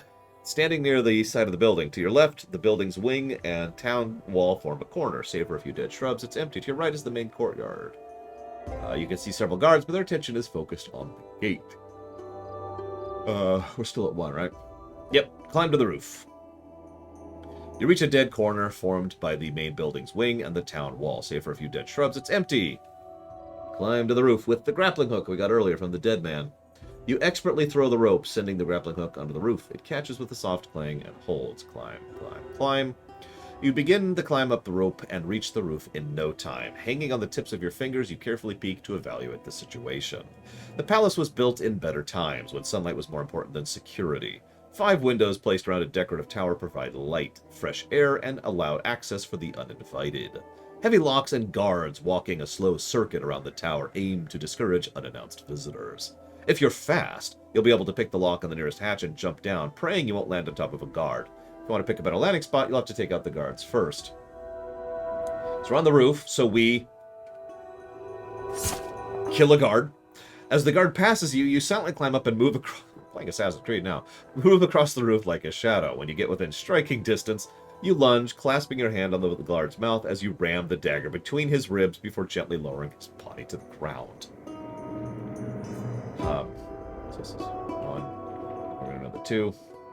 You strip the guard from everything valuable, including the key to the roof windows. Now that the coast is clear, you look for a good landing spot. Guards patrol the hallway, and there are servants in several rooms. Your options seem to be limited to a currently empty display where Antitas keeps his ancient curiosities and a bedroom. So open lock over by the bedroom. 1-1. You drop down, landing safely on thick carpet. The bedroom provides temporary safety, as you don't expect the guards to barge in here without good reason. The only objects of interest are several chests. They are unlocked and contain nothing but bedsheets, toiletries, and clothes. There is a ruby necklace on the dresser. You cut the strings and pocket the gems, leaving the rest behind. There's a tractate on the side table. Bound I am not to teach you to have good grace, nor anything else. Saving, this is really badly written. Saving only to show you what perfect courtier should be. Neither will I take upon me to teach you this perfection, since a while ago I said the courtier ought to have, this is hard to read, the feat of rastlying and vaughting, and such other things, of which how I should be able to teach them, not having learned them myself-y. I am sure ye know it all. It sufficeth that a good soldier can speak his mind to an armor of what faction, of what temper and goodness he will have his harneys. And for that I cannot teach him to make it, nor to hammer, or to temper it. So perhaps I'm able to tell you what a perfect courtier ought to be, but not to teach you what you should be. Nonetheless, I fulfill your request in what I'm able. We've gained skill points. Okay. You peek outside and see a guard patrolling the hallway. The bedroom is almost at the end of the hallway, so once the guard passes it, you'd have to move fast, as you'd only have no more than 10 heartbeats until he turns around. So the guard is fast and well-trained, but he is just no... I like how each kill increases our crit, by the way. I don't know what our crit's up to, but it's got to be like 5 or 6 at this point, and the cap is 10. We're snowballing with our critical strike here. By the time he raises his shield, your dagger is buried in his neck, and his eyes slowly rose up, losing any interest in you. We go into the display room. You duck into the room on your left. It's a display room where Antitas keeps his ancient curiosities. It's empty at the moment, but it's wide open, and you'll be fully exposed if someone were to walk in. We investigate. As you take a step, a stone shifts under your foot, and you hear the grinding of metal behind you. Roll and see thick bars have gone around both exits. Too risky, you might not make it. You're trapped. And unless you find a way to raise the bars before the guards come back, you're as good as dead. We find the mechanism. You methodically examine every object in the room, starting with the pressure plate that triggered the trap. When you reach the cabinet, a tap on one of the panels results in a hollow sound. The panel slides easily to the side, exposing a maze of well-oiled gears, pipes, chains, and levers. It takes some expertise to figure out what to do with it. We use our expertise to figure out what to do with it. We take our time, trying not to think of the guard. You trace down all the pipes and gears until you have a good idea of how everything works. Using the levers, you get the gears into position, pull another lever, and the bars blocking the exit slowly starts moving up. Your understanding of the mechanism suggests another configuration. You expertly move the gears again and pull the lever. You hear a mechanical sound from one of the display stands. You turn around and see the lid of the bronze chest rising up to the metal pole that apparently goes through the stand and the chest. Inside the velvet-clad chest, you find nothing but an old scroll. We have gained skill points. The language is unfamiliar. You stand in the Hall of Antitas, signs of wealth and power all around you. Wherever you look... Okay, we've actually read most of this. You move through the crowd, trying to blend in and attract as little attention as possible, but your efforts are futile. When you're about to approach Lord Antitas, Deller blocks your way, and almost immediately a score of heavily armed guards surround you. When you made it this far, you made it too far. Take him away! But before the guards can react, you hear, "Let him speak!" The voice of a man accustomed to command. The armored wall parts, and you're pushed forward until you are standing in front of Lord Antitas. You kill my men and have the nerve to approach me? Deller thinks I shouldn't kill you. Not yet, at least. So go ahead, tell me why I should overlook the insult and spare your worthless life.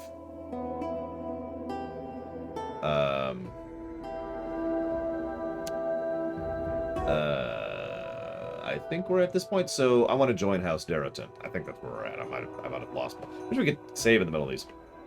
We don't need the likes of you here. Well, okay. Well, we show him the map. It looks familiar, but doesn't answer my question. Why should I overlook the insult and spare your life? My lord, I beg forgiveness for my actions, but I was given little choice. I was entrusted with a tribute for you, which I was honor-bound to deliver. When the guards refused me entry, they refused you, my lord. Is it not a sacred duty of every man to defend the honor of his lord? Honors a rare trait these days. It's what... I'm BSing the guy to his face. It's what separates us from savages and keeps the spirit of the Empire alive. You did well, then. I can always find more guards. But a man of your resourcefulness and devotion will be hard to find. Waste not, as my father used to say. He was a great man. Very well. Consider your crimes absolved. I killed like 3 people. Deller, see to it that this man is taken care of. Now, what was it about the tribute? Here's the map. Do you believe in destiny, Gaius? Or, sorry, Runner. I forgot to rename herself. I've spent more than a decade trying to find the temple and fulfill the prophecy. I wasted a fortune and lost more men than I dared to admit. Just when I decided to give up, you show up with another map. Coincidence? I don't believe in those. It said every great man is given a chance to change his fate, to ascend to greatness and immortality, to rise above the ordinary and serve a greater cause than self-interest. You didn't come here by accident. Fate guided you here, and fate will guide you to the temple. Temple prophecy map? My apologies. You know, of course, the Empire lasted thousands of years, and through military and diplomatic victories, we had conquered the known world. An era of peace and prosperity was about to begin when the cursed Centauri came. Taller than any human, glowing eyes, sharp claws. They came from the depth of the underworld and attacked without warning. Slaughtering men and women alike, we fought the devil's tooth and nail, but when the victory was at hand, they called forth their gods. Can you imagine a living horror towering over a battlefield, sweeping it with its arms, tearing flesh and armor with talons? Our only chance was to reach into the higher planes and summon allies who could help us even the odds. Eventually the call was answered and the allies came, and they burned the Centauri with their gods, leaving nothing but ashes. They saved us, but it was too late. The Empire had fallen, for too much had been destroyed. Saddened, our allies, the lords of the higher planes, left us to rebuild and restore, but as you can see, we are still living in our crumbling towns, fighting each other like savages, barely even human. 3 lords of the higher planes, or the High Lords, as they are most commonly referred to, have answered our call. Galath Zor the Dreamer, Barth Hathor the Flamewalker, and Thor Agoth the Artificer, who we've heard of before. The Artificer had taught our Magi much, and built many wondrous machines and engines of war. According to the legends, the Magi had attended a temple built by Thor Agoth and studied the arcane arts there. The centuries-old accounts described the engines of war and divine weapons in great detail. I don't know if the weapons are still there, and I don't know if the temple's still there, but I believe there's a reason why another copy of the map has found its way to me. It's Fate Runner! It has to be.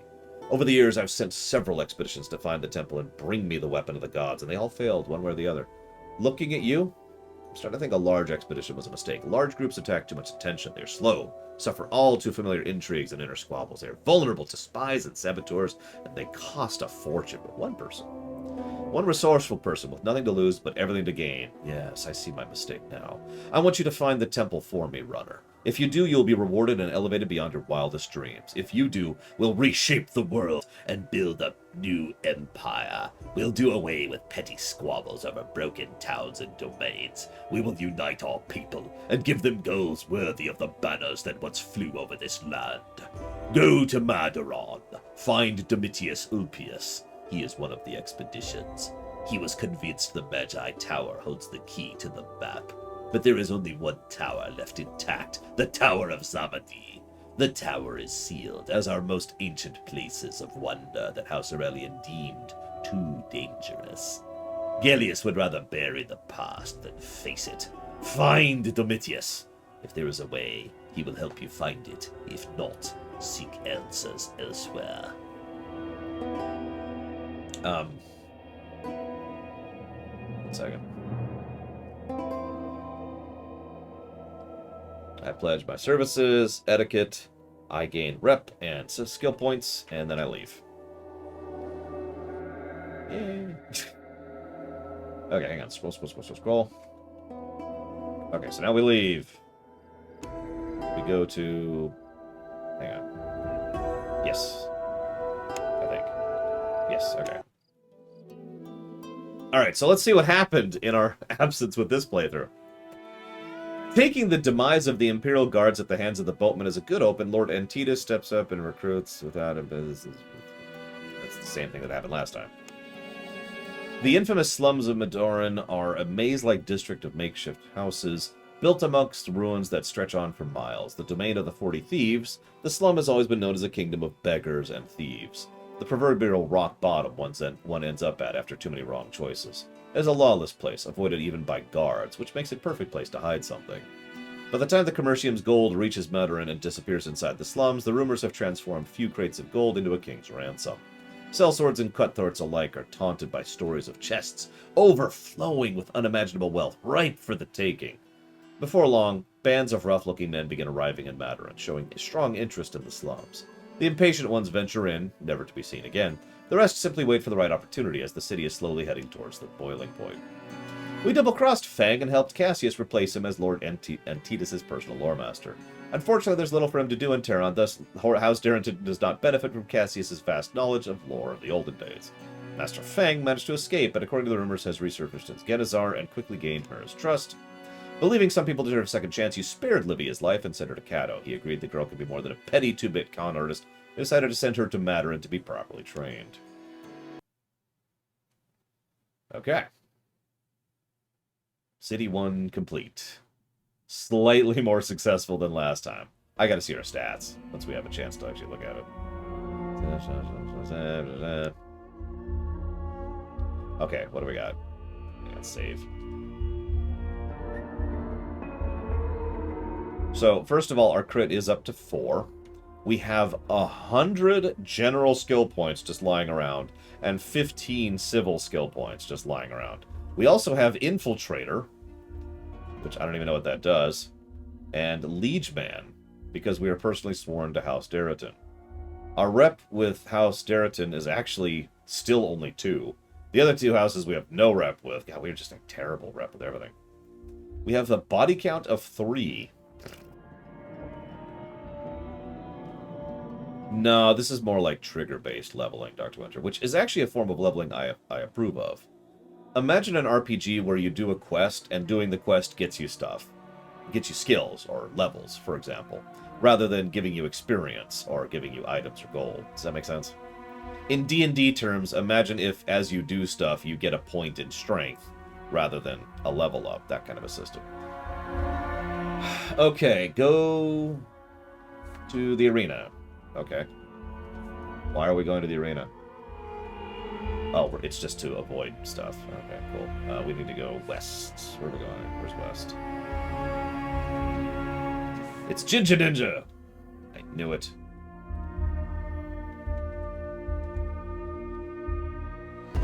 Yeah, exactly, silly idea. One moment. Okay, double checking. Thank you, Ginger Ninja. Very, very much. As always. I'll put that towards Hollow Knight. Which I think is getting close. That's why I double checked just now.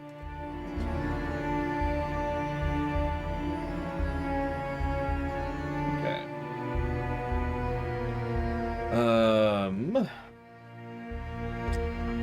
Let's go with...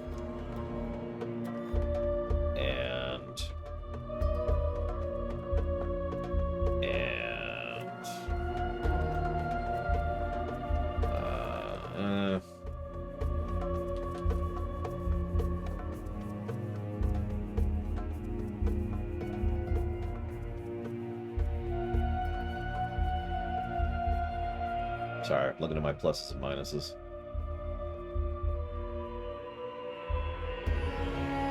Okay. So we're going west. What the hell is west? I think west is this way.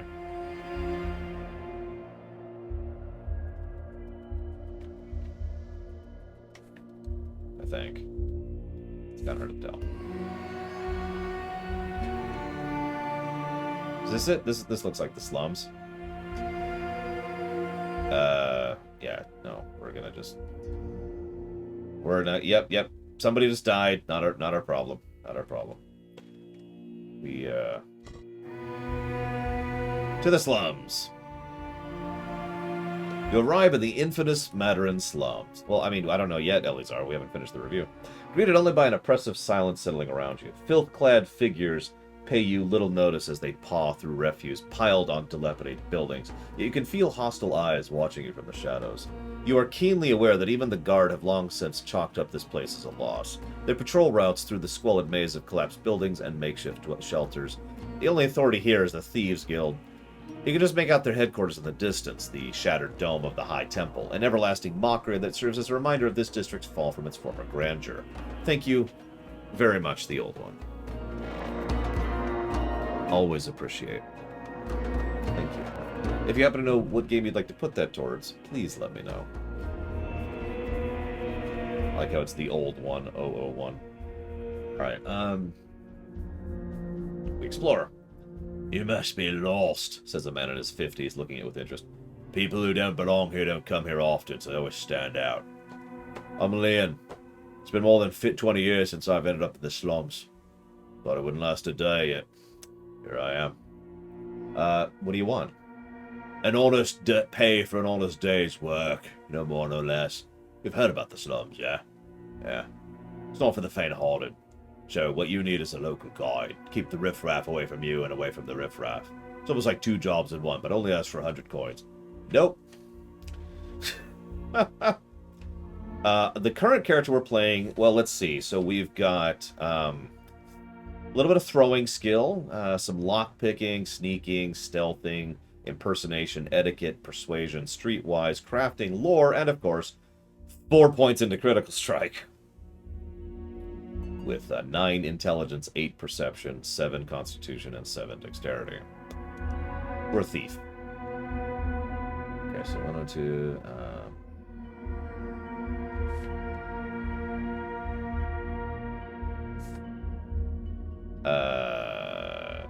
What? Hang on, so that's...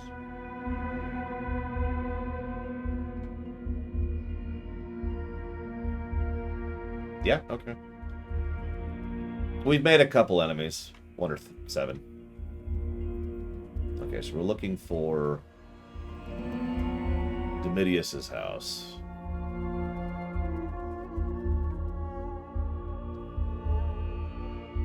Which is not that one. Where we go? Camera. There we go. Definitely some jank going on here. Is this Domitius' house? Where's Domitius' house? Is it on the map? No, of course it isn't. Why would it be?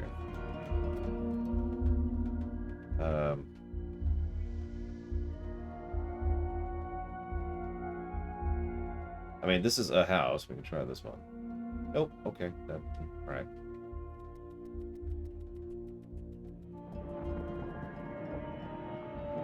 Let's see. Is this it? This might be it. That is not it. Okay.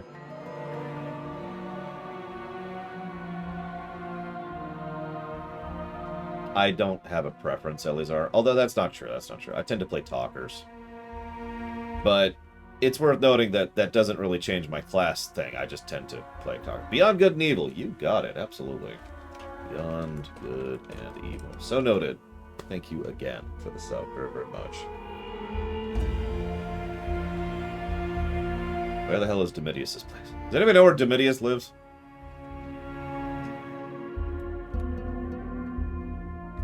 Maybe it's over here, and I'm an idiot? I mean, I know I'm an idiot, obviously. What class? I actually already answered that, Elizar, but to repeat myself, I have no preference on classes.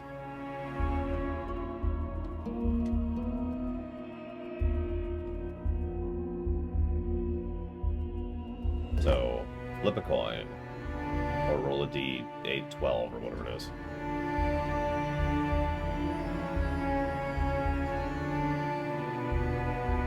I mean, I think I'm going to Google this because I'm looking for Domitius' house and I'm just not seeing it.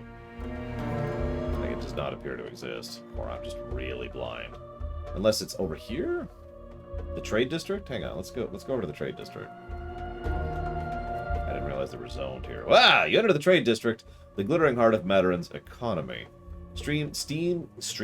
A stream of merchants and their goods flow through the arteries of this district, the tide ebbing and flowing, but never ceasing. Towering over the district is the golden dome of the Commercium headquarters, once a temple to the old gods, now a place of worship for the only god the Commercium truly believes in.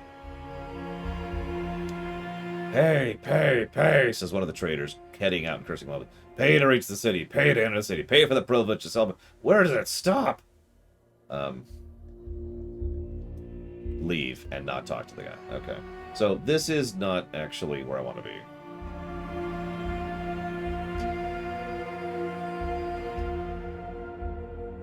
No, I'm looking at it. It's like go to the arena, go west of the slums, get back, and go east over the arena to Domitius' house. Speak to him. It'll take you outside to Galeus.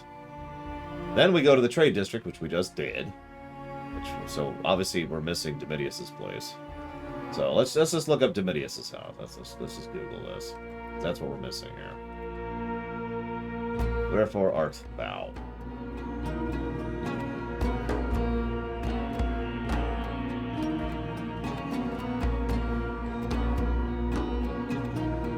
Next to the fallen minaret on the right side. Man, if I could get an Uber... There should be a video game where, like, one of the gameplay mechanics is Ubering around. I mean, I know, there's, like, the GTAs with taxiing around, but you get my point. That'd be funny. This is it. This is his house right here. Completely unlabeled. Look at that. This is his house.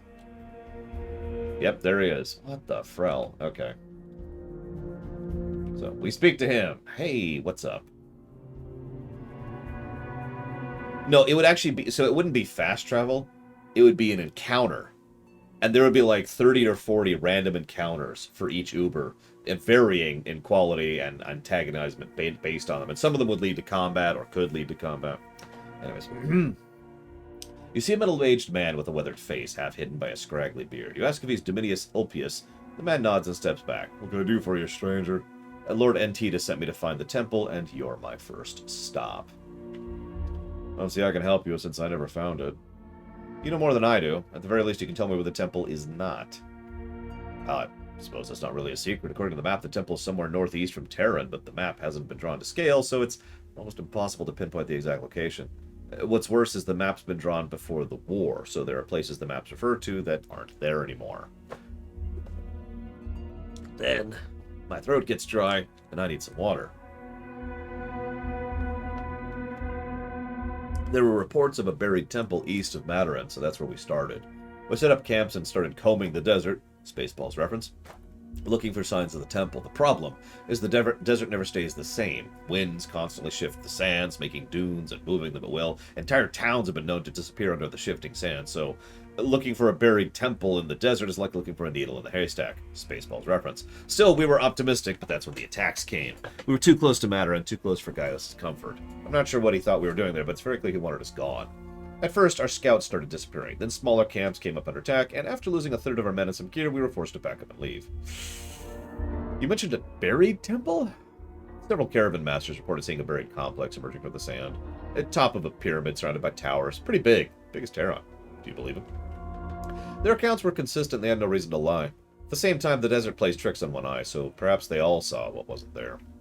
We kept moving northeast until we came to a dead river and ruins of some dock. The riverbed was covered in fog. We could see the remains of some ships, but not much else. We lowered several men down there and sent them to look for a way up, but they never returned. So then we split our group in two. One went north to look for a way to cross the river, and the other went south. I was with the group that went north. We didn't find a way across, but we found something more interesting. A temple carved into the face of a mountain. At first we thought we'd found the temple. So what happened? We rushed inside. We really thought we'd found it. But we all knew what Antidus was after. Had the temple already been looted, it would have been worthless. We had to find something valuable to bring back, something that would have made us all rich men. We had good lore masters with us. Antidus spared no gold getting the best men, and they were worth every coin. They knew what to look for and what to do with it before any of us could even blink. They went through this temple like hounds following scent. They found hidden men. Yeah, no kidding.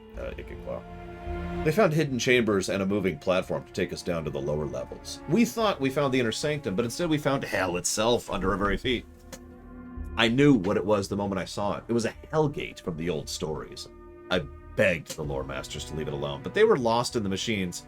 I doubt they heard a word I said. And so I left them to their fate. A few men went with me, but most stayed behind. When the ground shook, I knew the fools had awakened the machines. And then we heard the first screams. We knew better than to go back and try and save everyone. So that's why you never tried to find it again? It changed something in me. I mean, we've all heard stories about the old days, but when they become real before your eyes, you start thinking, what other stories are real? What if Galeus is right to fear the artifacts? Maybe we really should lock them up and throw away the key. I hope you never find it, he adds, quietly. What about the other group, the one that went south? It's never been heard from again. I assume they're all dead, much like the rest of the expedition. How do people die in this setting? Somewhere northeast from here, a few weeks' journey, maybe more. I wish I could be of more help, but my job was to keep us moving forward and secure the temple, not to fiddle with an astrolabe. So whose job was it? Gaius Lavinius. He was the best cartographer I've ever worked with, but I'm not sure he can help you much either. He was with me all the way, and it changed him too. He stayed with me for a year, mostly staring blankly and talking to himself, and then he went to Genazar. Antidus mentioned the Tower of Zamity? Yeah, Antidus wanted us to find a way in. I told him we should steer clear of it, but he didn't want to hear that. I've often wondered about the map itself over the years. I've seen a fair number of them, and none were made by a cartographer. I guess they were made by temple acolytes, and they did their best, but they didn't know what they were doing. My question is, why? It's almost as if they knew that something was coming, and they were told to make maps to ensure the temple would be found one day. Yeah, thanks. Oh my god! I've been immediately surrounded by the Aurelian guards. They aren't hostile. Yet. Love that part. A praetor steps forward and gives me an appraising look. Lord Gallius desires the pleasure of your company. It would be most unwise to refuse the critical strike. No, I think we go with this, right? Yep, we go along with everything. Hi. You enter the main hall. At the far... This is now 2 of the lords we've met as a thief, and all we managed as a lore master was to get thrown out from the one we were there to see. Lord Galeus now holds court, receiving daily visitors in order of importance. This sounds familiar. So, Antidus still wants to find the temple. He doesn't learn, does he? He speaks like a true statesman, which is not the accent I was using at all. Last time he sent a small army. This time he sent you. Are you that good, or is Antidus that desperate? Why do you care? Because those who don't understand what they are doing are the ones who should be watched the most. Do you have any idea what it is you're trying to find for Antidus? They say it was a place of great power. Would you deliver that power, abandoned for good reason, mind you, to Antidus, who will put it to use without hesitation? Would you destroy what is left of our lands?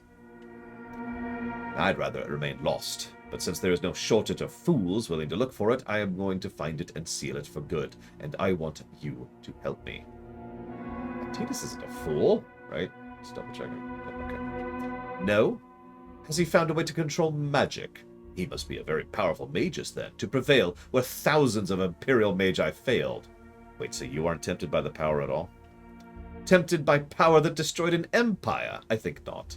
I'm well familiar with the old world's magic, and trust me when I tell you that it can't be controlled. When you unleash a hurricane or a wildfire, don't complain when it burns your house down.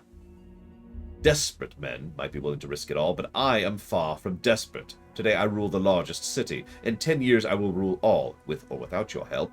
But I can assure you that helping... My god, there's 3 cities. That's all that's left. I mean, I know there's 3 cities in the story, but I just realized narratively there's only 3 cities left. At least anywhere near anybody, right? Like, there might be other survivors somewhere else in the world, but... You want me to believe all those magi were fools who played with fire?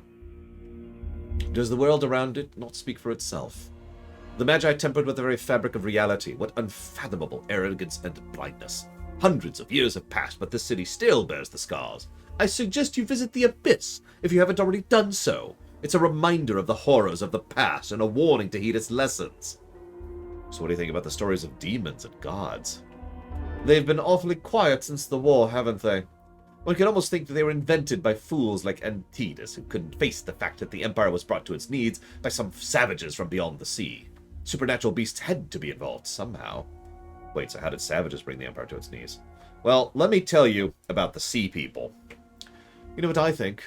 The Empire had ruled for too long, unopposed and gone soft. The Centauri caught them by surprise. By the time we've remembered how to fight, the war was all but lost. Caution was thrown to the wind, and the Magi were given free rein. They won the war, but we're still paying the price. Alright, so what do you know about the temple? Not much, actually. I believe I heard about it for the first time when Antidus mounted his expedition. I've consulted my lore master since then, but all I've learned is that it was the temple of Thorogoth the Artificer. That name just keeps coming up. It is said that many magi traveled there to improve their craft and build arcane devices of great power, which certainly explains Antidus' interest. Alright, so what do you want me to do? I want you to find the temple and deliver it to me. I am yours to command, my lord. So wait. Why would one of Antidus' agents be so eager to serve me? Had I been aware of your interest in this matter, my lord, I would have never accepted Antidus' request. This etiquette has really been useful. Go figure. I've heard about you guys. Nothing good, unfortunately. I'll see if I can find a way to earn your trust. The Gallius, oh my god. Roman names. Tells the guards to take you back, and they dutifully escort you to Domitius' house. Save. We're up to 119 points we're just sitting on. And yeah, at least that meeting didn't end with him literally throwing us out. God, okay, so trade district. We've actually already talked to the one guy. We need to go up to Abakur's tower now. Where are we at? Tower.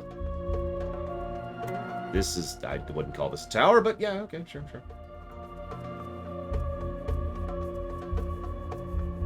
Hello? Ah, there we are. Is there anybody here? Oh, we have to keep going up. Keep going up.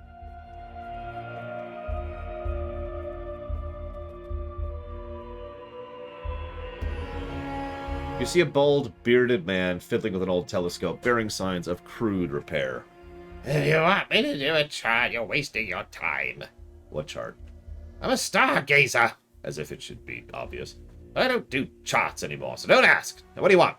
Well, I need a lore master. I used to be playing one, but I just fumbled all over the place and couldn't kill the lowest level nobody, nothing, do nothing in the arena. Still upset about that. I couldn't kill the low-level newbie in the arena. He just wrecked me. Anyways, surely you've heard about Abaca. Tell me what you need and I'll go away. What's this thing? A telescopium. A wonder of wonders. Though through it I observe stars and their movements, though it's not the stars, but the void between them that captures my attention now. I've learned that the void is anything but empty. The darkness hides it well, but nothing can stay hidden forever. There are those who dwell in the void, and I've taken it upon myself to watch them. I have not seen them, but the absence of evidence is not the evidence of absence. They're there somewhere, I know that now. What makes you think that? What makes me think that? The wisdom of the ancients contained in the scrolls I found in the library of Seros. Oh, the truth they revealed. I burned the scrolls, but I can't burn the words imprinted in my mind. They are the reason. I watch the void now. I'm sorry, the library of Seros? Where is it?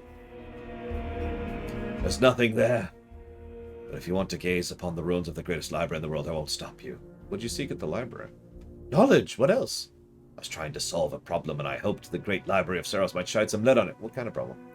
I was working on a device to detect energy fluctuations.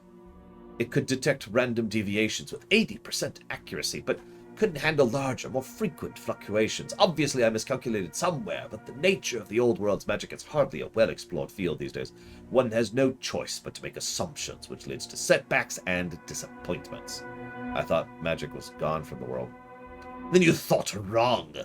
The Magi are gone, but the magic they unleashed is still there, lurking in our own backyard, waiting for the right moment to strike. How do you fight that which you can't see? How do you stop that which has been prophesied to come? Wait, you mean the Abyss? What else? We've accepted the Abyss and learned to stay away from it. We speak of magic that haunts it without further understanding of why it's there. Centuries later, yet any force that affects the physical world can be detected and measured, even if it's invisible to the naked eye. Do you still have it? It's not for sale, but you want to explore the Abyss. Yes, but not the way fools do it. The sheep, mystical charts, divining rods. The dangerous spots have abnormal energy spikes, so all you have to do is construct a device that can read them. Easier said than done, of course, but the paths worth traveling are never easy. Let's see, this is the Temple of Thor, a goth, a fool's errand. Antitus was searching for it for a long time. Even sent an expedition, but they didn't find anything. Talk to Domitius. Yeah, okay, yeah, so. Okay, we're cool here, we're done. Where's the... Now we leave. Leaving the tower. Okay. Now we save really quick. Always save. Gotta save. Very much. We go to Seros, which is... Yeah, it's... Okay.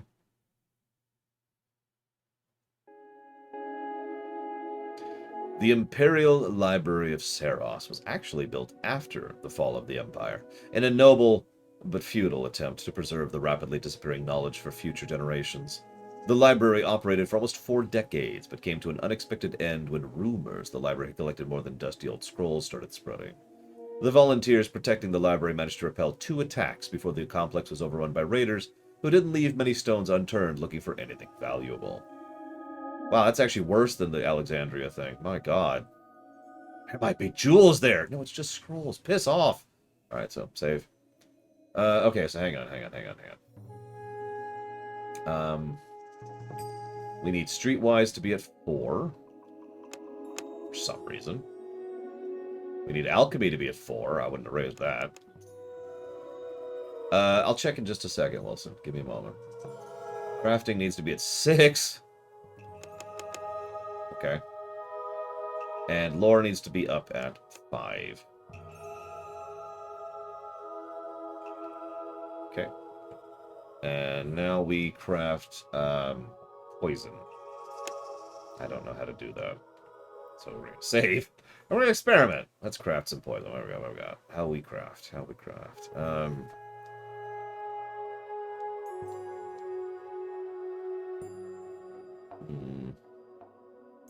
So that's a modifier reagent.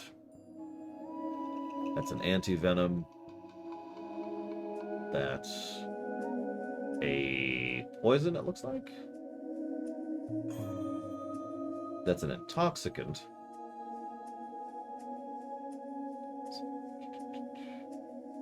That is a healer.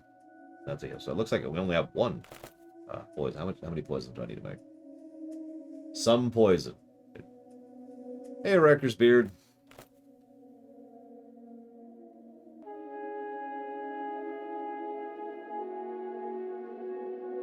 Sure, let's just make that.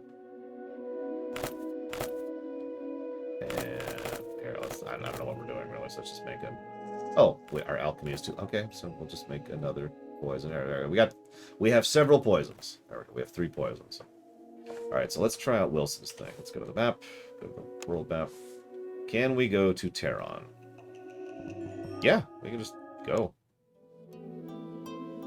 And there's that. And okay, so Lord Galius apparently had a plot event happen. I guess we shift chapters if we do that? Question mark? Not much has changed in your absence. The horde of beggars and their derelict houses are gone, replaced by an ever-expanding circle of campfires and tents. At first, the mercenaries made their camps outside the crumbling walls, uncertain how far the welcome extended, but new companies arrived and the old pushed in, realizing that to stay would be to relinquish their claim of the best territory. The Commercium's trading plaza and the wow, yeah, so, okay, that's a thing that happened.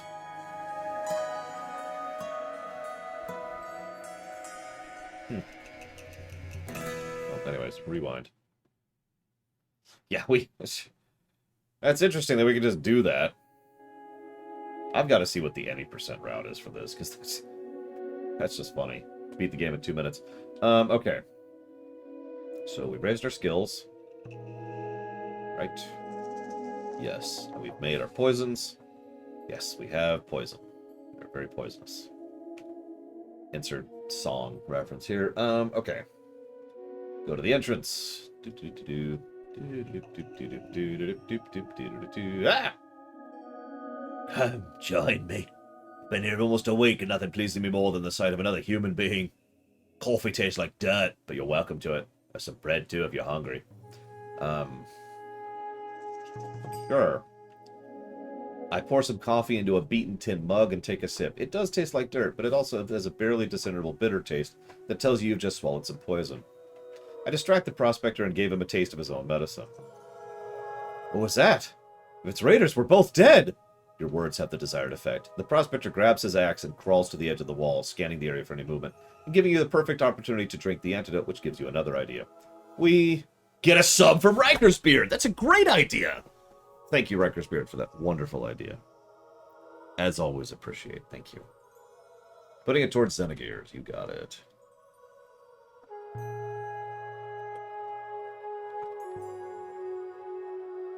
Okay, so we poison the prospector's coffee. You find the right vial, quickly empty it into this cup just in time. He turns around, looking at you suspiciously, and says, "There's nobody out there. You must be seeing things." Then he takes a drink of his coffee, winces, and puts his cup down. We have gained a civil point. So, you were saying? Yeah, I was just about to say, Wilson, if we were playing the Lore Master and got here, we'd just be dead. We'd just be dead. We wouldn't even be able to detect the poison. God, this game. You remember the old Sierra adventure games? Because that's what this really reminds. I know this is supposed to be like a Fallout game. No. This is a Sierra game. Alright, there's a path in front of you. What do? I walk down the path. A giant runs out and eats you. You're dead. Okay. Well, I go around the path. Okay. You get dragged to the depths by the vines and are dead. Okay. I leap over the path. A bird swoops down, thinking you're food, and carries you off to be dismembered by its prey. You're dead. Okay. Right? You remember those games? Okay. So, you were saying? Must have been a grand place back in the day. They say anyone could come here and save his story, have his story recorded by the scribes. Can you imagine such a thing? Hard to believe nothing survived. Like, nothing at all? Well, there are stories of secret chambers and such. In fact, we're sitting on top of one such chamber right now. He says in an unusually open manner. Nothing but shelves and old scrolls, what's left of them. Oh, and rat droppings. Doors are a marvel, though, made entirely of metal. Can you believe that? Of course, it's just rust and damage, but they're bound to fetch a good price if I figure out how to get them out. What else does the story say? Oh, all kinds of things. Chests and gems and gold, watched over by ancient guardians waiting for the true heir to the Empire. They don't call them stories for nothing, huh? But you know what my favorite story is? It says a mysterious caravan have arrived one night under the cover of darkness, so to speak, and brought 11 crates. The crates were so big and heavy it took a dozen slaves to carry each crate into this very building. The contents of the crates were never displayed or given to scribes for copying. Just disappeared. Oh, the slaves were never heard of again either. What do you make of this story? Double checking. Yep, okay. If the story is true, there's another secret chamber. A chamber that was hidden even from the scribes who knew this building quite well. Exactly, another chamber. Here, a striped one. Suddenly he retches and turns pale. He cusses and then dies. Our body count is just keeps going up. Yeah, it literally, our body count just increased. We're up to 4 now on that. Well, is there anything to loot? Do we need to loot him? We do. What are we looting? It doesn't say what. Take all. Boop. We have looted his stuff. Delicious. Thanks for the coffee. All right. All right. We need to go in. And downstairs? How do we go there? Is this stairs? Yep, there we go. Downstairs. And we've only killed 4 people in this playthrough, SD, so I think we're doing pretty well. Oh, it's dark. Okay, so we need to...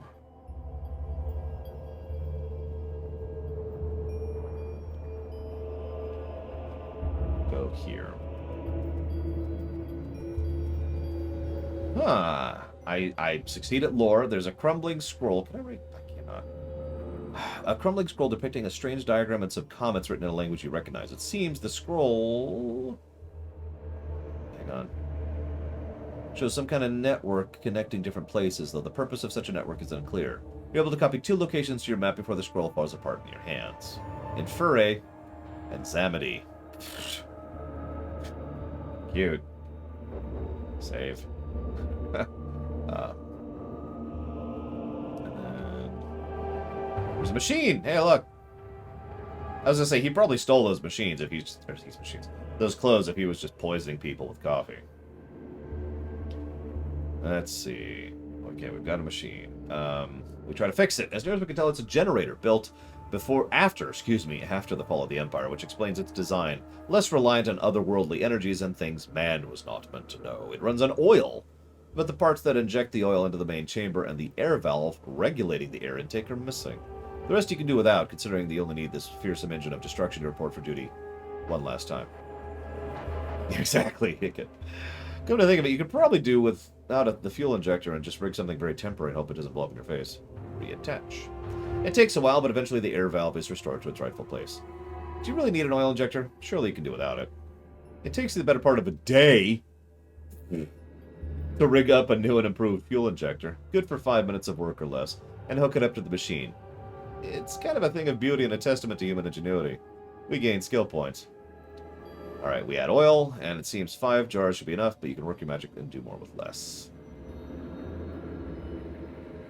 You pray to anyone who might be listening, fill up the lubrication and cooling pipes, and light the ignition torch. The machine responds by emitting a terrible noise and leaking oil and black smoke. It backfires a few times, comes to its senses, and switches to a low humming sound. A few moments later, the lights come to life. We gain even more skill points. Lights are on, for a few minutes at least. Save.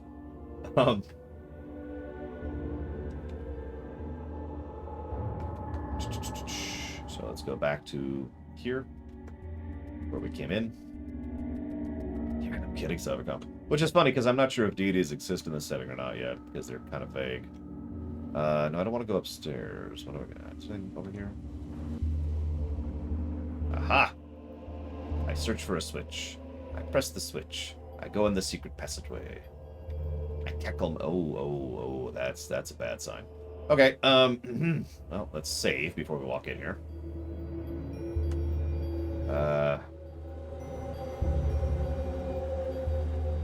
You're standing in a small chamber, illuminated by glowing stone tablets floating in the air with no visible support. We run. Each tablet is carved with rows upon rows of tiny, precise symbols. We gain experience. We take a few steps forward and touch the closest tablet. They are not made of stone, but much lighter metal, and the letters seem to have been burned into the surface rather than inscribed. The tablets are written in cuneiform, a writing system so old its origins are lost in the mist of time. They say the Magi had gained much insight deciphering tablets that were old when the Empire was barely a kingdom, and eventually adopted the script as their own. You barely understand it, but you're pretty sure it's some kind of warning. The tablets talk about the importance of the warning and the unknown precautions that were taken for the message to survive. They explain that what was done, you don't know what the words, was done to protect, but warn it can be easily undone. And then they warn against following in the footsteps of those who had written the message and provide instructions we don't understand. Well, that was helpful. Hang on. We've got a decent perception score. We roll perception. We find nothing of interest except a hole in one of the tablets. Holes in stone tablets are hardly unusual, but the tablets are too flawless, and the hole is perfectly round. Interesting. Okay. Save. We leave. We leave the planet. We're out. We pass by the prospector, spit on his corpse as we go. Patui? Wait, hang on. Let's go up to here. There he is. Patui. Alright, we're good. We leave. You know what I find funniest? We have done no combat in this playthrough. You notice that? We've killed several people, but we have done all of it out of combat.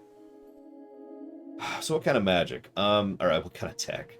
I'm not sure I have a good finger on that yet, Harant, because we've definitely had some steampunky kind of stuff, but there's also been magic, and there's been hints of magitech too, like the thing we just saw, so where we're going to? We're going to Infernae. That sounds like a great idea. Which one of these is Infernae? I'm guessing it's this one. No. Oh, hang on. What's this? There, that's Ganazar. There's Infernae. Oh, that looks like a fun place to go. This is fun. All right, so hang on. Scroll down a little bit. I'm probably pronouncing all this stuff wrong, but you know Latin words. Inferiae? I don't know. As you get close to Inferiae, you see more and more villagers going about their business. As they notice you, they drop what they're doing and follow you back to the village. By the time you... That's terrifying. By the time you reach it, there's a large crowd trailing you. At the moment, they don't seem to pose any danger to you. Rather than a proper village or a settlement, Inferiae turns out to be a small group of makeshift dwellings sitting on a hill overlooking the desert. When you get closer, you see the dwellings circle a large area at the crest of the hill, decorated with stones. The stones appear to form a giant eye, with a gaping hole in the middle where the iris should be. This is terrifying. Yeah, I don't want to be here. I would like to leave, please.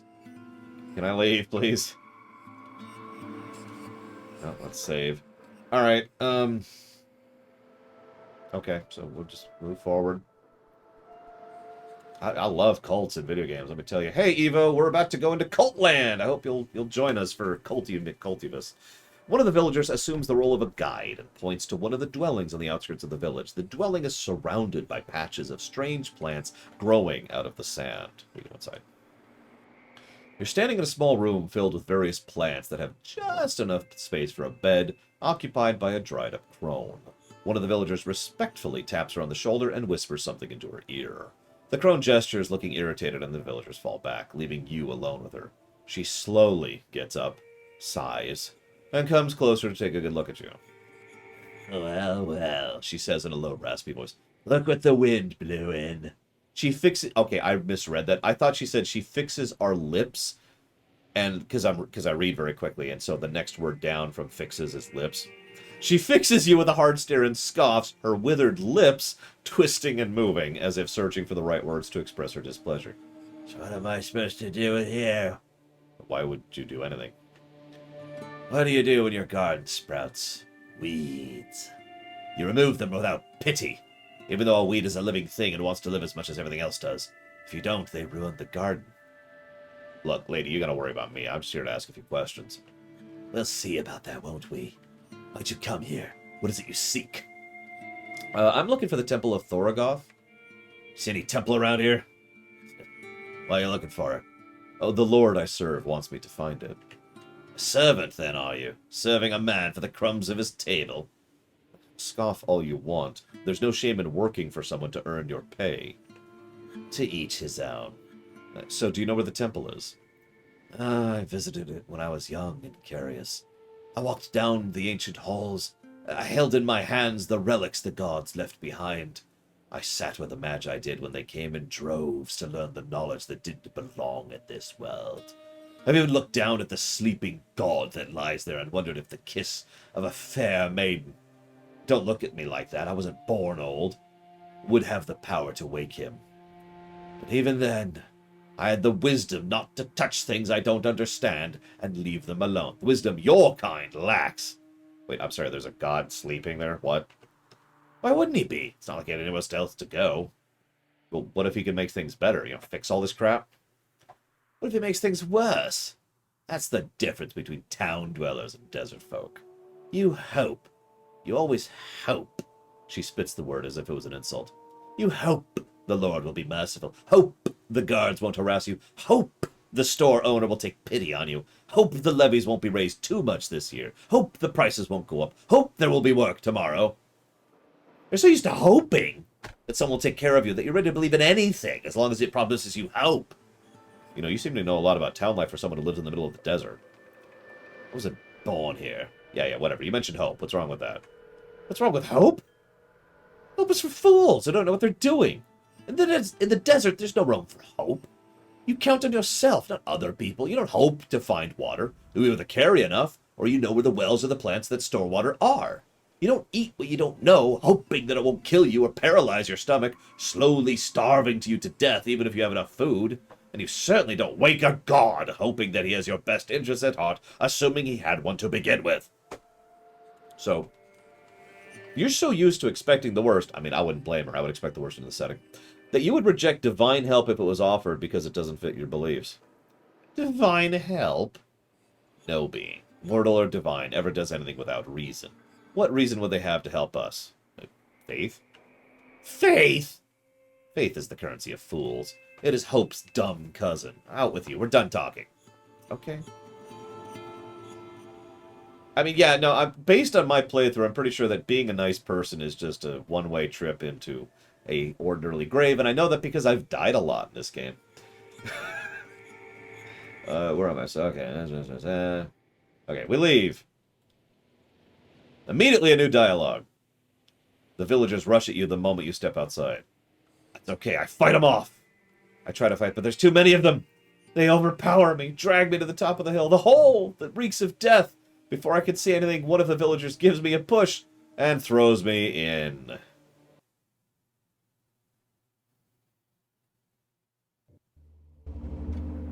What? You land on a pile of rotten corpses. The smell makes you gag.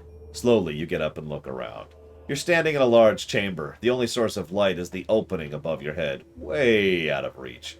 2 honor guards are posted there to discourage you from trying to escape. They look down with interest, exchanging comments.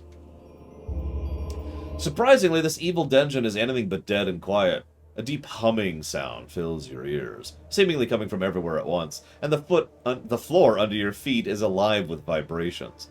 The air is thick and acrid, smelling of sulfur, rock oil, and other unidentifiable things. You see what looks like a stone demon patrolling the hallway. It's damaged, the stone surface is broken, and it looks like the head has suffered the most damage. Suddenly, as if it can smell your fear, it stops and turns towards you. Where are your manners? Go and introduce yourself to your host. Intruder? The demon asks with uncertainty. Standing close, you can see the chunk of its head has been sliced off cleanly, which must have affected its mental capacity. Yeah, I come in peace. Intruder. They always come. I kill them. More comes. Always come. Always kill. I'm sorry, why do you kill the intruders? Master's orders. What did the master say exactly? Defend the tower at all costs. Kill anyone who manages to come inside. You managed to come inside, so I must kill you. What if your master comes back? Would you kill him? I can't kill the master, yet your instructions say anyone. The master isn't anyone. So hang on, you decide who anyone is and isn't? I don't think your master would be pleased you took the liberty to interpret his orders as you see fit. To be honest, I killed my own servants for less. And then we fight. I think I screwed up.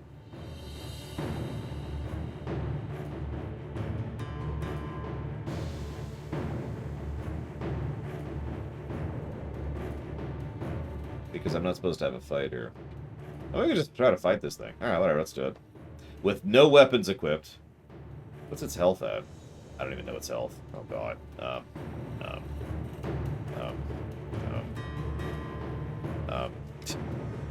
Hang on.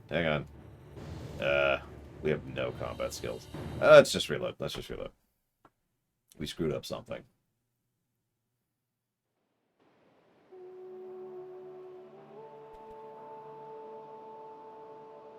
Bob and Bobby. It works, doesn't it, Evo? It works. Okay, so hang on. So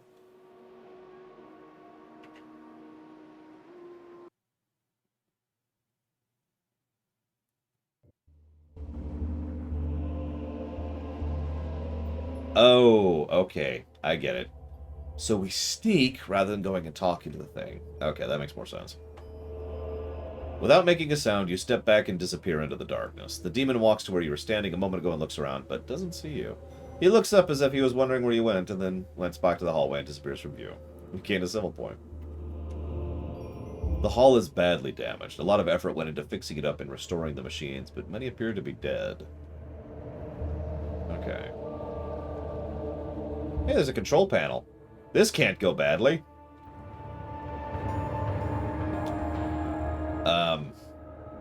Give it a whirl. You've seen a crude drawing of a similar chamber before. It was copied from older documents, and it was hard to say how many inaccuracies it contained. But in the drawing, a bearded magus was kneeling before a blazing sun floating above a pentagram.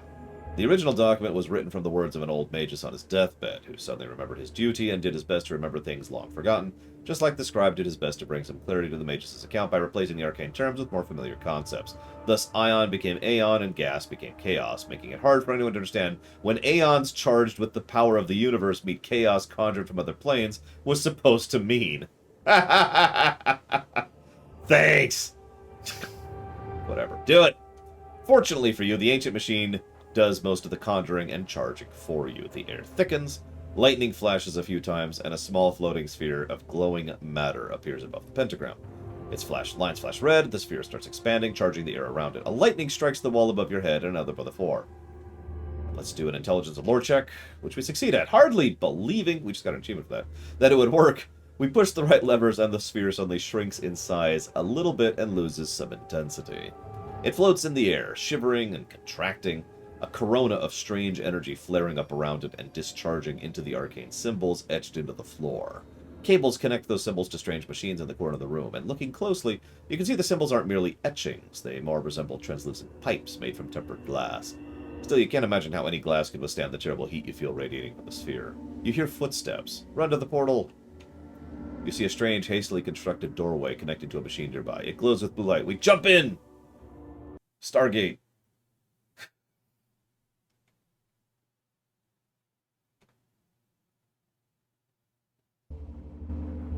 You step into the glow.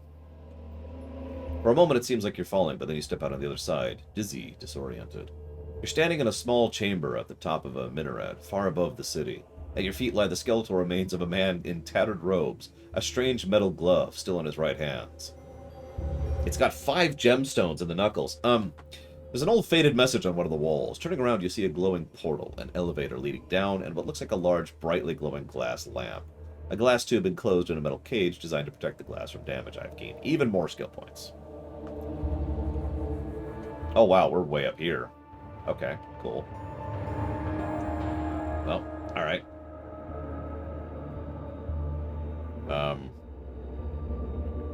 We're not supposed to pick up the glove? Okay, okay. I was gonna... What do you want to bet that's a kill you thing? Yeah, let's save. Let's see what happens when we pick up the glove, because we're not supposed to. Where's our glove? A strange metal glove of unknown purpose. It takes 3 tubes to power up, so whatever glove does requires a lot of magical energy. Okay, whatever. Time to be inevitable. Hey, only 8.7% of players have fixed the machines in the buried towers. Alright, where's the lamp? Lamp! You remove the protective cover and discover a large, softly glowing tube. It looks similar to power tubes, but is much bigger. We grab it, and then we place it, then we grab it, we place it, and we grab it. Okay, we'll take the glove. Take the glove. Yeah, one of the two, alright. Elevator.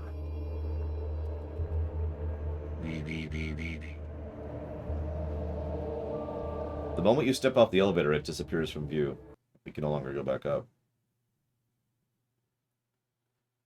This is interesting.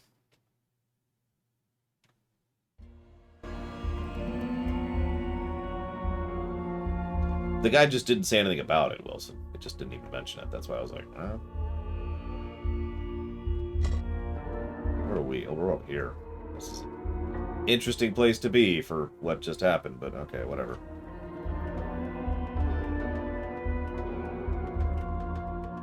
Hello? There we are. Save. To the slums. That's where I want to go after having a magic thing. Go south. Talk to dirty person. Are you a dirty person? Hello? I'm looking for a dirty person. Are you a dirty person? Hello? Hello? Are there any dirty people here? Unless that was the dirty looking person. I feel like there's no dirt. Hello? Ah, there you are. A dirty looking local. Okay. The man's eyes light up with hope. Want to make some easy money? I found something nobody else did, but I can't do it alone. It's a real deal, I swear. Easy money is my specialty, friend. Hello. Down there. It's deep, deeper than you can think. Dive deep enough, you'll find a passage. It's not long, about 50 yards. If you can hold your breath long enough, you'll reach a chamber filled with treasure. 50-50, what do you say? I'm in. Wait, I would accept I'm not in, apparently. How can you be sure of that? We saw a Bassar knifing someone the other night. Man fell right in, so we figured maybe, he had valuable. So some men dove right in, but we didn't find the body. Instead, we found the passage. He didn't make it back. He took the bag to haul all the loot, dove again, and that was the last time I saw him. Lucky you, huh? Believe it or not, I don't have anything better to do at the moment. Okay, to the well. The well greets you with green-tinted, stagnant water.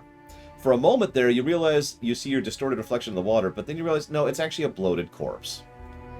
Cute. Yes, Evo. You undress and lower... What? We're taking our clothes off. Lower yourself into the murky, foul-smelling water and let go of the well's edge. You can't see anything and aren't sure you want to go, since the locals have a habit of dumping bodies here, but you keep probing, finding nothing. We continue sinking into the depths, while exploring the walls looking for any signs of the supposed entrance. You're ready to give up when the wall to your right ends abruptly, inviting you in.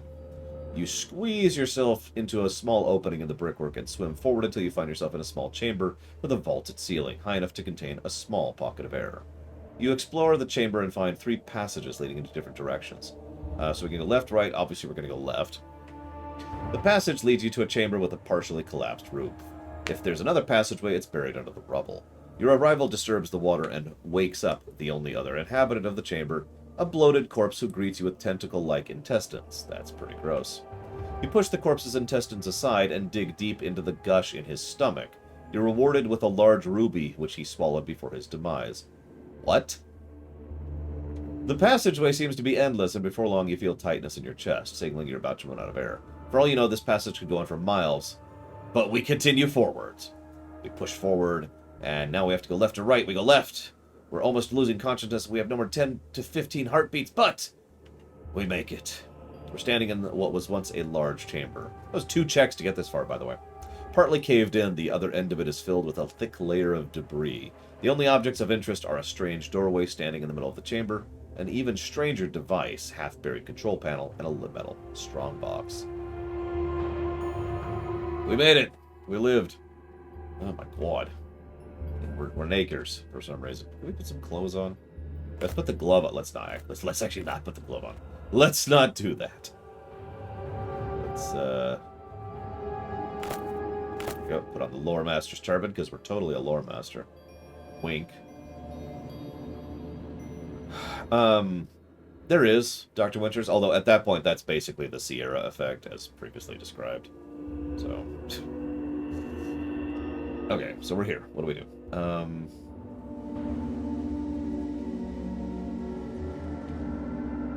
Oh, it's a portal. I've seen these before, so we placed the tube in it and we got the portal up. Hey, sweet. Okay, so we've got the portal up. Boop. I don't know what it's going to lead, but it's like the one that was in the tower. Beyond the portal lies a dim chamber, crowded with long-dead devices. The centerpiece of the dusty apparatuses is a humongous glass tank, like a giant spider in a web of cables linking it to other machines. An enormous door with a big enough for a charioteer and a team of 2 gives access to the tank. So we found the portal hub, it looks like. Interesting. Well, we're out.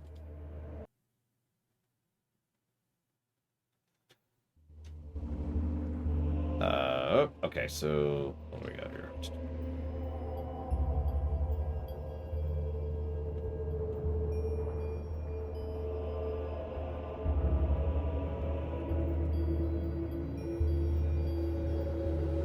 Okay, we lockpick, which we success. We get a respirator. Ah! That would have been useful a minute ago.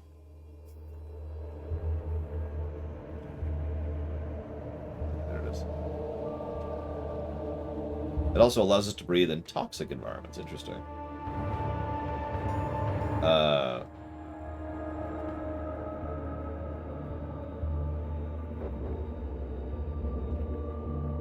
Okay, so we go back through the sewers, I guess?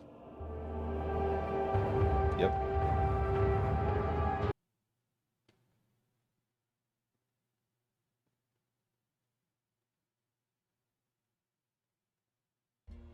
I think it's more of a hatred thing, alright. Although the text is pretty aggressively. Do you have it? Where's my cut? Here you go. Here's your Imperials. Don't flash the gold. Okay. Goodbye. Anyways, where am I going? Okay, so I think that's north. So I want to go this way. Looks like. I think. Yeah, here we go. We're gonna get mugged. I see a large group of alarmed men ahead. Their attention's focused on the roasting meat, but their demeanor suggests they are more than culinary enthusiasts. As you come closer, a man steps out to greet you. Welcome to my humble abode. I'm Merab, the Blade Master. These fierce warriors are Merab's blades. You want to see the Abyss, yes? It's a place of wonder and beauty. You'll love it. Pay the fee, and you'll be on your way. How much? A man of business who knows that everything has a value, huh? I like that. I'll give you a special price just for you. 200 Imperials to see the wonder of the wonders. Considering what you're getting, it's practically free. And you know why? Because Merab is not a greedy man. Live and let live, I say. Yeah, I don't have that kind of money. Come back when you do. The Abyss will still be here, I promise. What? Wait, where am I? Okay.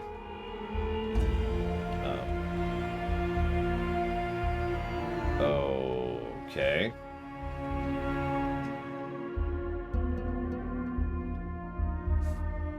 So, hang on. I'm gonna laugh if this is doing what I think it's doing. I think we're just gonna despawn him.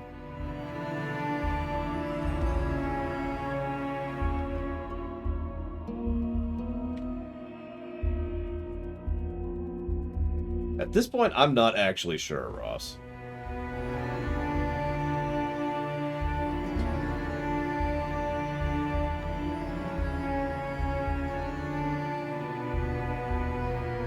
Oh, I wasn't supposed to give that guy the 100 Imperials. Hang on. What's our last save?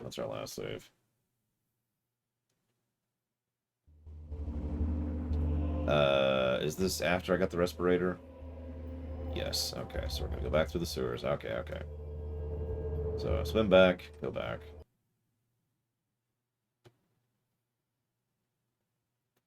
Yeah, but I don't want to get blood all over my hands. I've already killed like 5 people. Well, so far we haven't actually had combat evo, so that's probably answers you. So we keep the cut. Word of honor decreased. What's our word of honor down to? -2. Okay, so now we go over here.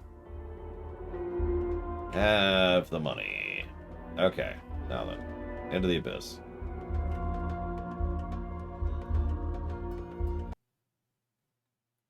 Yeah, apparently I could.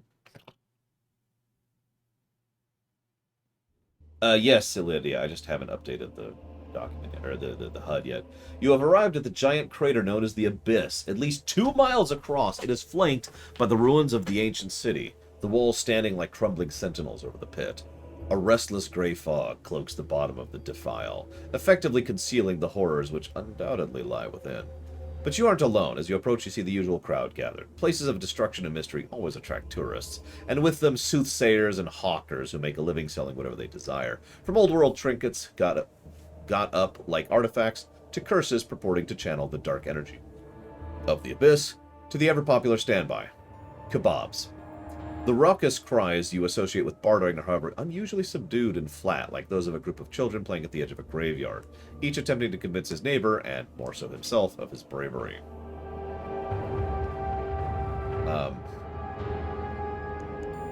That's interesting looking.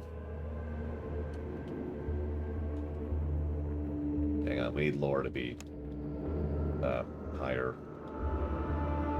can't get more hard. Okay. Well, we kind of casual. Okay.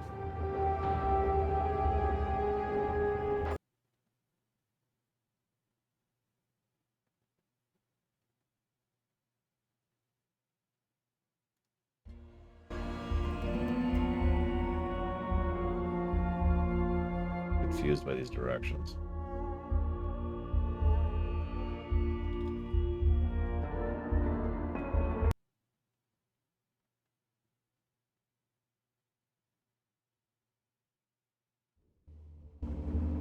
Okay, here we go.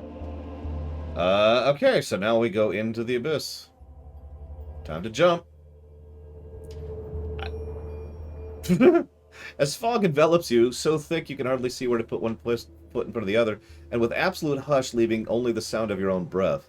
After a couple of steps, you begin to wonder how anyone can find the way at all, and as if responding to your thoughts, the fog begins to recede, allowing you to see some of your surroundings. The ground is as clean swept as a moneylender's sidewalk. Nothing here, not so much as a pebble, has been left unclaimed by fortune hunters.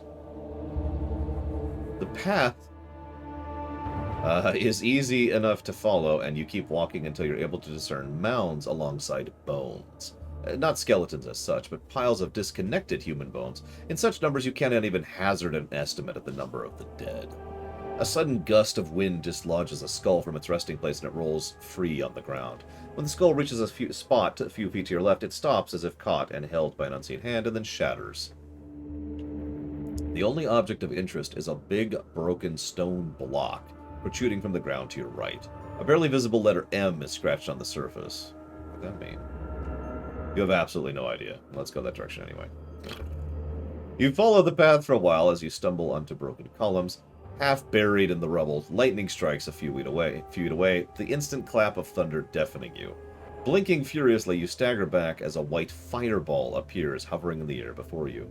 For a moment, the entire area is flooded with eerie life, and then it explodes. Deafened, blinded, and burned, you manage to get up. After a careful search, you're convinced the only object of interest is the half-buried column. No, that sounds about right, Dr. Winter. You continue to pick your way through the rubble until your ears prick up at the unpleasant groaning sound up ahead. You come upon an erect cross of heavy timber. A man is hanging from the structure on 4 great black nails. Kill me. Looking down at the sudden weight pulling your hand, you realize you're holding a sword.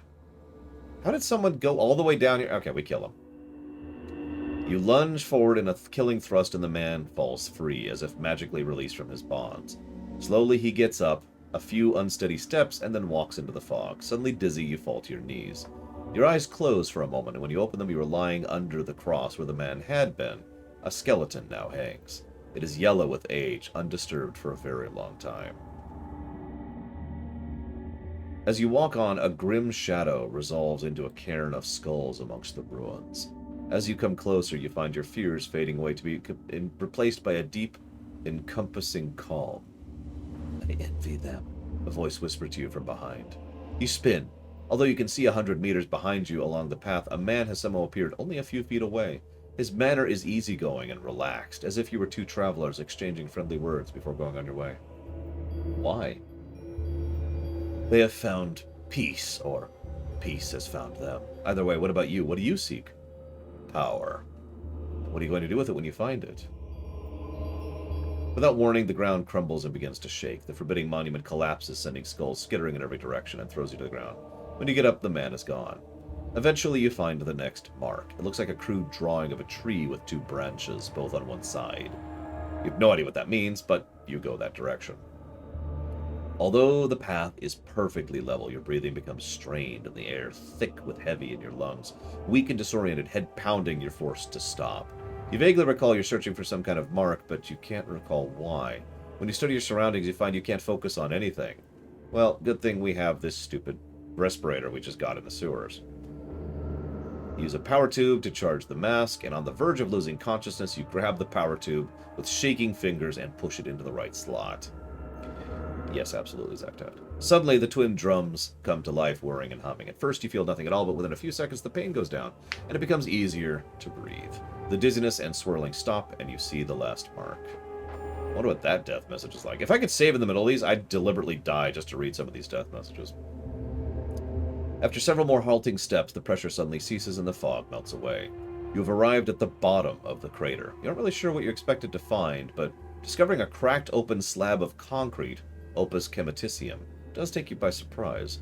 From the juncture where the concrete disappears into the wall of the crater, you can see it was part of a much larger structure. A structure that was hidden deep beneath the city, and must have been the target of the attack. The crack is large enough for you to squeeze through. The dialogue there was, "A dark hole at the bottom of a giant crater? Sign me up!" You find yourself in a dark and cramped chamber, a reinforced sub-basement of the building destroyed during the attack. The walls were blackened in the disaster, and the floor is half buried in sand and rubble. In the middle of the room stands a massive dented metal cylinder made of an unfamiliar alloy. When your eyes get used to the darkness, you notice cables snaking out from the tank to 4 machines, sitting in the 4 corners of the chamber. 3 are silent. 1 is still working. Although heavily damaged, the tank is still sealed. There's a console on your side and a small glass apparatus on the top. Cleaning away as much as you can of the grime, you take a look inside. There is a body within, submerged in murky liquid. Only the face is plainly visible, and it is not human. The cranium is bulging, distorted, too low of a nasal bridge, deep, elongated eye sockets, a lipless mouth, and a dark, leathery skin. You can't be certain, but there may be gills behind the rudimentary ears. The eyes are black, opaque, and thankfully empty. If the creature is alive, it doesn't seem to be aware of your presence. Who are you? The eyes remain vacant, the body as perfectly still as a tomb. The sudden sound of footsteps make you spin around, and you flinch away from a suddenly painful light. With an effort, you maintain your balance and open your eyes to find yourself standing in the middle of a desert, the sole feature of note being the tall man standing behind you. He is dressed in rich robes, has a black beard, and dark, intelligent eyes that study you intently. Are you ready? Ready for what? Excellent. The path you'll have to walk won't be easy, but I know you will do well and endure the trials. We wouldn't have chosen you otherwise. Your chest swells with pride you didn't feel a moment ago, and your body moves on its own accord, and you salute. Who are you? Soon, smiles the man. Like a marionette, you feel your strings being pulled by some other entity, making you follow a script you do not understand. Your body, as strong as it is, will need to be made even stronger to be able to hold the gift. The wards will have to be tattooed deep into your skin. I know that soldiers aren't strangers to tattoos, but this one will be different. It'll be painful. More pain than you can comprehend. But you are a soldier, Galeth. You know better than anyone there is no pain without gain, and you will gain a lot. I'm sorry, Galeth? In the next instant, you find yourself returned to the grim darkness of the cellar. The creature in the tank shows no more sign of life than before. Why did you show it to me? The light winks out, and for a moment you are left in complete darkness. And when it returns, you are walking down a hall towards a much larger chamber, the largest you've ever seen. The murmur of conversation stills at your approach, and when you enter, a great crowd awaits you, standing in perfect, quiet ranks. Behind them are walls covered in pipes and gauges and dials, an unfathomable abyss labyrinth of copper and glass. The device, whatever it is, makes the only sound, a deep and menacing throb you can feel in the soles of your feet. You are overcome with a childlike awe that is somehow not your own. Again, without your will, you walk towards the room's centerpiece, 7 sarcophagi arranged in a circle, each standing at an angle about 40 degrees. Without turning, you know that 6 people walk behind you, 6 others chosen to receive the gift.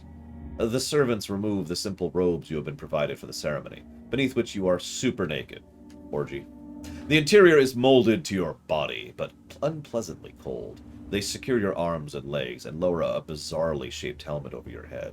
The lid descends smoothly to enclose you, and your mind races in preparation for what is to come. Once again, you find yourself returned to the grim dark of the cellar. What are you? Your body floats in an endless void, absolute, a darkness beyond light or hope. Your mind dreams.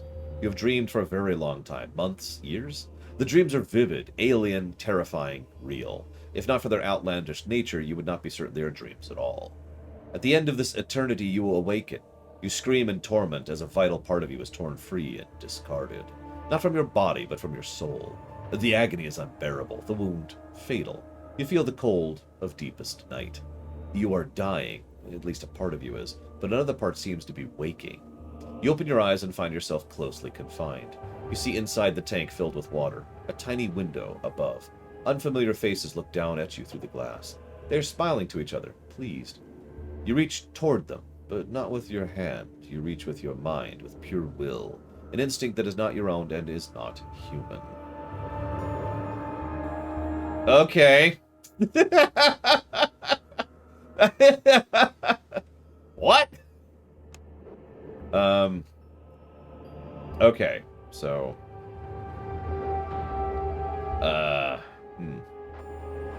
So we have a problem. We're supposed to be able to raise our lore to 8. We can't. We're 9 points short. I'm not sure where I screwed up. Let's say really quick here. Yeah, okay. Okay. And then we lose the game because we don't have a lore of 8. What am I missing? I mean, I'm missing 9 skill points, but what did I not do to get 9 skill points?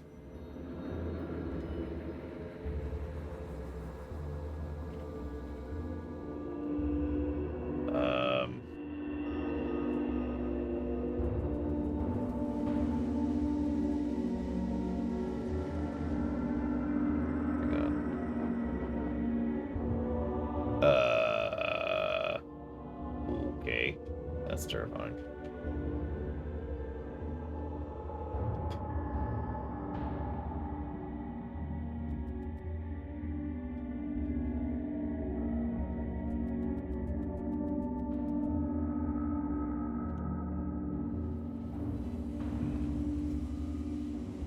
I know. We're probably going to have... I was kind of hoping not to cheat. I always hope not to cheat. It's me. Instead, we're going to die. Destroy the machine! Cast it into the fire! Okay, we apparently can't destroy it. Well, anyways, it's like 15 minutes after I normally cut off for the night. So, I'm going to cut off for the night. Tomorrow, we'll figure out how the hell we're going to fix this. And hopefully continue with the Age of Decadence. Oh, but before I go, I do want to update things.